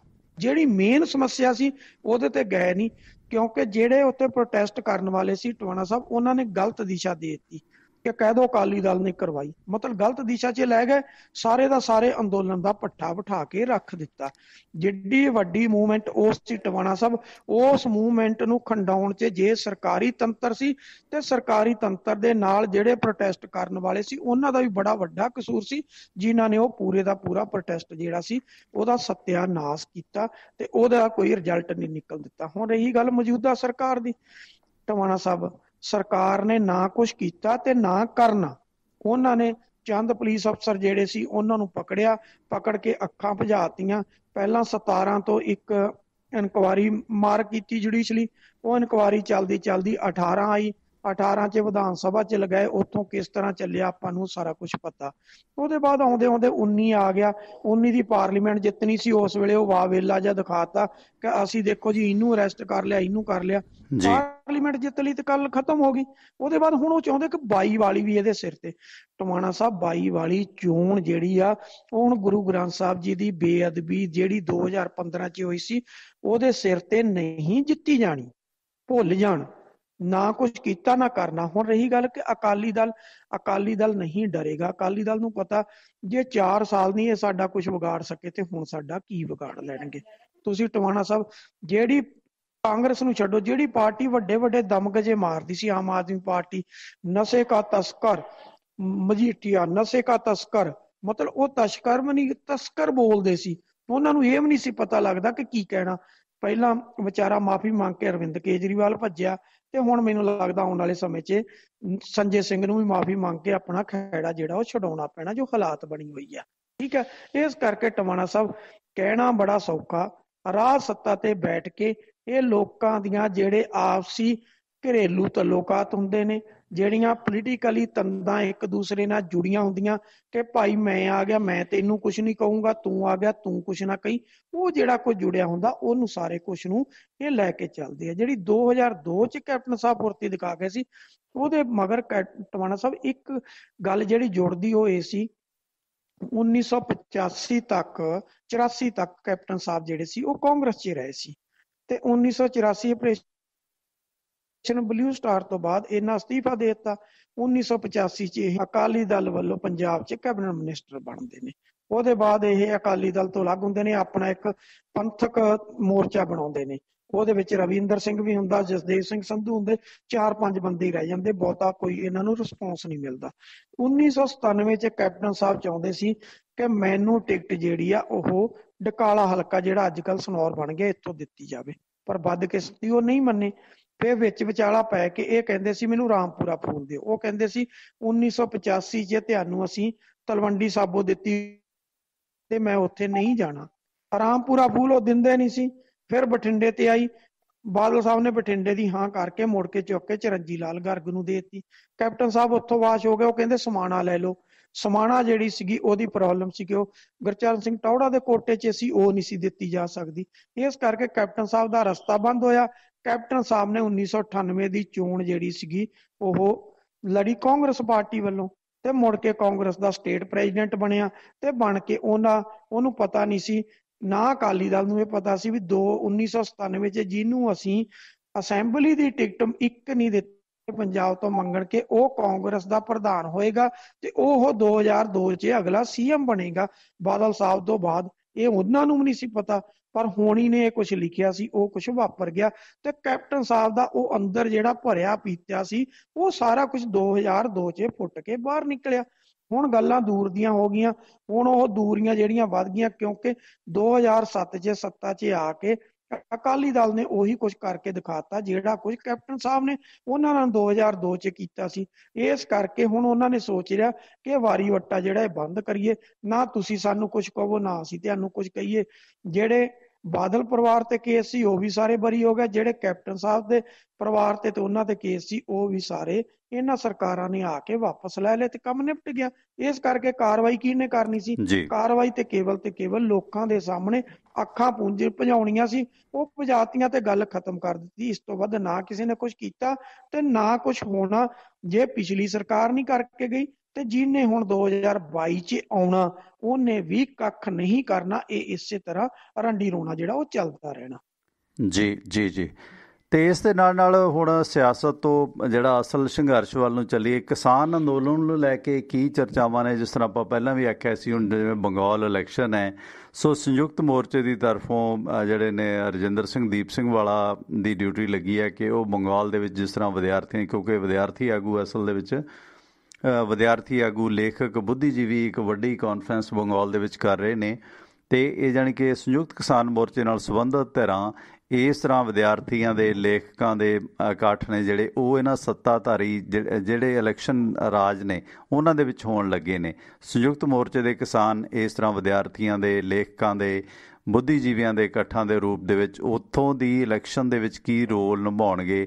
ਜਿਸ ਤਰ੍ਹਾਂ ਦੀਪ ਸਿੰਘ ਵਾਲਾ ਇਹਨਾਂ ਵੱਲੋਂ ਨੁਮਾਇੰਦਗੀ ਕਰਨ ਦੇ ਲਈ ਭੇਜੇ ਜਾ ਰਹੇ ਨੇ, ਤੇ ਹੋਰ ਕੀ ਕੁਝ ਵਾਪਰ ਰਿਹਾ ਇਸ ਦੌਰੇ ਸਿਆਸਤ ਸੰਘਰਸ਼ ਦੇ ਵਿੱਚ? ਕਿਸਾਨ ਅੰਦੋਲਨ ਤੇ ਗੱਲ ਕਰੀਏ ਜੀ, ਕੰਟੀਨਿਊ। ਰੋਦਰਪੁਰ ਦੇ ਵਿੱਚ ਵੀ ਅੱਛਾ ਇਕੱਠ ਹੋਇਆ ਜਿਹੜਾ ਕੱਲ ਕੀਤਾ ਗਿਆ ਸੀਗਾ ਡਿਵਡਵਾ ਦੇ ਇਲਾਕੇ 'ਚ ਜੀ। ਹਾਂਜੀ ਬਿਲਕੁਲ ਟਵਾਣਾ ਸਾਹਿਬ, ਗੱਲ ਬੜੀ ਇੱਕ ਸਪਸ਼ਟ ਆ ਕਿ ਜਿਹੜੇ ਕਿਸਾਨ ਆਗੂ ਨੇ ਉਹਨਾਂ ਨੂੰ ਲੋਕ ਜੋ ਮਰਜ਼ੀ ਭੰਡੀ ਜਾਣ, ਚਾਹੇ ਉਹਨਾਂ ਨੂੰ ਕਾਮਰੇਡ ਕਹੀ ਜਾਣ, ਚਾਹੇ ਉਹਨਾਂ ਨੂੰ ਨਕਸਲੀ, ਚਾਹੇ ਮਾਓਵਾਦੀ ਤੇ ਚਾਹੇ ਨਾਗਾ ਰੈਡੀ ਗਰੁੱਪ ਕਹੀ ਜਾਣ, ਤੇ ਚਾਹੇ ਖਾਲਿਸਤਾਨੀ ਕਹੀ ਜਾਣ, ਚਾਹੇ ਕਾਂਗਰਸੀ ਤੇ ਉਹਨਾਂ ਨੂੰ ਚਾਹੇ ਆਮ ਆਦਮੀ ਪਾਰਟੀ ਨਾਲ ਜੋੜੀ ਜਾਣ। ਦੇਖੋ ਉਹਨਾਂ ਦੀ ਆਈਡੀਓਲੋਜੀ ਅਲੱਗ-ਅਲੱਗ ਆ, ਪਰ ਉਹ ਬੜੀ ਰਣਨੀਤੀ ਤਹਿਤ ਚੱਲ ਰਹੇ ਨੇ। ਹੁਣ ਵੈਸਟ ਬੰਗਾਲ ਆ, ਵੈਸਟ ਬੰਗਾਲ ਦੇ ਵਿੱਚ ਇੱਕ ਬੰਨੇ ਤ੍ਰਿਣਮੂਲ ਕਾਂਗਰਸ ਆ, ਦੂਜੇ ਬੰਨੇ ਜਿਹੜੀਆਂ ਕਮਿਊਨਿਸਟ ਪਾਰਟੀਆਂ ਨੇ ਤੇ ਉਹਨਾਂ ਨਾਲ ਕਾਂਗਰਸ ਦਾ ਅਲਾਈਅੰਸ ਆ ਉਹ ਨੇ, ਤੇ ਤੀਸਰੇ ਬੰਨੇ ਬੀਜੇਪੀ ਆ। ਹੁਣ ਇਹਨਾਂ ਨੇ ਮੁੱਖ ਮੁੱਦਾ ਰੱਖਿਆ ਕਿ ਅਸੀਂ ਜਿਹੜੀ ਲਾਮਬੰਦੀ ਕਰਨੀ ਆ, ਅਸੀਂ ਕਿਸੇ ਦੀ ਸਪੋਰਟ ਨਹੀਂ ਕਰਨੀ, ਅਸੀਂ ਇੱਕੋ ਰੱਖਣਾ ਕਿ ਬੀਜੇਪੀ ਦਾ ਵਿਰੋਧ ਕਰੋ ਕਿ ਬੀਜੇਪੀ ਇੱਥੇ ਸੱਤਾ 'ਚ ਵਾਪਸੀ ਨਾ ਕਰੇ, ਕਿਉਂਕਿ 5 ਸਟੇਟਾਂ ਦੀ ਚੋਣ ਆ। ਤੇ ਕਿਉਂਕਿ ਉੱਥੇ ਰਜਿੰਦਰ ਦੀਪ ਸਿੰਘ ਵਾਲਾ ਜਿਹੜਾ ਉਹ ਜਿਹੜੀ ਪਾਰਟੀ ਦੇ ਨਾਲ ਸੰਬੰਧਿਤ ਰਿਹਾ, ਜਿਹੜੀ ਉਹਦੀ ਆਈਡੀਓਲੋਜੀ ਆ, ਉਹਨਾਂ ਨੇ ਉੱਥੇ ਵਿਦਿਆਰਥੀ ਜਥੇਬੰਦੀਆਂ ਹੈਗੀਆਂ ਨੇ, ਉਹਨਾਂ ਦੇ ਬਦੌਲਤ ਉਹਨਾਂ ਨੇ ਉੱਥੇ ਜਿਹੜੇ ਇਕੱਠ ਕਰ ਰਹੇ ਆ ਉਹਨਾਂ ਦੇ ਵਿੱਚ ਇਹਨੂੰ ਸੱਦਾ ਪੱਤਰ ਦਿੱਤਾ ਗਿਆ। ਕਿਉਂਕਿ ਜਦੋਂ ਸੰਯੁਕਤ ਕਿਸਾਨ ਮੋਰਚੇ ਕੋ ਆਇਆ ਤਾਂ ਉਹਨਾਂ ਨੇ ਉਸੇ ਹਿਸਾਬ ਨਾਲ ਉਹਨਾਂ ਦੀ ਡਿਊਟੀ ਲਾ ਦਿੱਤੀ ਕਿ ਇੱਥੇ ਜਿਹੜੀਆਂ ਸਭਾਵਾਂ ਹੋਣਗੀਆਂ ਉਹਨਾਂ ਨੂੰ ਰਜਿੰਦਰ ਸਿੰਘ ਦੀਪ ਸਿੰਘ ਵਾਲਾ ਜਿਹੜਾ ਉਹ ਸੰਬੋਧਨ ਕਰੇਗਾ, ਕਿਉਂਕਿ ਵਿਦਿਆਰਥੀ ਰਿਹਾ ਤੇ ਵਿਦਿਆਰਥੀਆਂ 'ਚ ਉਸ ਜਥੇਬੰਦੀ ਨਾਲ ਵੀ ਸੰਬੰਧਿਤ ਰਿਹਾ, ਤੇ ਉਹਨਾਂ ਦਾ ਜਦੋਂ ਇਕੱਠ ਹੋਏਗਾ ਸੁਭਾਵਕ ਆ ਉਹ ਉਹਦੀ ਭਾਸ਼ਾ ਸਮਝਣਗੇ ਤੇ ਉਹ ਲੋਕਾਂ ਤੱਕ ਜਾਏਗੀ ਤੇ ਬੀਜੇਪੀ ਦਾ ਵਿਰੋਧ ਹੋਏਗਾ। ਟਵਾਣਾ ਸਾਹਿਬ ਇਹੀ ਕੁਝ ਕੇਰਲ 'ਚ ਹੋਏਗਾ। ਦੇਖੋ ਉਹ ਵੱਖਰੀ ਗੱਲ ਆ ਕਿ ਕੇਰਲ ਦੇ ਵਿੱਚ ਜਿਹੜੀ ਕਾਂਗਰਸ ਪਾਰਟੀ ਆ ਜਿਹੜੀ ਵੈਸਟ ਬੰਗਾਲ ਦੇ ਵਿੱਚ ਖੱਬੇ ਪੱਖੀਆਂ ਦੇ ਨਾਲ ਰਲ ਕੇ ਚੋਣ ਲੜ ਰਹੀ ਆ, ਕੇਰਲ ਦੇ ਵਿੱਚ ਉਹਨਾਂ ਦੇ ਵਿਰੁੱਧ ਚੋਣ ਲੜ ਰਹੀ ਆ। ਮਤਲਬ ਇਹ ਵੀ ਇੱਕ ਹਾਸੋਹੀਣੀ ਸਥਿਤੀ ਉੱਥੇ ਬਣੀ ਪਈ ਹੈ ਇਸ ਵਕਤ ਦੀ। ਪਰ ਇਹ ਆ ਕਿ ਉਹਨਾਂ ਨੇ ਨਿਰਣਾ ਲਿਆ ਕਿ ਜਿੱਥੇ ਜਿੱਥੇ ਵੀ ਚੋਣਾਂ ਹੋਣੀਆਂ ਨੇ, ਜਿਹੜੀਆਂ 5 ਸਟੇਟਾਂ ਨੇ, ਜਿਹ 'ਚ ਅਸਾਮ ਆ, ਜਿਹ 'ਚ ਤਾਮਿਲਨਾਡੂ ਆ, ਕੇਰਲ ਆ, ਪੌਂਡੀਚੇਰੀ ਆ ਤੇ ਵੈਸਟ ਬੰਗਾਲ ਆ, ਉਹਨਾਂ ਸਾਰਿਆਂ ਦੇ ਵਿੱਚ ਉੱਥੇ ਜਿਹੜੇ ਕਿਸਾਨ ਆਗੂ ਨੇ ਜਾਂ ਉੱਥੇ ਜਿਹੜੀਆਂ ਬਾਕੀ ਦੀਆਂ ਧਿਰਾਂ ਨੇ, ਵਿਦਿਆਰਥੀ ਜਥੇਬੰਦੀਆਂ ਨੇ ਜਾਂ ਬਾਕੀ ਜਿਹੜੀਆਂ ਧਿਰਾਂ ਨੇ ਪੋਲੀਟੀਕਲ ਪਾਰਟੀਆਂ ਨੂੰ ਛੱਡ ਕੇ, ਉਹਨਾਂ ਦੇ ਜਿਹੜੇ ਵੀ ਇਕੱਠ ਕੀਤੇ ਜਾਣਗੇ, ਉਹਨਾਂ ਇਕੱਠਾਂ ਦੇ ਵਿੱਚ ਸੰਯੁਕਤ ਕਿਸਾਨ ਮੋਰਚਾ ਜਿਹੜਾ ਉਹਦੇ ਆਗੂ ਜਾਣਗੇ ਤੇ ਉੱਥੇ ਵਿਰੋਧ ਕਰਨਗੇ ਕੇਵਲ ਤੇ ਕੇਵਲ ਕੱਲੀ ਬੀਜੇਪੀ ਦਾ। ਬਾਕੀਆਂ ਦਾ ਉਹਨਾਂ ਵਿਰੋਧ ਕਰਨ ਦਾ ਨਿਰਣਾ ਨਹੀਂ ਲਿਆ। ਉਹ ਕਹਿੰਦੇ ਅਸੀਂ ਕਿਸੇ ਦਾ ਸਮਰਥਨ ਨਹੀਂ ਕਰਨਾ, ਜਦੋਂ ਸਮਰਥਨ ਕਰਾਂਗੇ ਤੇ ਉਸ ਧਿਰ ਨਾਲ ਖੜਨ ਦੀ ਗੱਲ ਆ ਜੂਗੀ। ਤੇ ਇਸ ਕਰਕੇ ਉਹਨਾਂ ਨੇ ਇਹੀ ਫੈਸਲਾ ਕਿ ਇਹਦਾ ਵਿਰੋਧ ਕਰੋ ਤੇ ਉਸ ਵਿਚਾਰਧਾਰਾ ਦੇ ਜਿਹੜੇ ਆਗੂ ਨੇ ਉਹਨਾਂ ਨੂੰ ਉੱਥੇ ਜਿਹੜਾ ਉਹ ਭੇਜਿਆ ਜਾਵੇ। ਔਰ ਰਹੀ ਗੱਲ ਅਗਲੀ ਕਿ ਜਿੱਥੋਂ ਤੱਕ ਸੰਯੁਕਤ ਕਿਸਾਨ ਮੋਰਚੇ ਦਾ, ਦੇਖੋ ਚਾਹੇ ਉਹ ਤੁਸੀਂ ਉੱਤਰਾਂਚਲ ਦੀ ਰੈਲੀ ਦੀ ਗੱਲ ਕੀਤੀ ਹੈ, ਮੈਂ ਪਹਿਲਾਂ ਵੀ ਗੱਲ ਕੀਤੀ ਸੀ ਟਵਾਣਾ ਸਾਹਿਬ, ਕੁੱਲ 12 ਰੈਲੀਆਂ ਨੇ ਪੂਰੇ ਭਾਰਤ 'ਚ, ਜਿਹਦੇ 'ਚ ਤੇਲੰਗਾਨਾ 'ਚ ਵੀ ਆ, ਕਰਨਾਟਕ 'ਚ ਵੀ ਆ, ਰਾਜਸਥਾਨ ਆ, ਮੱਧ ਪ੍ਰਦੇਸ਼ ਆ ਤੇ ਉੱਤਰ ਪ੍ਰਦੇਸ਼ ਤੇ ਉੱਤਰਾਂਚਲ ਆ। ਇੱਥੇ ਟੋਟਲ 12 ਵੱਡੀਆਂ ਰੈਲੀਆਂ ਨੇ ਜਿਹ 'ਚ ਸੰਯੁਕਤ ਕਿਸਾਨ ਮੋਰਚਾ, ਜਿਹਦੇ ਵਿੱਚੋਂ ਖਾਸ ਕਰਕੇ ਰਕੇਸ਼ ਟਕੈਤ ਨੂੰ ਇਹਨਾਂ 12 ਦੀਆਂ 12 ਰੈਲੀਆਂ 'ਚ ਜਿਹੜਾ ਉਹ ਸੱਦਾ ਪੱਤਰ ਆਇਆ ਹੋਇਆ। ਤੇ ਬਾਕੀ ਜਿਸ ਤਰ੍ਹਾਂ ਬਲਵੀਰ ਸਿੰਘ ਰਾਜੇਵਾਲ ਕੱਲ ਪਹਿਲੇ ਦਿਨ ਬੜੇ ਲੰਬੇ ਸਮੇਂ ਦੇ ਬਾਅਦ ਸੰਯੁਕਤ ਕਿਸਾਨ ਮੋਰਚੇ ਦੀ ਸਟੇਜ ਤੋਂ ਆ ਕੇ ਬੋਲਿਆ, ਉਹਦਾ ਤਕਰੀਬਨ ਪਿਛਲੇ 10-12 ਦਿਨ ਤੋਂ ਫੀਲਡ 'ਚ ਹੀ ਰਿਹਾ। ਜਿਸ ਦਿਨ ਉਹਨਾਂ ਨੇ ਇੱਥੋਂ ਵਾਲੀ ਜਗਰਾਓਂ ਵਾਲੀ ਰੈਲੀ ਜਿਹੜੀ ਸੀ ਉਹ ਹੋਈ, ਉਸ ਤੋਂ ਬਾਅਦ ਉਹ ਕਿਸੇ ਵੀ ਦਿਨ ਸਿੰਘੂ ਬਾਰਡਰ ਤੇ ਜਿਹੜਾ ਸੰਯੁਕਤ ਕਿਸਾਨ ਮੋਰਚੇ ਦੀ ਸਾਂਝੀ ਸਟੇਜ ਆ ਉਹਦੇ ਤੇ ਨਹੀਂ ਗਿਆ, ਕਿਉਂਕਿ ਉਹਦੀ ਡਿਊਟੀ ਜਿਹੜੀ ਉਹ ਫੀਲਡ 'ਚ ਲੱਗੀ ਹੋਈ ਸੀ। ਹੁਣ ਇਸੇ ਤਰ੍ਹਾਂ ਉਹਨਾਂ ਵਾਰੀ-ਵਾਰੀ ਅਲੱਗ-ਅਲੱਗ ਤਰੀਕੇ ਦੇ ਨਾਲ ਅਲੱਗ-ਅਲੱਗ ਕਿਸਾਨ ਆਗੂਆਂ ਦੀ ਜਿਹੜੀ ਉਹ ਡਿਊਟੀ ਲਾਈ ਆ ਤੇ ਪੂਰੇ ਭਾਰਤ 'ਚ ਜਿਹੜੀ ਲਾਮਬੰਦੀ ਆ ਉਹ ਬੜੇ ਵੱਡੇ ਲੈਵਲ ਤੇ ਜਿਹੜੀ ਉਹ ਚੱਲ ਰਹੀ ਆ। ਤੇ ਜਿਸ ਤਰੀਕੇ ਨਾਲ ਲਾਮਬੰਦੀ ਚੱਲ ਰਹੀ ਆ ਉਹਦੇ ਨਾਲ ਬੀਜੇਪੀ ਦੀ ਕੇਂਦਰ ਦੀ ਸਰਕਾਰ ਜਿਹੜੀ ਆ ਉਹਨੂੰ ਆਉਣ ਵਾਲੇ ਸਮੇਂ ਦੇ ਵਿੱਚ ਜਿਹੜਾ ਉਹ ਬੜੇ ਵੱਡੇ ਲੈਵਲ ਤੇ ਘੇਰਾ ਪੈਣ ਜਿਹੜਾ ਜਾ ਰਿਹਾ। ਖਾਸ ਕਰ ਜਿਹੜੀਆਂ 5 ਸਟੇਟਾਂ ਨੇ ਟਵਾਣਾ ਸਾਹਿਬ, ਇਹਦੇ ਵਿੱਚ ਕੇਵਲ ਤੇ ਕੇਵਲ ਇਸ ਵਕਤ ਦੀ ਜਿਹੜੀ ਪੋਜੀਸ਼ਨ ਬਣੀ ਹੋਈ ਆ ਉਹ ਆ ਕਿ ਅਸਾਮ ਦੀ ਸੱਤਾ ਉਹ ਬਚਾਉਣ 'ਚ ਕਾਮਯਾਬ ਰਹਿਣਗੇ, ਇੱਕੋ ਇੱਕ ਸਟੇਟ ਦੀ ਆ, ਬਾਕੀ ਉਹ ਖੋਣ ਦੀ ਕੋਸ਼ਿਸ਼ ਕਰਦੇ ਆ, ਬਾਕੀ ਉਹਨਾਂ ਤੋਂ ਖੁੱਸਣੀ ਨਹੀਂ ਹੈ। ਕੇਵਲ ਇੱਕ ਪੌਂਡੀਚੇਰੀ ਆ ਜਿੱਥੇ ਕਾਂਗਰਸ ਕਮਜ਼ੋਰ ਆ ਤੇ ਉਹਦੀ ਉਹ ਸੱਤਾ ਖੋ ਜਾਣਗੇ ਤੇ ਬਾਕੀ 3 ਸਟੇਟਾਂ ਦੇ ਵਿੱਚ ਉਹਨਾਂ ਦੇ ਪੈਰ ਜਿਹੜੇ ਉਹ ਨਹੀਂ ਲੱਗਣੇ, ਜਿਹੜੀਆਂ ਵੱਡੀਆਂ ਸਟੇਟਾਂ ਨੇ ਤਿੰਨੋਂ ਦੀਆਂ ਤਿੰਨੋਂ, ਤੇ ਉੱਥੇ ਉਹਨਾਂ ਦੀ ਬਹੁਤੀ ਵੁਕਤ ਨਹੀਂ ਪੈਣੀ ਤੇ ਆਟੋਮੈਟਿਕਲੀ ਹੈ ਕਿ ਬੀਜੇਪੀ ਨੂੰ ਇਹਦੀ ਸੈਟਬੈਕ ਜਿਹੜੀ ਉਹ ਆਉਣ ਵਾਲੇ ਸਮੇਂ 'ਚ ਲੱਗੇਗੀ। ਖਾਸ ਕਰ ਇਸ ਕਿਸਾਨੀ ਅੰਦੋਲਨ ਦੀ, ਵੀ ਕਿਸਾਨੀ ਅੰਦੋਲਨ ਦੀ ਬਦੌਲਤ ਉਹਨਾਂ ਦੀ ਜਿਹੜੀ ਰਾਜ ਸੱਤਾ ਜਿਹੜੀ ਉਹ ਖੁੱਸੀ ਆ। ਜੀ, ਜਿਸ ਤਰ੍ਹਾਂ AICCTU ਦੇ ਕਾਰਕੁਨ ਵੀ ਗਾਜੀਪੁਰ ਧਰਨੇ 'ਚ ਸ਼ਾਮਲ ਹੋਏ, ਉਧਰ ਰੁਦਰਪੁਰ ਦੇ ਵਿੱਚ ਵੱਡਾ ਧਰਨਾ ਲੱਗਾ ਤੇ ਦੇਸ਼ ਭਰ ਦੇ ਵਿੱਚ ਕਿਸਾਨੀ ਅੰਦੋਲਨ ਨੂੰ ਲੈ ਕੇ ਮਹਾਂ ਪੰਚਾਇਤਾਂ ਦਾ ਜਿਹੜਾ ਸਿਲਸਿਲਾ ਸ਼ੁਰੂ ਹੋ ਰਿਹਾ। ਇਸ ਦੌਰਾਨ ਪੰਜਾਬ ਦੀਆਂ ਧਿਰਾਂ ਅਜੇ ਵੀ ਇੱਕ ਦੂਸਰੇ ਨੂੰ ਠੇਬੀ ਲਾਉਣ ਦੇ ਜੁਗਾੜ 'ਚ ਨੇ। ਪੰਜਾਬ ਦੇ ਵਿੱਚ ਸਿੱਖ ਬਨਾਮ ਕਾਮਰੇਡ ਦੀ ਇਹ ਜਿਹੜੀ ਅਖੌਤੀ ਲੜਾਈ ਹੈ ਇਹ ਕਿੱਥੇ ਕੁ ਪੁੱਜੀ ਹੈ। ਵੈਸੇ ਰਵੀ ਸਿੰਘ ਖਾਲਸਾ ਹੋਰਾਂ ਨੇ ਤਾਂ ਅੱਜ ਪੀਸ ਦਾ ਸਲੋਗਨ ਪਾ ਦਿੱਤਾ ਕਿ ਪੀਸ, ਪਰ ਮੈਂ ਤਾਂ ਉਚੇਚਾ ਬੇਨਤੀ ਕਰ ਦਿੱਤੀ ਉਹਨਾਂ ਦੀ ਵੱਲ ਤੇ ਕਿ ਰਵੀ ਸਿੰਘ ਖਾਲਸਾ ਜੀ, ਪੰਜਾਬ ਦੇ ਵਿੱਚ ਪੀਸ ਵਾਸਤੇ ਉਚੇਚੀਆਂ ਦਿਲੋਂ ਦੁਆਵਾਂ ਵੀ ਕਰੋ। ਤੇ ਇਹ ਜਿਹੜਾ ਕਾਮਰੇਡ ਬਨਾਮ ਅਖੌਤੀ, ਸਿੱਖ ਬਨਾਮ ਅਖੌਤੀ ਕਾਮਰੇਡ ਦੀ ਜਿਹੜੀ ਲੜਾਈ ਹੈ ਇਹ ਠੰਡੀ ਪੈ ਰਹੀ ਹੈ, ਕਿਉਂਕਿ ਇਹ ਅੰਦੋਲਨ ਦੇ ਵਾਸਤੇ ਬਹੁਤ ਘਾਤਕ ਹੈ। ਕਿਉਂਕਿ ਉਗਰਾਹਾਂ ਹੋਰਾਂ ਨੇ ਤਾਂ ਸਿੱਧਾ ਹੀ ਦੀਪ ਨੂੰ ਹੁਣ ਚੁਣੌਤੀ ਦੇ ਹੀ ਦਿੱਤੀ ਹੈ ਬਹੁਤ ਸਾਰੇ ਮਾਮਲਿਆਂ 'ਚ ਕਿ ਦੀਪ ਨੇ ਹੁਣ ਤੱਕ ਕੀਤਾ ਕੀ ਹੈ। ਕੱਲ੍ਹ ਤੇ ਪਰਸੋਂ ਦੀ ਤਕਰੀਰ ਕਾਫੀ ਸਖਤ ਸੀਗੀ, ਪਹਿਲਾਂ ਉਹ ਗੁਰੇਜ਼ ਕਰਦੇ ਸੀ ਦੀਪ ਦੇ ਮਾਮਲੇ 'ਚ ਬੋਲਣ ਤੋਂ। ਜੀ ਟਵਾਣਾ ਸਾਹਿਬ, ਜੋ ਕੁਛ ਉਹਨਾਂ ਨੇ ਹੁਣ ਤਕਰੀਰ ਕੀਤੀ ਉਹਨਾਂ ਅੱਕਿਆਂ ਹੋਇਆ ਨਹੀਂ ਕੀਤੀ ਹੈ। ਆਪਾਂ ਟਵਾਣਾ ਸਾਹਿਬ ਇੱਕ ਗੱਲ ਸ਼ੁਰੂ 'ਚ ਕਹਿ ਰਹੇ ਸੀ, ਦੇਖੋ ਫਰਵਰੀ ਦੇ ਵਿੱਚ ਇਹ ਕਾਨੂੰਨ ਆਉਣ ਦੀ ਸੰਭਾਵਨਾ ਜਿਹੜੀ ਸੀ ਉਹ ਤੇ ਉਹਦੇ ਉੱਤੇ ਚਿੰਤਾ ਜ਼ਾਹਰ ਕੀਤੀ ਸੀ ਬਲਵੀਰ ਸਿੰਘ ਰਾਜੇਵਾਲ ਨੇ ਚੰਡੀਗੜ੍ਹ 'ਚ ਇੱਕ ਸੈਮੀਨਾਰ ਕਰਕੇ ਕਿ ਇਹ ਕਾਨੂੰਨ ਆ ਸਕਦੇ ਆ ਜਿਹੜੇ ਕਿ ਕਿਸਾਨੀ ਲਈ ਬੜੇ ਮਾਰੂ ਸਿੱਧ ਹੋਣਗੇ। ਉਹਦੇ ਬਾਅਦ ਟਵਾਣਾ ਸਾਹਿਬ ਜਦੋਂ 5 ਜੂਨ ਨੂੰ ਇਹ ਜਿਹੜੇ ਆਰਡੀਨੈਂਸ ਆਏ ਤੇ ਆਰਡੀਨੈਂਸ 15 ਦਿਨ ਤੱਕ ਕਿਸੇ ਨੂੰ ਸਮਝ ਹੀ ਨਹੀਂ ਆਈ, ਭਾਵੇਂ ਕਿ ਕਿਸਾਨ ਜਥੇਬੰਦੀਆਂ ਨੇ ਇਹਦਾ ਵਿਰੋਧ ਕਰਨਾ ਸ਼ੁਰੂ ਕਰਤਾ, ਪਰ ਬੜੀ ਟੇਢੀ ਲੈਂਗੁਏਜ ਜਿਹੜੀ ਸੀ ਉਹ ਲਿਖੀ ਹੋਈ ਸੀ ਜਿਹੜੀ ਸਮਝ ਤੋਂ ਬਾਹਰ ਸੀ। ਪਰ ਇੰਨਾ ਜ਼ਰੂਰ ਪਤਾ ਸੀ ਵੀ ਇਹ ਕਿਸਾਨਾਂ ਦੇ ਵਿਰੁੱਧ ਨੇ ਤੇ ਟਵਾਣਾ ਸਾਹਿਬ ਉਸ ਦਿਨ ਤੋਂ ਲੈ ਕੇ ਇਹ ਜਿਹੜੇ ਸੈਲੀਬ੍ਰਿਟੀ ਸੀ ਕੋਈ ਵੀ ਪਿਕਚਰ 'ਚ ਨਹੀਂ ਆਇਆ। ਤੇ ਜਦੋਂ ਸਤੰਬਰ ਦੇ ਵਿੱਚ ਆ ਕੇ 25 ਸਤੰਬਰ ਦੀ ਬੰਦ ਦੀ ਕਾਲ ਦਿੱਤੀ ਗਈ, ਉਸ ਵੇਲੇ ਪਿਕਚਰ 'ਚ ਆਉਣੇ ਸ਼ੁਰੂ ਹੋ ਗਏ। ਤੇ 25 ਸਤੰਬਰ ਤੋਂ ਬਾਅਦ ਇਹਨਾਂ ਨੇ ਫਿਰ ਸਿੰਘੂ ਆਪਣੇ ਸ਼ੰਭੂ ਬਾਰਡਰ ਤੇ ਆ ਕੇ ਇੱਕ ਧਰਨਾ ਲੱਗ ਲਾ ਲਿਆ। ਫਿਰ ਜਿੱਦਾਂ ਚੈਨਲਾਂ ਨੇ ਨਲਾਇਕੀ ਦਿਖਾਈ ਤੇ ਚੰਦ ਟੁਕੜਿਆਂ ਦੇ ਲਈ ਵਿਕ ਕੇ ਉੱਥੋਂ 8-8 ਘੰਟੇ ਲਾਈਵ ਕੀਤਾ, ਜਿੱਥੇ 50 ਵਿਅਕਤੀ ਨਾ ਹੋਣ ਤੇ ਉਹਨੂੰ 8-8 ਘੰਟੇ ਲਾਈਵ ਕਰਨਾ। ਤੇ ਟਵਾਣਾ ਸਾਹਿਬ ਉਦਣੇ ਸਮਝ ਆ ਗਿਆ ਸੀ ਕਿ ਇਹ ਕਿਸ ਦਿਸ਼ਾ ਨੂੰ ਚੱਲੇ ਆ, ਤੇ ਆਪਾਂ ਇਸੇ ਕਰਕੇ ਵਿਰੋਧ ਕੀਤਾ ਸੀ ਕਿ ਇਹ ਗਲਤ ਦਿਸ਼ਾ ਨੂੰ ਜਾ ਰਿਹਾ। ਇਸ ਪੂਰੇ ਸੰਘਰਸ਼ ਨੂੰ ਜਿਹੜਾ ਕਿਸਾਨੀ ਸੰਘਰਸ਼ ਆ, ਇਹਨੂੰ ਕਿਸਾਨੀ ਸੰਘਰਸ਼ ਰਹਿਣ ਦਿੱਤਾ ਜਾਵੇ। ਜੇ ਇਹਨੂੰ ਪੰਜਾਬੀ ਦਾ ਬਣਾਤਾ ਤਦ ਵੀ ਮਾਰ ਖਾਵਾਂਗੇ, ਜੇ ਸਿੱਖਾਂ ਦਾ ਬਣਾਤਾ ਤਦ ਵੀ ਮਾਰ ਖਾਵਾਂਗੇ। ਕਿਸਾਨੀ ਸੰਘਰਸ਼ ਨੂੰ ਕਿਸਾਨੀ ਸੰਘਰਸ਼ ਰਹਿਣ ਦਿਓ ਤੁਸੀਂ, ਕਿਉਂਕਿ ਕੇਂਦਰ ਸਰਕਾਰ ਚਾਹੁੰਦੀ ਸੀ ਕਿ ਇਹ ਧਾਰਮਿਕ ਮੁੱਦਾ ਬਣੇ ਤੇ ਇਹਨੂੰ ਖੰਡਾਉਣਾ ਸੌਖਾ ਹੋ ਜਾਵੇ, ਪਰ ਬਦਕਿਸਮਤੀ ਜਿਹੜੀਆਂ ਕਾਲੀਆਂ ਭੇਡਾਂ ਸੀ ਉਹ ਵਿੱਚ ਵੜੀਆਂ ਤੇ ਉਹਨਾਂ ਵੜ ਕੇ ਸਾਰਾ ਕੁਝ ਜਿਹੜਾ ਸੀ ਉਹਨੂੰ ਤੈਸ਼ ਨੈਸ਼ ਕੀਤਾ। ਤੇ ਤੈਸ਼ ਨੈਸ਼ ਹੁੰਦਾ ਹੁੰਦਾ ਟਵਾਣਾ ਸਾਹਿਬ ਇਹਦਾ ਇਹ ਹਸ਼ਰ ਹੋਣਾ ਹੀ ਹੋਣਾ ਸੀ। ਪਰ ਅਜੇ ਵੀ ਕੁਛ ਨਹੀਂ ਵਿਗੜਿਆ। ਜਿਨ੍ਹਾਂ ਨੇ ਅੰਦੋਲਨ 'ਚ ਖਲਲ ਪਾਉਣਾ ਉਹ ਪਾਉਂਦੇ ਤੁਰ ਰਹਿਣਗੇ, ਉਹਨਾਂ ਨੇ ਹਟਣਾ ਨਹੀਂ ਹੈ। ਉਹਨਾਂ ਦੀ ਬੋਲ ਬਾਣੀ ਨਹੀਂ ਸੁਧਰਨੀ। ਉਹਨਾਂ ਨੇ ਜਿਹੜੇ ਹੱਥ ਕੰਡੇ ਅਪਣਾਉਣੇ ਨੇ ਉਹਨਾਂ ਅਪਣਾਉਂਦੇ ਰਹਿਣਾ, ਪਰ ਜ਼ਰੂਰੀ ਨਹੀਂ ਕਿ ਉਹਨਾਂ ਦੇ ਹੱਥ ਕੰਡੇ ਅਪਣਾਉਣ ਦੇ ਨਾਲ ਅੰਦੋਲਨ ਖਿਲਰੇ। ਕੇਵਲ ਤੇ ਕੇਵਲ ਟਵਾਣਾ ਸਾਹਿਬ ਪੰਜਾਬ ਨੂੰ ਛੱਡ ਕੇ ਪੂਰੇ ਭਾਰਤ ਦੇ ਵਿੱਚ ਕਿਸੇ ਵੀ ਜਗ੍ਹਾ ਦੇ ਉੱਤੇ ਵਿਰੋਧ ਨਹੀਂ ਹੈ। ਹਰ ਜਗ੍ਹਾ ਤੇ ਚਾਹੇ ਉਹ ਕਿਸੇ ਤਬਕੇ ਨਾਲ ਵਿਅਕਤੀ ਸੰਬੰਧਿਤ ਆ, ਉਹ ਕਿਸਾਨੀ ਅੰਦੋਲਨ ਦੀ ਹਮਾਇਤ ਕਰ ਰਿਹਾ, ਸਵਾਏ ਪੋਲੀਟੀਕਲ ਪਾਰਟੀਆਂ ਨੂੰ ਛੱਡ ਕੇ। ਪੋਲੀਟੀਕਲ ਪਾਰਟੀਆਂ ਵੀ ਜਿਹੜੀਆਂ ਬੀਜੇਪੀ ਦੇ ਵਿਰੋਧ 'ਚ ਨੇ ਉਹ ਸਾਰੀਆਂ ਇਸ ਕਿਸਾਨੀ ਅੰਦੋਲਨ ਦੀ ਜੇ ਕਹੀਏ ਅੰਦਰੋਂ ਮਦਦ ਕਰ ਰਹੀਆਂ, ਅੰਦਰੋਂ ਕੋਈ ਵੀ ਹਮਾਇਤ ਨਹੀਂ ਕਰਦੀਆਂ, ਨਾ ਦਿਲੋਂ ਚਾਹੁੰਦੀਆਂ ਨੇ, ਲੇਕਿਨ ਉੱਤੋਂ ਸਾਰਿਆਂ ਦੀ ਮਜਬੂਰੀ ਆ ਉਹ ਕਰ ਰਹੀਆਂ ਨੇ। ਪਰ ਕੱਲਾ ਪੰਜਾਬ ਆ ਜਿੱਥੇ ਇਸ ਅੰਦੋਲਨ ਨੂੰ ਸਿੱਖ ਬਨਾਮ ਕਾਮਰੇਡ ਬਣਾਉਣ ਦੀ ਕੋਸ਼ਿਸ਼ ਕੀਤੀ ਜਾ ਰਹੀ ਹੈ। ਪਹਿਲਾਂ ਇਹ ਸੀ ਸਿੱਖ ਬਨਾਮ ਭਾਰਤ ਸਰਕਾਰ ਬਣੇ, ਠੀਕ ਆ, ਹੁਣ ਸਿੱਖ ਬਨਾਮ ਕਾਮਰੇਡ ਬਣਾਉਣ ਦੀ ਕੋਸ਼ਿਸ਼। ਕਿਤੇ ਨਾ ਕਿਤੇ ਹੱਥ ਠੋਕ ਕੇ ਜਿਹੜੇ ਲੋਕ ਆ ਉਹ ਜਾਣ ਬੁੱਝ ਕੇ ਇਹਨੂੰ ਲੀਹ ਤੋਂ ਲਾਉਣਾ ਚਾਹੁੰਦੇ ਆ, ਪਰ ਟਵਾਣਾ ਸਾਹਿਬ ਉਹ ਲੰਬਾ ਸਮਾਂ ਅੜ ਨਹੀਂ ਸਕਣਗੇ, ਕਿਉਂਕਿ ਜੇ ਤਾਂ ਕਿਸਾਨੀ ਅੰਦੋਲਨ ਦਾ ਜਲਦੀ ਨਿਰਣਾ ਹੋਣ ਦੀ ਸੰਭਾਵਨਾ ਹੋਵੇ ਤਾਂ ਫਿਰ ਉਹਨਾਂ ਦੀਆਂ ਰੋਟੀਆਂ ਸੇਕਣੀਆਂ ਜਾਇਜ਼ ਆ। ਜਦੋਂ ਸੰਘਰਸ਼ ਲੰਬਾ ਹੋਵੇ ਤਾਂ ਫਿਰ ਉਹਨਾਂ ਲੋਕਾਂ ਦਾ ਉੱਥੋਂ ਭੱਜਣਾ ਸੁਭਾਵਕ ਆ। ਉਹਨਾਂ ਲੋਕਾਂ ਨੇ ਉੱਥੋਂ ਭੱਜ ਜਾਣਾ, ਉਹਨਾਂ ਨੇ ਲੰਬਾ ਸਮਾਂ ਨਹੀਂ ਬੈਠਣਾ, ਕਿਉਂਕਿ ਉਹਨਾਂ ਨੂੰ ਦੇਖ ਗਿਆ ਕਿ ਇਹ ਹੁਣ ਲੰਬਾ ਚੱਲੇਗਾ। ਉਹਨਾਂ ਦਾ ਮਨੋਰਥ ਕੇਵਲ ਤੇ ਕੇਵਲ ਇਹਦੇ ਚੋਂ ਪੋਲੀਟੀਕਲ ਪਾਰਟੀ ਕੱਢਣਾ ਸੀ, ਤੇ ਪੋਲੀਟੀਕਲ ਪਾਰਟੀ ਪਹਿਲਾਂ ਸ਼ੰਭੂਓਂ ਨਹੀਂ ਨਿਕਲੀ, ਫਿਰ ਉਹਨਾਂ ਦਿੱਲੀੋਂ ਕੱਢਣ ਦੀ ਕੋਸ਼ਿਸ਼ ਕੀਤੀ।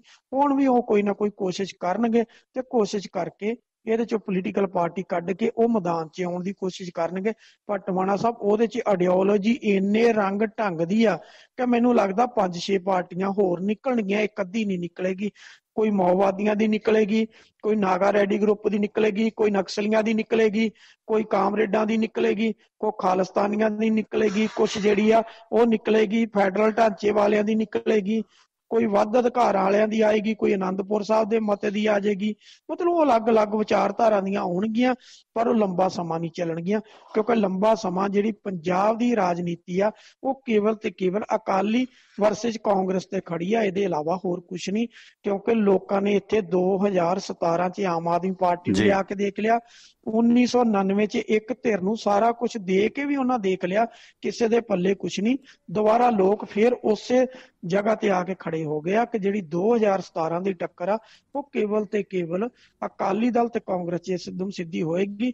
ਬਾਕੀ ਜਿੰਨੀਆਂ ਮਰਜ਼ੀ ਰੋਟੀਆਂ ਸੇਕ ਲੈਣ, ਕਿਸੇ ਦੇ ਪੱਲੇ ਬਹੁਤਾ ਕੁਝ ਜਿਹੜਾ ਉਹ ਨਹੀਂ ਪੈਣਾ। ਜੀ ਅੱਛਾ, ਹਰਿਆਣੇ 'ਚ ਥੋੜਾ ਜਿਹਾ ਫੁੱਟ ਦੀ ਇੱਕ ਨਵੀਂ ਚੀਜ਼ ਸਾਹਮਣੇ ਆਈ ਆ। ਦੇਖੋ, ਆਪਣੀ ਚੀਜ਼ ਕੋਈ ਆਪਣੇ ਭਾਅ ਕਿਉਂ ਨਾ ਵੇਚੇ, ਇਹ ਆਪਣੀ MSP ਖੁਦ ਕਿਉਂ ਨਾ ਤੈਅ ਕਰੇ। ਇਸ ਸੰਬੰਧੀ ਜਿਹੜੀ ਸਤਰੌਲ ਖਾਪ ਪੰਚਾਇਤ ਹੈ, ਕਿਉਂਕਿ ਹਰਿਆਣਾ 'ਚ ਜਿਹੜੀਆਂ ਖਾਪ ਪੰਚਾਇਤਾਂ ਨੇ ਉਹਨਾਂ ਦੀ ਕਾਫੀ 65 ਹੈ, ਜਿਵੇਂ ਆਪਣੇ ਜਥੇਬੰਦੀਆਂ ਦੀ ਹੈ ਕਿ ਫਲਾਣੀ ਟਕਸਾਲ ਹੈ, ਫਲਾਣੇ ਆ, ਟਮਕਾਣੇ ਆ, ਜਿਸ ਤਰ੍ਹਾਂ ਸਿੱਖ ਜਥੇਬੰਦੀਆਂ ਨੇ, ਉਸੇ ਤਰ੍ਹਾਂ ਦਾ ਇੱਕ ਕਾਨੂੰਨ ਜਿਹੜਾ ਆਪਣੇ ਤੌਰ ਤੇ ਧਾਰਮਿਕ ਕਾਨੂੰਨ ਜਾਂ ਸਮਾਜਿਕ ਕਾਨੂੰਨ ਖਾਪ ਪੰਚਾਇਤਾਂ ਰੱਖਦੀਆਂ ਨੇ ਆਪਣੇ ਭਾਈਚਾਰੇ ਦੇ ਵਿੱਚ, ਉਹਨਾਂ ਨੂੰ ਫੈਸਲੇ ਨੇ ਲਾਗੂ ਕਰਨੇ ਪੈਂਦੇ ਨੇ। ਤੇ ਜਿਵੇਂ ਆਪਣੇ ਪੰਥ 'ਚੋਂ ਛੇਕਣ ਦੀ ਗੱਲ ਹੈ ਸਿੱਖ ਧਰਮ ਦੇ ਵਿੱਚ, ਤੇ ਇੱਦਾਂ ਕੁਛ ਕਾਨੂੰਨ ਨੇ, ਇੱਦਾਂ ਦੇ ਉੱਥੋਂ ਦੀਆਂ ਪੰਚਾਇਤਾਂ ਦੇ ਵੀ ਆਪਣੇ ਕਾਨੂੰਨ ਨੇ। ਸਤਰੌਲ ਖਾਪ ਪੰਚਾਇਤ ਦੇ ਪ੍ਰਧਾਨ ਰਾਮ ਨਿਵਾਸ ਲੋਹਾਨ ਨੇ ਪਿਛਲੇ ਦਿਨੀ ਐਲਾਨ ਕੀਤਾ ਸੀ ਕਿ ਪੈਟਰੋਲ 100 ਰੁਪਏ ਹੋ ਗਿਆ ਤੇ ਅਸੀਂ ਆਪਣਾ ਦੁੱਧ 100 ਰੁਪਏ ਕਿਉਂ ਨਾ ਵੇਚੀਏ। ਤੇ ਜਿਸ ਸਿਲਸਿਲੇ 'ਚ ਉਹਨਾਂ ਨੇ ਐਲਾਨ ਕਰ ਦਿੱਤਾ ਸੀ ਹਰਿਆਣੇ ਦੇ ਕਈ ਸਾਰੇ ਨਾਰਨੌਤ ਦੇ ਵਿੱਚ ਜਾਂ ਹੋਰ ਕਈ ਸਾਰੇ ਹਿੱਸਿਆਂ ਦੇ ਵਿੱਚ ਸਹਿਕਾਰੀ ਸੁਸਾਇਟੀਆਂ ਨੂੰ ਪੈਟਰੋਲ ਦੇ ਭਾਅ ਦੁੱਧ ਵੇਚਿਆ। ਬਹੁਤ ਸਾਰੀਆਂ ਥਾਵਾਂ ਤੋਂ ਜਿਹੜੀਆਂ ਦੁੱਧ ਲੈਣ ਆਈਆਂ ਗੱਡੀਆਂ ਜੋ ਦਿੱਲੀ ਜਾਂ ਹੋਰ ਸਪਲਾਈ ਕਰਦੀਆਂ ਨੇ ਉਹ ਖਾਲੀ ਮੁੜੀਆਂ, ਉਹਨਾਂ ਨੇ ਆਪਣਾ ਦੁੱਧ ਨਹੀਂ ਵੇਚਿਆ 100 ਤੋਂ ਥੱਲੇ। ਇਸ ਦੌਰਾਨ ਕੁਛ ਡੇਅਰੀ ਕਿਸਾਨ ਨੇ ਜਾਂ ਖਾਸ ਕਰਕੇ ਜਿਹੜੀ ਕੰਡੇਲਾ ਖਾਪ ਪੰਚਾਇਤ ਆ ਉਹਦੇ ਪ੍ਰਧਾਨ ਟੇਕਰਾਮ ਕੰਡੇਲਾ ਨੇ ਆਖਿਆ, ਜਿੱਥੇ ਪਹਿਲੀ ਰੈਲੀ ਵੀ ਹੋਈ ਸੀਗੀ ਆਪਣਾ ਟਕੈਤ ਹੋਰਾਂ ਦੀ ਕੰਡੇਲਾ ਦੇ ਵਿੱਚ, ਕਿ 100 ਰੁਪਏ ਦੁੱਧ ਲੀਟਰ ਦਾ ਰੇਟ ਵੇਚਣਾ ਗਲਤ ਹੈ। 100 ਰੁਪਏ ਲੀਟਰ ਟੂ ਮੱਚ ਹੈ। ਇਸ ਕਰਕੇ ਇਹਦੇ ਨਾਲ ਆਮ ਲੋਕਾਂ ਨੂੰ ਮੁਸ਼ਕਿਲ ਆਉਣਗੀਆਂ ਤੇ ਖਾਸ ਕਰਕੇ ਕਿਸਾਨੀ ਸੰਘਰਸ਼ ਦੇ ਖਿਲਾਫ ਦਿੱਲੀ ਵਾਸੀਆਂ ਦਾ ਜਾਂ ਲੋਕਾਂ ਦਾ ਰੋਹ ਵਧੇਗਾ ਕਿ ਦੇਖੋ ਕਿਸਾਨ ਹੁਣ ਆਪਣੀ ਚੀਜ਼ ਨੂੰ ਸੋਨੇ ਦੇ ਭਾਅ ਵੇਚਦੇ ਨੇ। ਜਾਣੀ ਕਿ ਕਿਸਾਨਾਂ ਦੇ ਖਿਲਾਫ ਨਫ਼ਰਤ ਵਧੇਗੀ, ਸੰਘਰਸ਼ ਦੇ ਖਿਲਾਫ ਨਫ਼ਰਤ ਵਧੇਗੀ, ਕਿਉਂਕਿ ਇਹ ਬਿਆਨ ਮਨੋਹਰ ਲਾਲ ਖੱਟੜ ਨੇ ਵੀ ਦੇ ਦਿੱਤਾ। ਹੁਣ ਇਹ ਸਤਰੌਲ ਪੰਚਾਇਤ ਆਪਣੀ ਜ਼ਿੱਦ ਤੇ ਅੜੀ ਹੈ। ਹਾਲਾਂਕਿ ਸਤਰੌਲ ਪੰਚਾਇਤ ਆਪ ਵੀ ਭਾਜਪਾ ਤੇ JJP ਆਗੂਆਂ ਦਾ ਬਾਈਕਾਟ ਕਰਦੀ ਹੈ, ਉਹਨਾਂ ਨੂੰ ਪਿੰਡਾਂ 'ਚ ਦਾਖਲ ਹੋਣ ਤੋਂ ਰੋਕ ਰਹੀ ਹੈ। ਜਾਣੀ ਸਖਤ ਰੁਖ ਹੈ ਇਹਨਾਂ ਦਾ। ਇਹਨੂੰ ਹੁਣ ਕਿਵੇਂ ਵੇਖਦੇ ਹੋ? ਥੋੜ੍ਹੀ ਜਿਹੀ ਫੁੱਟ ਵੀ ਕਹਿ ਲਈਏ ਜੋ ਹਰਿਆਣੇ 'ਚ ਪਈ ਹੈ ਅੰਦੋਲਨ ਦੇ ਉੱਤੇ ਮਾੜਾ ਅਸਰ ਪਾਉਂਦੀ ਹੈ, ਕੀ ਅਸਰ ਇਸ ਦਾ ਰਹੇਗਾ ਜੀ ਆਖਰ 'ਚ? ਟਵਾਣਾ ਸਾਹਿਬ, ਗੱਲ ਇਹ ਆ ਕਿ ਦੇਖੋ, ਜਿੱਥੋਂ ਤੱਕ ਸੰਯੁਕਤ ਕਿਸਾਨ ਮੋਰਚੇ ਦਾ ਉਹਨਾਂ ਨੇ ਕਲੀਅਰ ਕਰ ਦਿੱਤਾ ਪਹਿਲਾਂ ਹੀ ਵੀ ਸਾਡਾ 100 ਰੁਪਏ ਦੁੱਧ ਵੇਚਣ ਦਾ ਕੋਈ ਮਕਸਦ ਨਹੀਂ ਹੈ, ਨਾ ਅਸੀਂ ਇਸ ਬਿਆਨ ਦਾ ਸਮਰਥਨ ਕਰਦੇ ਹਾਂ। ਔਰ ਇਹ ਗੱਲ ਟਵਾਣਾ ਸਾਹਿਬ ਅਗਲੀ, ਜਦੋਂ ਗਰਮੀਆਂ ਆਉਂਦੀਆਂ ਨੇ ਫੈਟ ਦਾ ਰੇਟ ਜਿਹੜਾ ਉਹ 70 ਰੁਪਏ ਦੇ ਆਸ-ਪਾਸ ਹੋ ਜਾਂਦਾ, 70 ਰੁਪਏ, 7.25 ਰੁਪਏ, ਕਈ ਵਾਰੀ 7.5 ਰੁਪਏ ਹੋ ਜਾਂਦਾ। ਤੇ ਬਹੁਤ ਘੱਟ ਦੁੱਧ ਆ ਜਿਹੜਾ 10, 10.5 ਫੈਟ ਦਾ ਹੁੰਦਾ। ਮੋਸਟਲੀ ਕੀ ਆ 6 ਤੋਂ ਲੈ ਕੇ 7, 7.5 ਫੈਟ, 8 ਤੱਕ ਦਾ ਹੁੰਦਾ। ਜੇ ਤਾਂ ਟਵਾਣਾ ਸਾਹਿਬ 10.5 ਤੱਕ ਦਾ ਆਉਂਦਾ ਤੇ 7.5 ਰੁਪਏ ਆਉਂਦਾ ਤੇ ਉਹ ਤੇ ਮੰਨਿਆ ਜਾ ਸਕਦਾ ਕਿ 80 ਰੁਪਏ ਦੇ ਆਸ-ਪਾਸ ਚਲਾ ਜਾਏਗਾ। ਉਹ ਡੈਰੀਆਂ ਤੇ ਜਾਂਦਾ ਵੀ ਹੈ, ਕਿਉਂਕਿ ਡੈਰੀ ਤੇ ਜਿਹੜਾ ਦੁੱਧ ਜਾਂਦਾ ਉਹ ਫੈਟ ਦੇ ਹਿਸਾਬ ਨਾਲ ਜਾਂਦਾ। ਜਿਹੜਾ ਆਮ ਪਿੰਡਾਂ ਚੋਂ ਚੱਕਿਆ ਜਾਂਦਾ ਟਵਾਣਾ ਸਾਹਿਬ ਅੱਜ ਵੀ ਜਿਹੜਾ 6 ਦੇ ਆਸ-ਪਾਸ ਜਾਂ 5.5 ਦੇ ਆਸ-ਪਾਸ ਗਾਈ ਦਾ ਦੁੱਧ ਆ, ਉਹ ਪਿੰਡਾਂ ਚੋਂ 28 ਰੁਪਏ ਤੋਂ ਵੱਧ ਕੋਈ ਵੀ ਨਹੀਂ ਚੱਕਦਾ। ਉਹ ਚਾਹੇ ਤੁਸੀਂ ਫੈਟ ਦੇ ਹਿਸਾਬ ਨਾਲ ਪਾਓ ਤਦ ਵੀ ਉਹਦੀ 28 ਰੁਪਏ ਜਿਹੜੀ ਉਹ ਫੈਟ ਜਿਹੜੀ ਹਾਲ ਦੀ ਘੜੀ 28 ਰੁਪਏ ਉਹਦੀ ਕੀਮਤ ਮਿਲ ਰਹੀ ਹੈ। ਇਸ ਤੋਂ ਵੱਧ ਉਹਦੀ ਕੀਮਤ ਨਹੀਂ ਗੀ। ਇਸ ਕਰਕੇ ਦੇਖੋ, ਜਦੋਂ ਵੱਡੇ ਅੰਦੋਲਨ ਚੱਲਦੇ ਨੇ ਉਹਦੇ ਚ ਬਹੁਤ ਕੁਝ ਹੁੰਦਾ, ਏਦਾਂ ਦੀ ਉਥਲ ਪੁਥਲ ਹੁੰਦੀ ਆ, ਪਰ ਕੁੱਲ ਮਿਲਾ ਕੇ ਇਹ ਜਿਹੜਾ 1-2 ਦਿਨ ਦਾ ਵਾਵੇਲਾ ਹੁੰਦਾ, ਮੁੜ ਕੇ ਦਬ ਜਾਂਦਾ।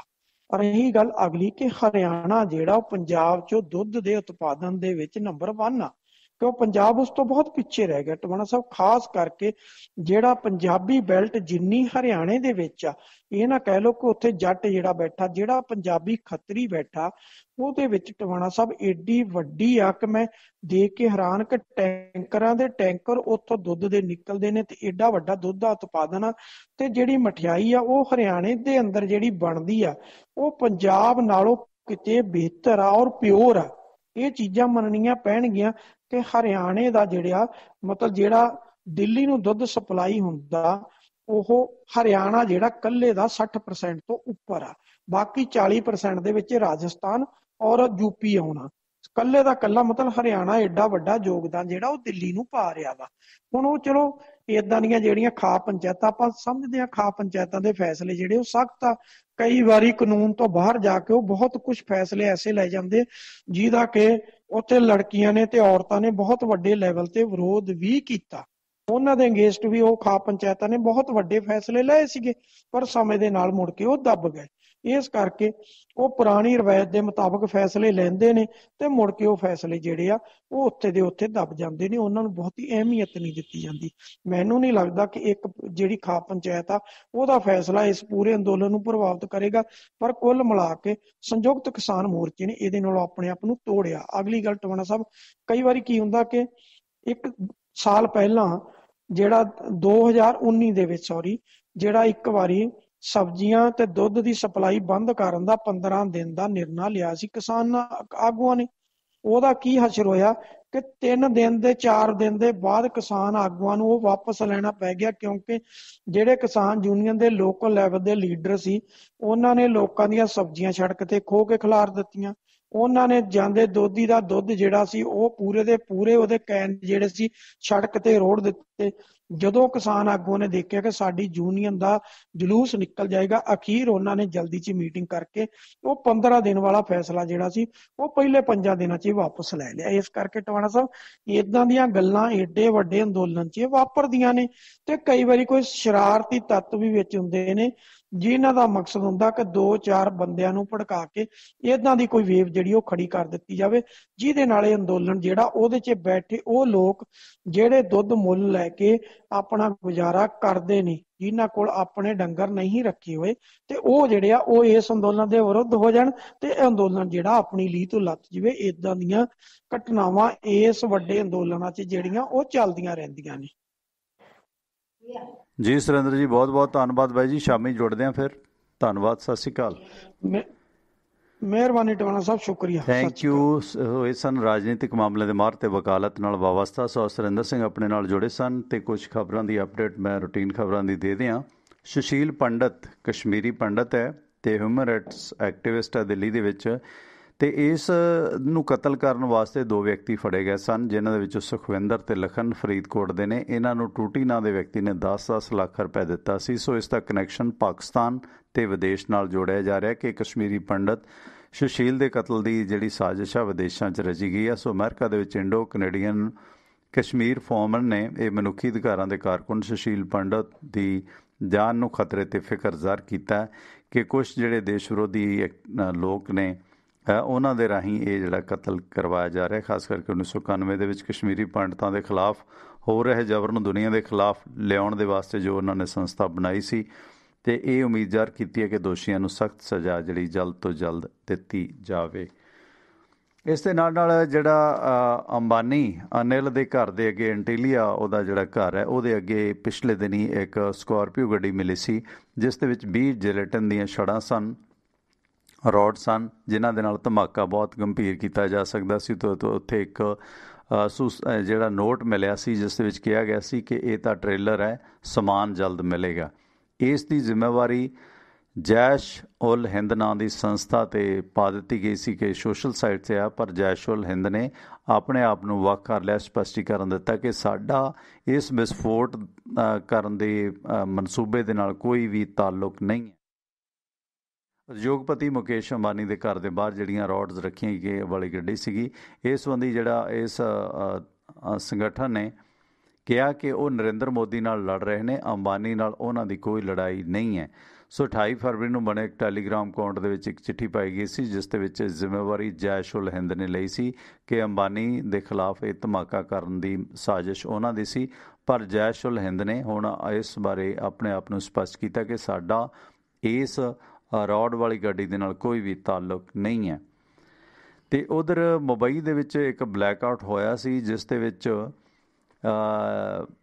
ਵੱਡੀ ਸਾਜ਼ਿਸ਼ ਦਾ ਇੱਕ ਛੋਟਾ ਜਿਹਾ ਹਿੱਸਾ ਸੀ। ਇਸ ਘਟਨਾ ਦੇ ਦੌਰਾਨ ਪਿਛਲੇ ਸਾਲ ਜੂਨ ਦੇ ਵਿੱਚ ਲੱਦਾਖ ਸੀਮਾ ਤੇ ਜਦੋਂ ਭਾਰਤ ਤੇ ਚੀਨ ਦੇ ਸੰਬੰਧ ਵਿਗੜੇ ਸਨ ਬਾਰਡਰ ਤੇ, ਤਾਂ ਉਸ ਦੌਰਾਨ ਅੱਧੀ ਤੋਂ ਵੱਧ ਮੁੰਬਈ ਦੀ ਬਿਜਲੀ ਠੱਪ ਹੋ ਗਈ ਸੀ 14 ਤੇ 15 ਜੂਨ ਦੀ ਦਰਮਿਆਨੀ ਰਾਤ ਨੂੰ, ਜਿਹੜਾ ਘਟਨਾ ਚੀਨ ਦੇ ਵਿੱਚ ਬਾਰਡਰ ਤੇ ਘਟੀ ਸੀ। ਸੋ ਇਸ ਸੰਬੰਧੀ ਜਿਹੜੇ 20 ਸੈਨਿਕ ਸ਼ਹੀਦ ਹੋਏ ਸਨ। ਭਾਰਤ ਤੇ ਚੀਨ ਦੇ ਦਰਮਿਆਨ ਕਾਫੀ ਨਫ਼ਰਤ ਵੱਧ ਗਈ ਸੀ।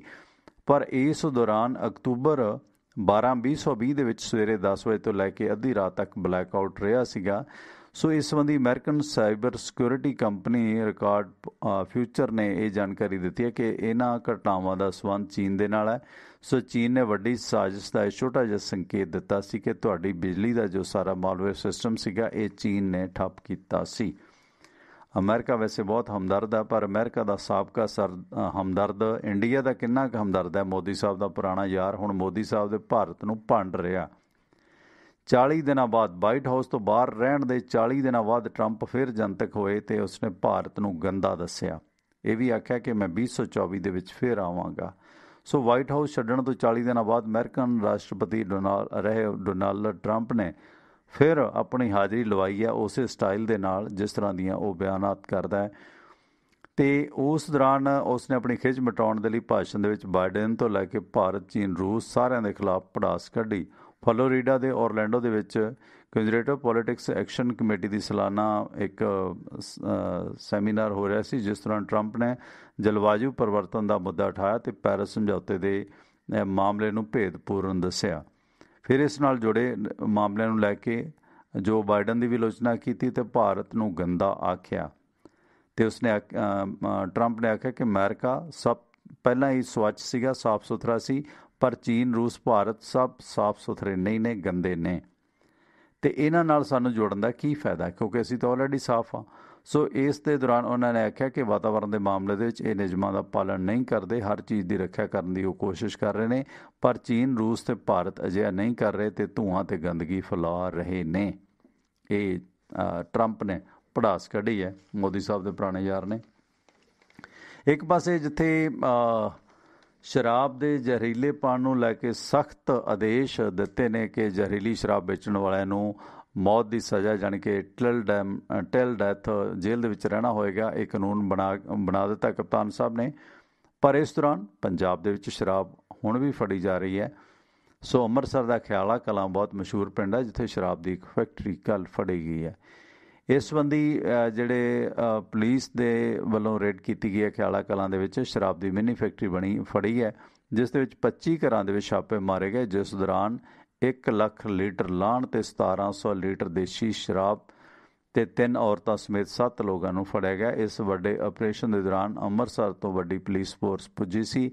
ਸੋ ਗੈਸ ਸਿਲੰਡਰਾਂ ਦੇ ਜ਼ਰੀਏ ਇਹ ਬ੍ਰਾਂਡਡ ਖਮੀਰ ਇਸਤੇਮਾਲ ਕਰਕੇ ਇਹ ਜਿਹੜੀ ਪਾਈਪਲਾਈਨ ਦੇ ਜ਼ਰੀਏ ਇਹ ਸ਼ਰਾਬ ਵੱਡੇ ਟੈਂਕਰਾਂ ਦੇ ਵਿੱਚ ਬਣਾਈ ਜਾ ਰਹੀ ਸੀ ਪਿੰਡ ਖਿਆਲਾ ਕਲਾਂ ਦੇ ਵਿੱਚ। ਸੋ ਪਿੰਡ ਦੇ ਵਿੱਚ ਤਲਾਬ ਦੇ ਵਿੱਚ ਵੱਡੇ ਟੋਏ ਕਰਕੇ ਇਸ ਨੂੰ ਸਟੋਰ ਕਰਕੇ ਲਾਹਣ ਨੂੰ ਟਕਿਆ ਹੋਇਆ ਸੀ, ਜਿੱਥੇ ਸ਼ਰਾਬ ਦੀਆਂ 6 ਚਾਲੂ ਭੱਠੀਆਂ ਫੜੀਆਂ ਗਈਆਂ, 62 ਡਰਮ 200 ਲੀਟਰ ਵਾਲੇ, ਤੁਸੀਂ ਇਮੈਜਨ ਕਰੋ 200 ਲੀਟਰ ਦੇ 62 ਡਰਮ ਤੇ 6 LPG ਦੇ ਸਿਲੰਡਰ ਤੇ 31 ਪਲਾਸਟਿਕ ਦੇ ਕੈਨ 100 ਲੀਟਰ ਵਾਲੇ ਤੇ 2 ਵਾਟਰ ਟੈਂਕ 500 ਲੀਟਰ ਵਾਲੇ, 2 ਪਲਾਸਟਿਕ ਦੇ ਡਰਮ, ਜਾਣੀ ਵੱਡਾ ਸਾਜੋ ਸਮਾਨ ਪਿੰਡ ਖਿਆਲਾ ਕਲਾਂ ਦੇ ਵਿੱਚੋਂ ਫੜਿਆ ਗਿਆ।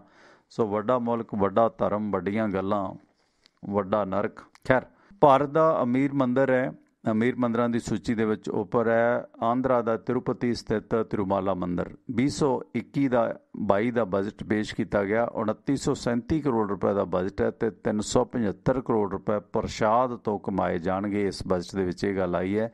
ਸੋ ਤਿਰੂਮਾਲਾ ਦੇ ਸਭ ਤੋਂ ਅਮੀਰ ਮੰਦਰਾਂ ਦੇ ਵਿੱਚ ਸ਼ੁਮਾਰ ਇਸ ਸੰਬੰਧੀ ਕਮੇਟੀ ਦੀ ਜਿਹੜੀ ਮੀਟਿੰਗ ਹੋਈ ਹੈ, ਜਿਸ ਦੇ ਵਿੱਚ 2937 ਕਰੋੜ ਦੇ ਤਕਰੀਬਨ 3000 ਕਰੋੜ ਦੇ ਬਜਟ ਨੂੰ ਮਨਜ਼ੂਰੀ ਦਿੱਤੀ ਗਈ ਹੈ, ਜੋ ਪਿਛਲੇ ਬਜਟ ਦੇ ਨਾਲੋਂ 10% ਜ਼ਿਆਦਾ ਹੈ। ਹਾਲਾਂਕਿ ਇਸ ਮੰਦਰ ਪ੍ਰਸ਼ਾਸਨ ਨੂੰ 533 ਕਰੋੜ ਰੁਪਏ ਸਾਲਾਨਾ ਵਿਆਜ ਤੋਂ ਮਿਲਦਾ ਤੇ ਪ੍ਰਸ਼ਾਦ ਤੋਂ 375 ਕਰੋੜ ਰੁਪਈਆ ਕਮਾਈ ਪ੍ਰਸ਼ਾਦ ਤੋਂ ਹੁੰਦੀ ਹੈ। ਸੋ ਇਹ ਸੀ ਖਬਰਾਂ ਦੀ ਦੁਨੀਆ। ਤੇ ਸ਼ਾਮ ਨੂੰ ਵਿਰਾਸਤ ਦੀ ਗੱਲ ਕਰਾਂਗੇ 7 ਵਜੇ ਤੋਂ ਲੈ ਕੇ 8 ਵਜੇ ਤੱਕ, ਤੇ ਫਿਰ ਉਸ ਦੌਰਾਨ ਜੁੜਾਂਗੇ 8 ਤੋਂ 9 ਦੇ ਦਰਮਿਆਨ ਜੁੜਾਂਗੇ ਸੁਰਿੰਦਰ ਸਿੰਘ ਹੋਰਾਂ ਦੇ ਨਾਲ ਤੇ ਕੁਝ ਮਹਿਮਾਨਾਂ ਦੇ ਨਾਲ, ਤੇ ਵਿਰਾਸਤ ਦੀ ਗੱਲ ਵੀ ਕੀਤੀ ਜਾਵੇਗੀ। ਸੋ ਇਸ ਦੇ ਨਾਲ ਇਹ ਵਧਾਏਗੀ। ਤੁਹਾਡੇ ਤੋਂ ਹੋਣ ਦਾ ਵਕਤ ਹੋ ਗਿਆ। ਤਾਂ ਸਾਡੇ ਨਾਲ ਕੋਈ ਸਾਂਝ ਸੁਨੇਹਾ ਪਾਉਣਾ ਹੋਵੇ ਤਾਂ ਤੁਸੀਂ ਮੇਰੇ ਨਾਲ 9876309655 ਨੰਬਰ ਤੇ ਕਾਲ ਕਰ ਸਕਦੇ ਹੋ। ਇਸ ਦੇ ਨਾਲ tivanaradio.com ਵੈਬਸਾਈਟ ਤੇ ਵੀ ਜਾ ਕੇ ਇਸ ਪ੍ਰੋਗਰਾਮ ਨੂੰ ਸੁਣ ਸਕਦੇ ਹੋ, ਤੇ ਇਸ ਪ੍ਰੋਗਰਾਮ ਨੂੰ ਸੁਣਨ ਦੇ ਵਾਸਤੇ ਸਾਡੀਆਂ ਐਪਸ ਨੇ ਜਿਹੜੀਆਂ ਤੁਹਾਨੂੰ ਉਹ ਵੀ ਸਾਡੀ tivanaradio.com ਵੈਬਸਾਈਟ ਤੇ ਮਿਲਣਗੀਆਂ। ਤੇ ਆਈਫੋਨ ਤੇ ਐਂਡਰਾਇਡ ਐਪਸ ਤੁਸੀਂ ਡਾਊਨਲੋਡ ਕਰੋ, ਆਪਣੇ ਦੋਸਤਾਂ ਮਿੱਤਰਾਂ ਨੂੰ ਇਸ ਵਾਰੀ ਦੱਸੋ ਜੇ ਪ੍ਰੋਗਰਾਮ ਨੂੰ ਪਸੰਦ ਕਰਦੇ ਹੋ।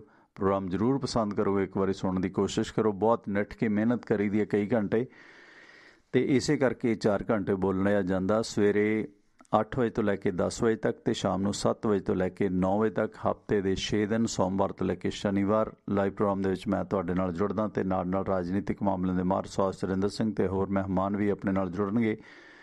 ਤੇ ਇਸ ਪ੍ਰੋਗਰਾਮ ਦਾ ਰਿਪੀਟ ਤੁਸੀਂ ਸੁਣਨਾ ਹੋਵੇ ਤਾਂ ਫਿਰ ਟਿਵਾਣਾ ਰੇਡੀਓ ਦੇ YouTube ਪੇਜ ਤੇ ਜਾ ਕੇ ਪੇਜ ਸਬਸਕ੍ਰਾਈਬ ਕਰੋ, ਲਾਈਕ ਕਰੋ, ਬੈਲ ਆਈਕਨ ਦਬਾਓ, ਅੱਗੇ ਦੋਸਤਾਂ ਮਿੱਤਰਾਂ ਨੂੰ ਵੀ ਸਾਂਝਾ ਕਰੋ। ਤੇ ਅਮਰੀਕਾ ਦੇ ਵਿੱਚ ਸਾਡੇ ਇਹਨਾਂ ਪ੍ਰੋਗਰਾਮਾਂ ਨੂੰ ਸੁਣਨ ਦੇ ਵਾਸਤੇ ਨੰਬਰ ਹੈ 667 930 9260 ਤੇ ਸਾਡੇ ਇਹਨਾਂ ਪ੍ਰੋਗਰਾਮਾਂ ਦੇ ਸਪਾਂਸਰ ਨੇ ਸੁਖੀ ਘੁੰਮਣ ਬੇਕਰਸਫੀਲਡ ਤੋਂ। ਤੇ ਤੁਸੀਂ ਵੀ ਆਪਣਾ ਕੋਈ ਵਪਾਰ ਕਾਰੋਬਾਰ ਦੀ ਐਡਵਰਟਾਈਜ਼ ਕਰਨੀ ਹੋਵੇ ਤਾਂ ਆਪ ਦਾ ਸਵਾਗਤ ਹੈ, ਜਾਂ ਜਿਸ ਕਾਰੋਬਾਰ ਨਾਲ ਤੁਸੀਂ ਜੁੜੇ ਹੋ ਕਿਸੇ ਨੂੰ ਸੁਜੈਸਟ ਕੀਤਾ ਜਾ ਸਕਦਾ ਹੈ, ਕਿਉਂਕਿ ਮਾਫ ਕਰਨਾ ਮੇਰਾ ਕੋਈ ਬਹੁਤਾ ਕਾਰਪੋਰੇਟ ਜਾਂ ਖਾਸ ਕਰਕੇ ਵਪਾਰਕ ਅਦਾਰੇ ਨਾਲ, ਬਿਜ਼ਨਸ ਅਦਾਰੇ ਨਾਲ ਕੋਈ ਬਹੁਤਾ ਟਾਈਪ ਨਹੀਂ ਹੈ। ਇਸ ਕਰਕੇ ਐਜ਼ ਏ ਲਿਸਨਰ ਮੈਂ ਤੁਹਾਨੂੰ ਇਹ ਜ਼ਰੂਰ ਬੇਨਤੀ ਕਰਾਂਗਾ, ਜੇ ਤੁਹਾਡਾ ਕੋਈ ਦੋਸਤ ਮਿੱਤਰ ਕਿਸੇ ਕਾਰੋਬਾਰ 'ਚ ਹੈ, ਜੇ ਤੁਹਾਨੂੰ ਲੱਗਦਾ ਹੈ ਤਾਂ ਤੁਸੀਂ ਜ਼ਰੂਰ ਸਪਾਂਸਰ ਕਰਵਾ ਸਕਦੇ ਹੋ ਜਾਂ ਖੁਦ ਸਬਸਕ੍ਰਿਪਸ਼ਨ ਲੈ ਸਕਦੇ ਹੋ।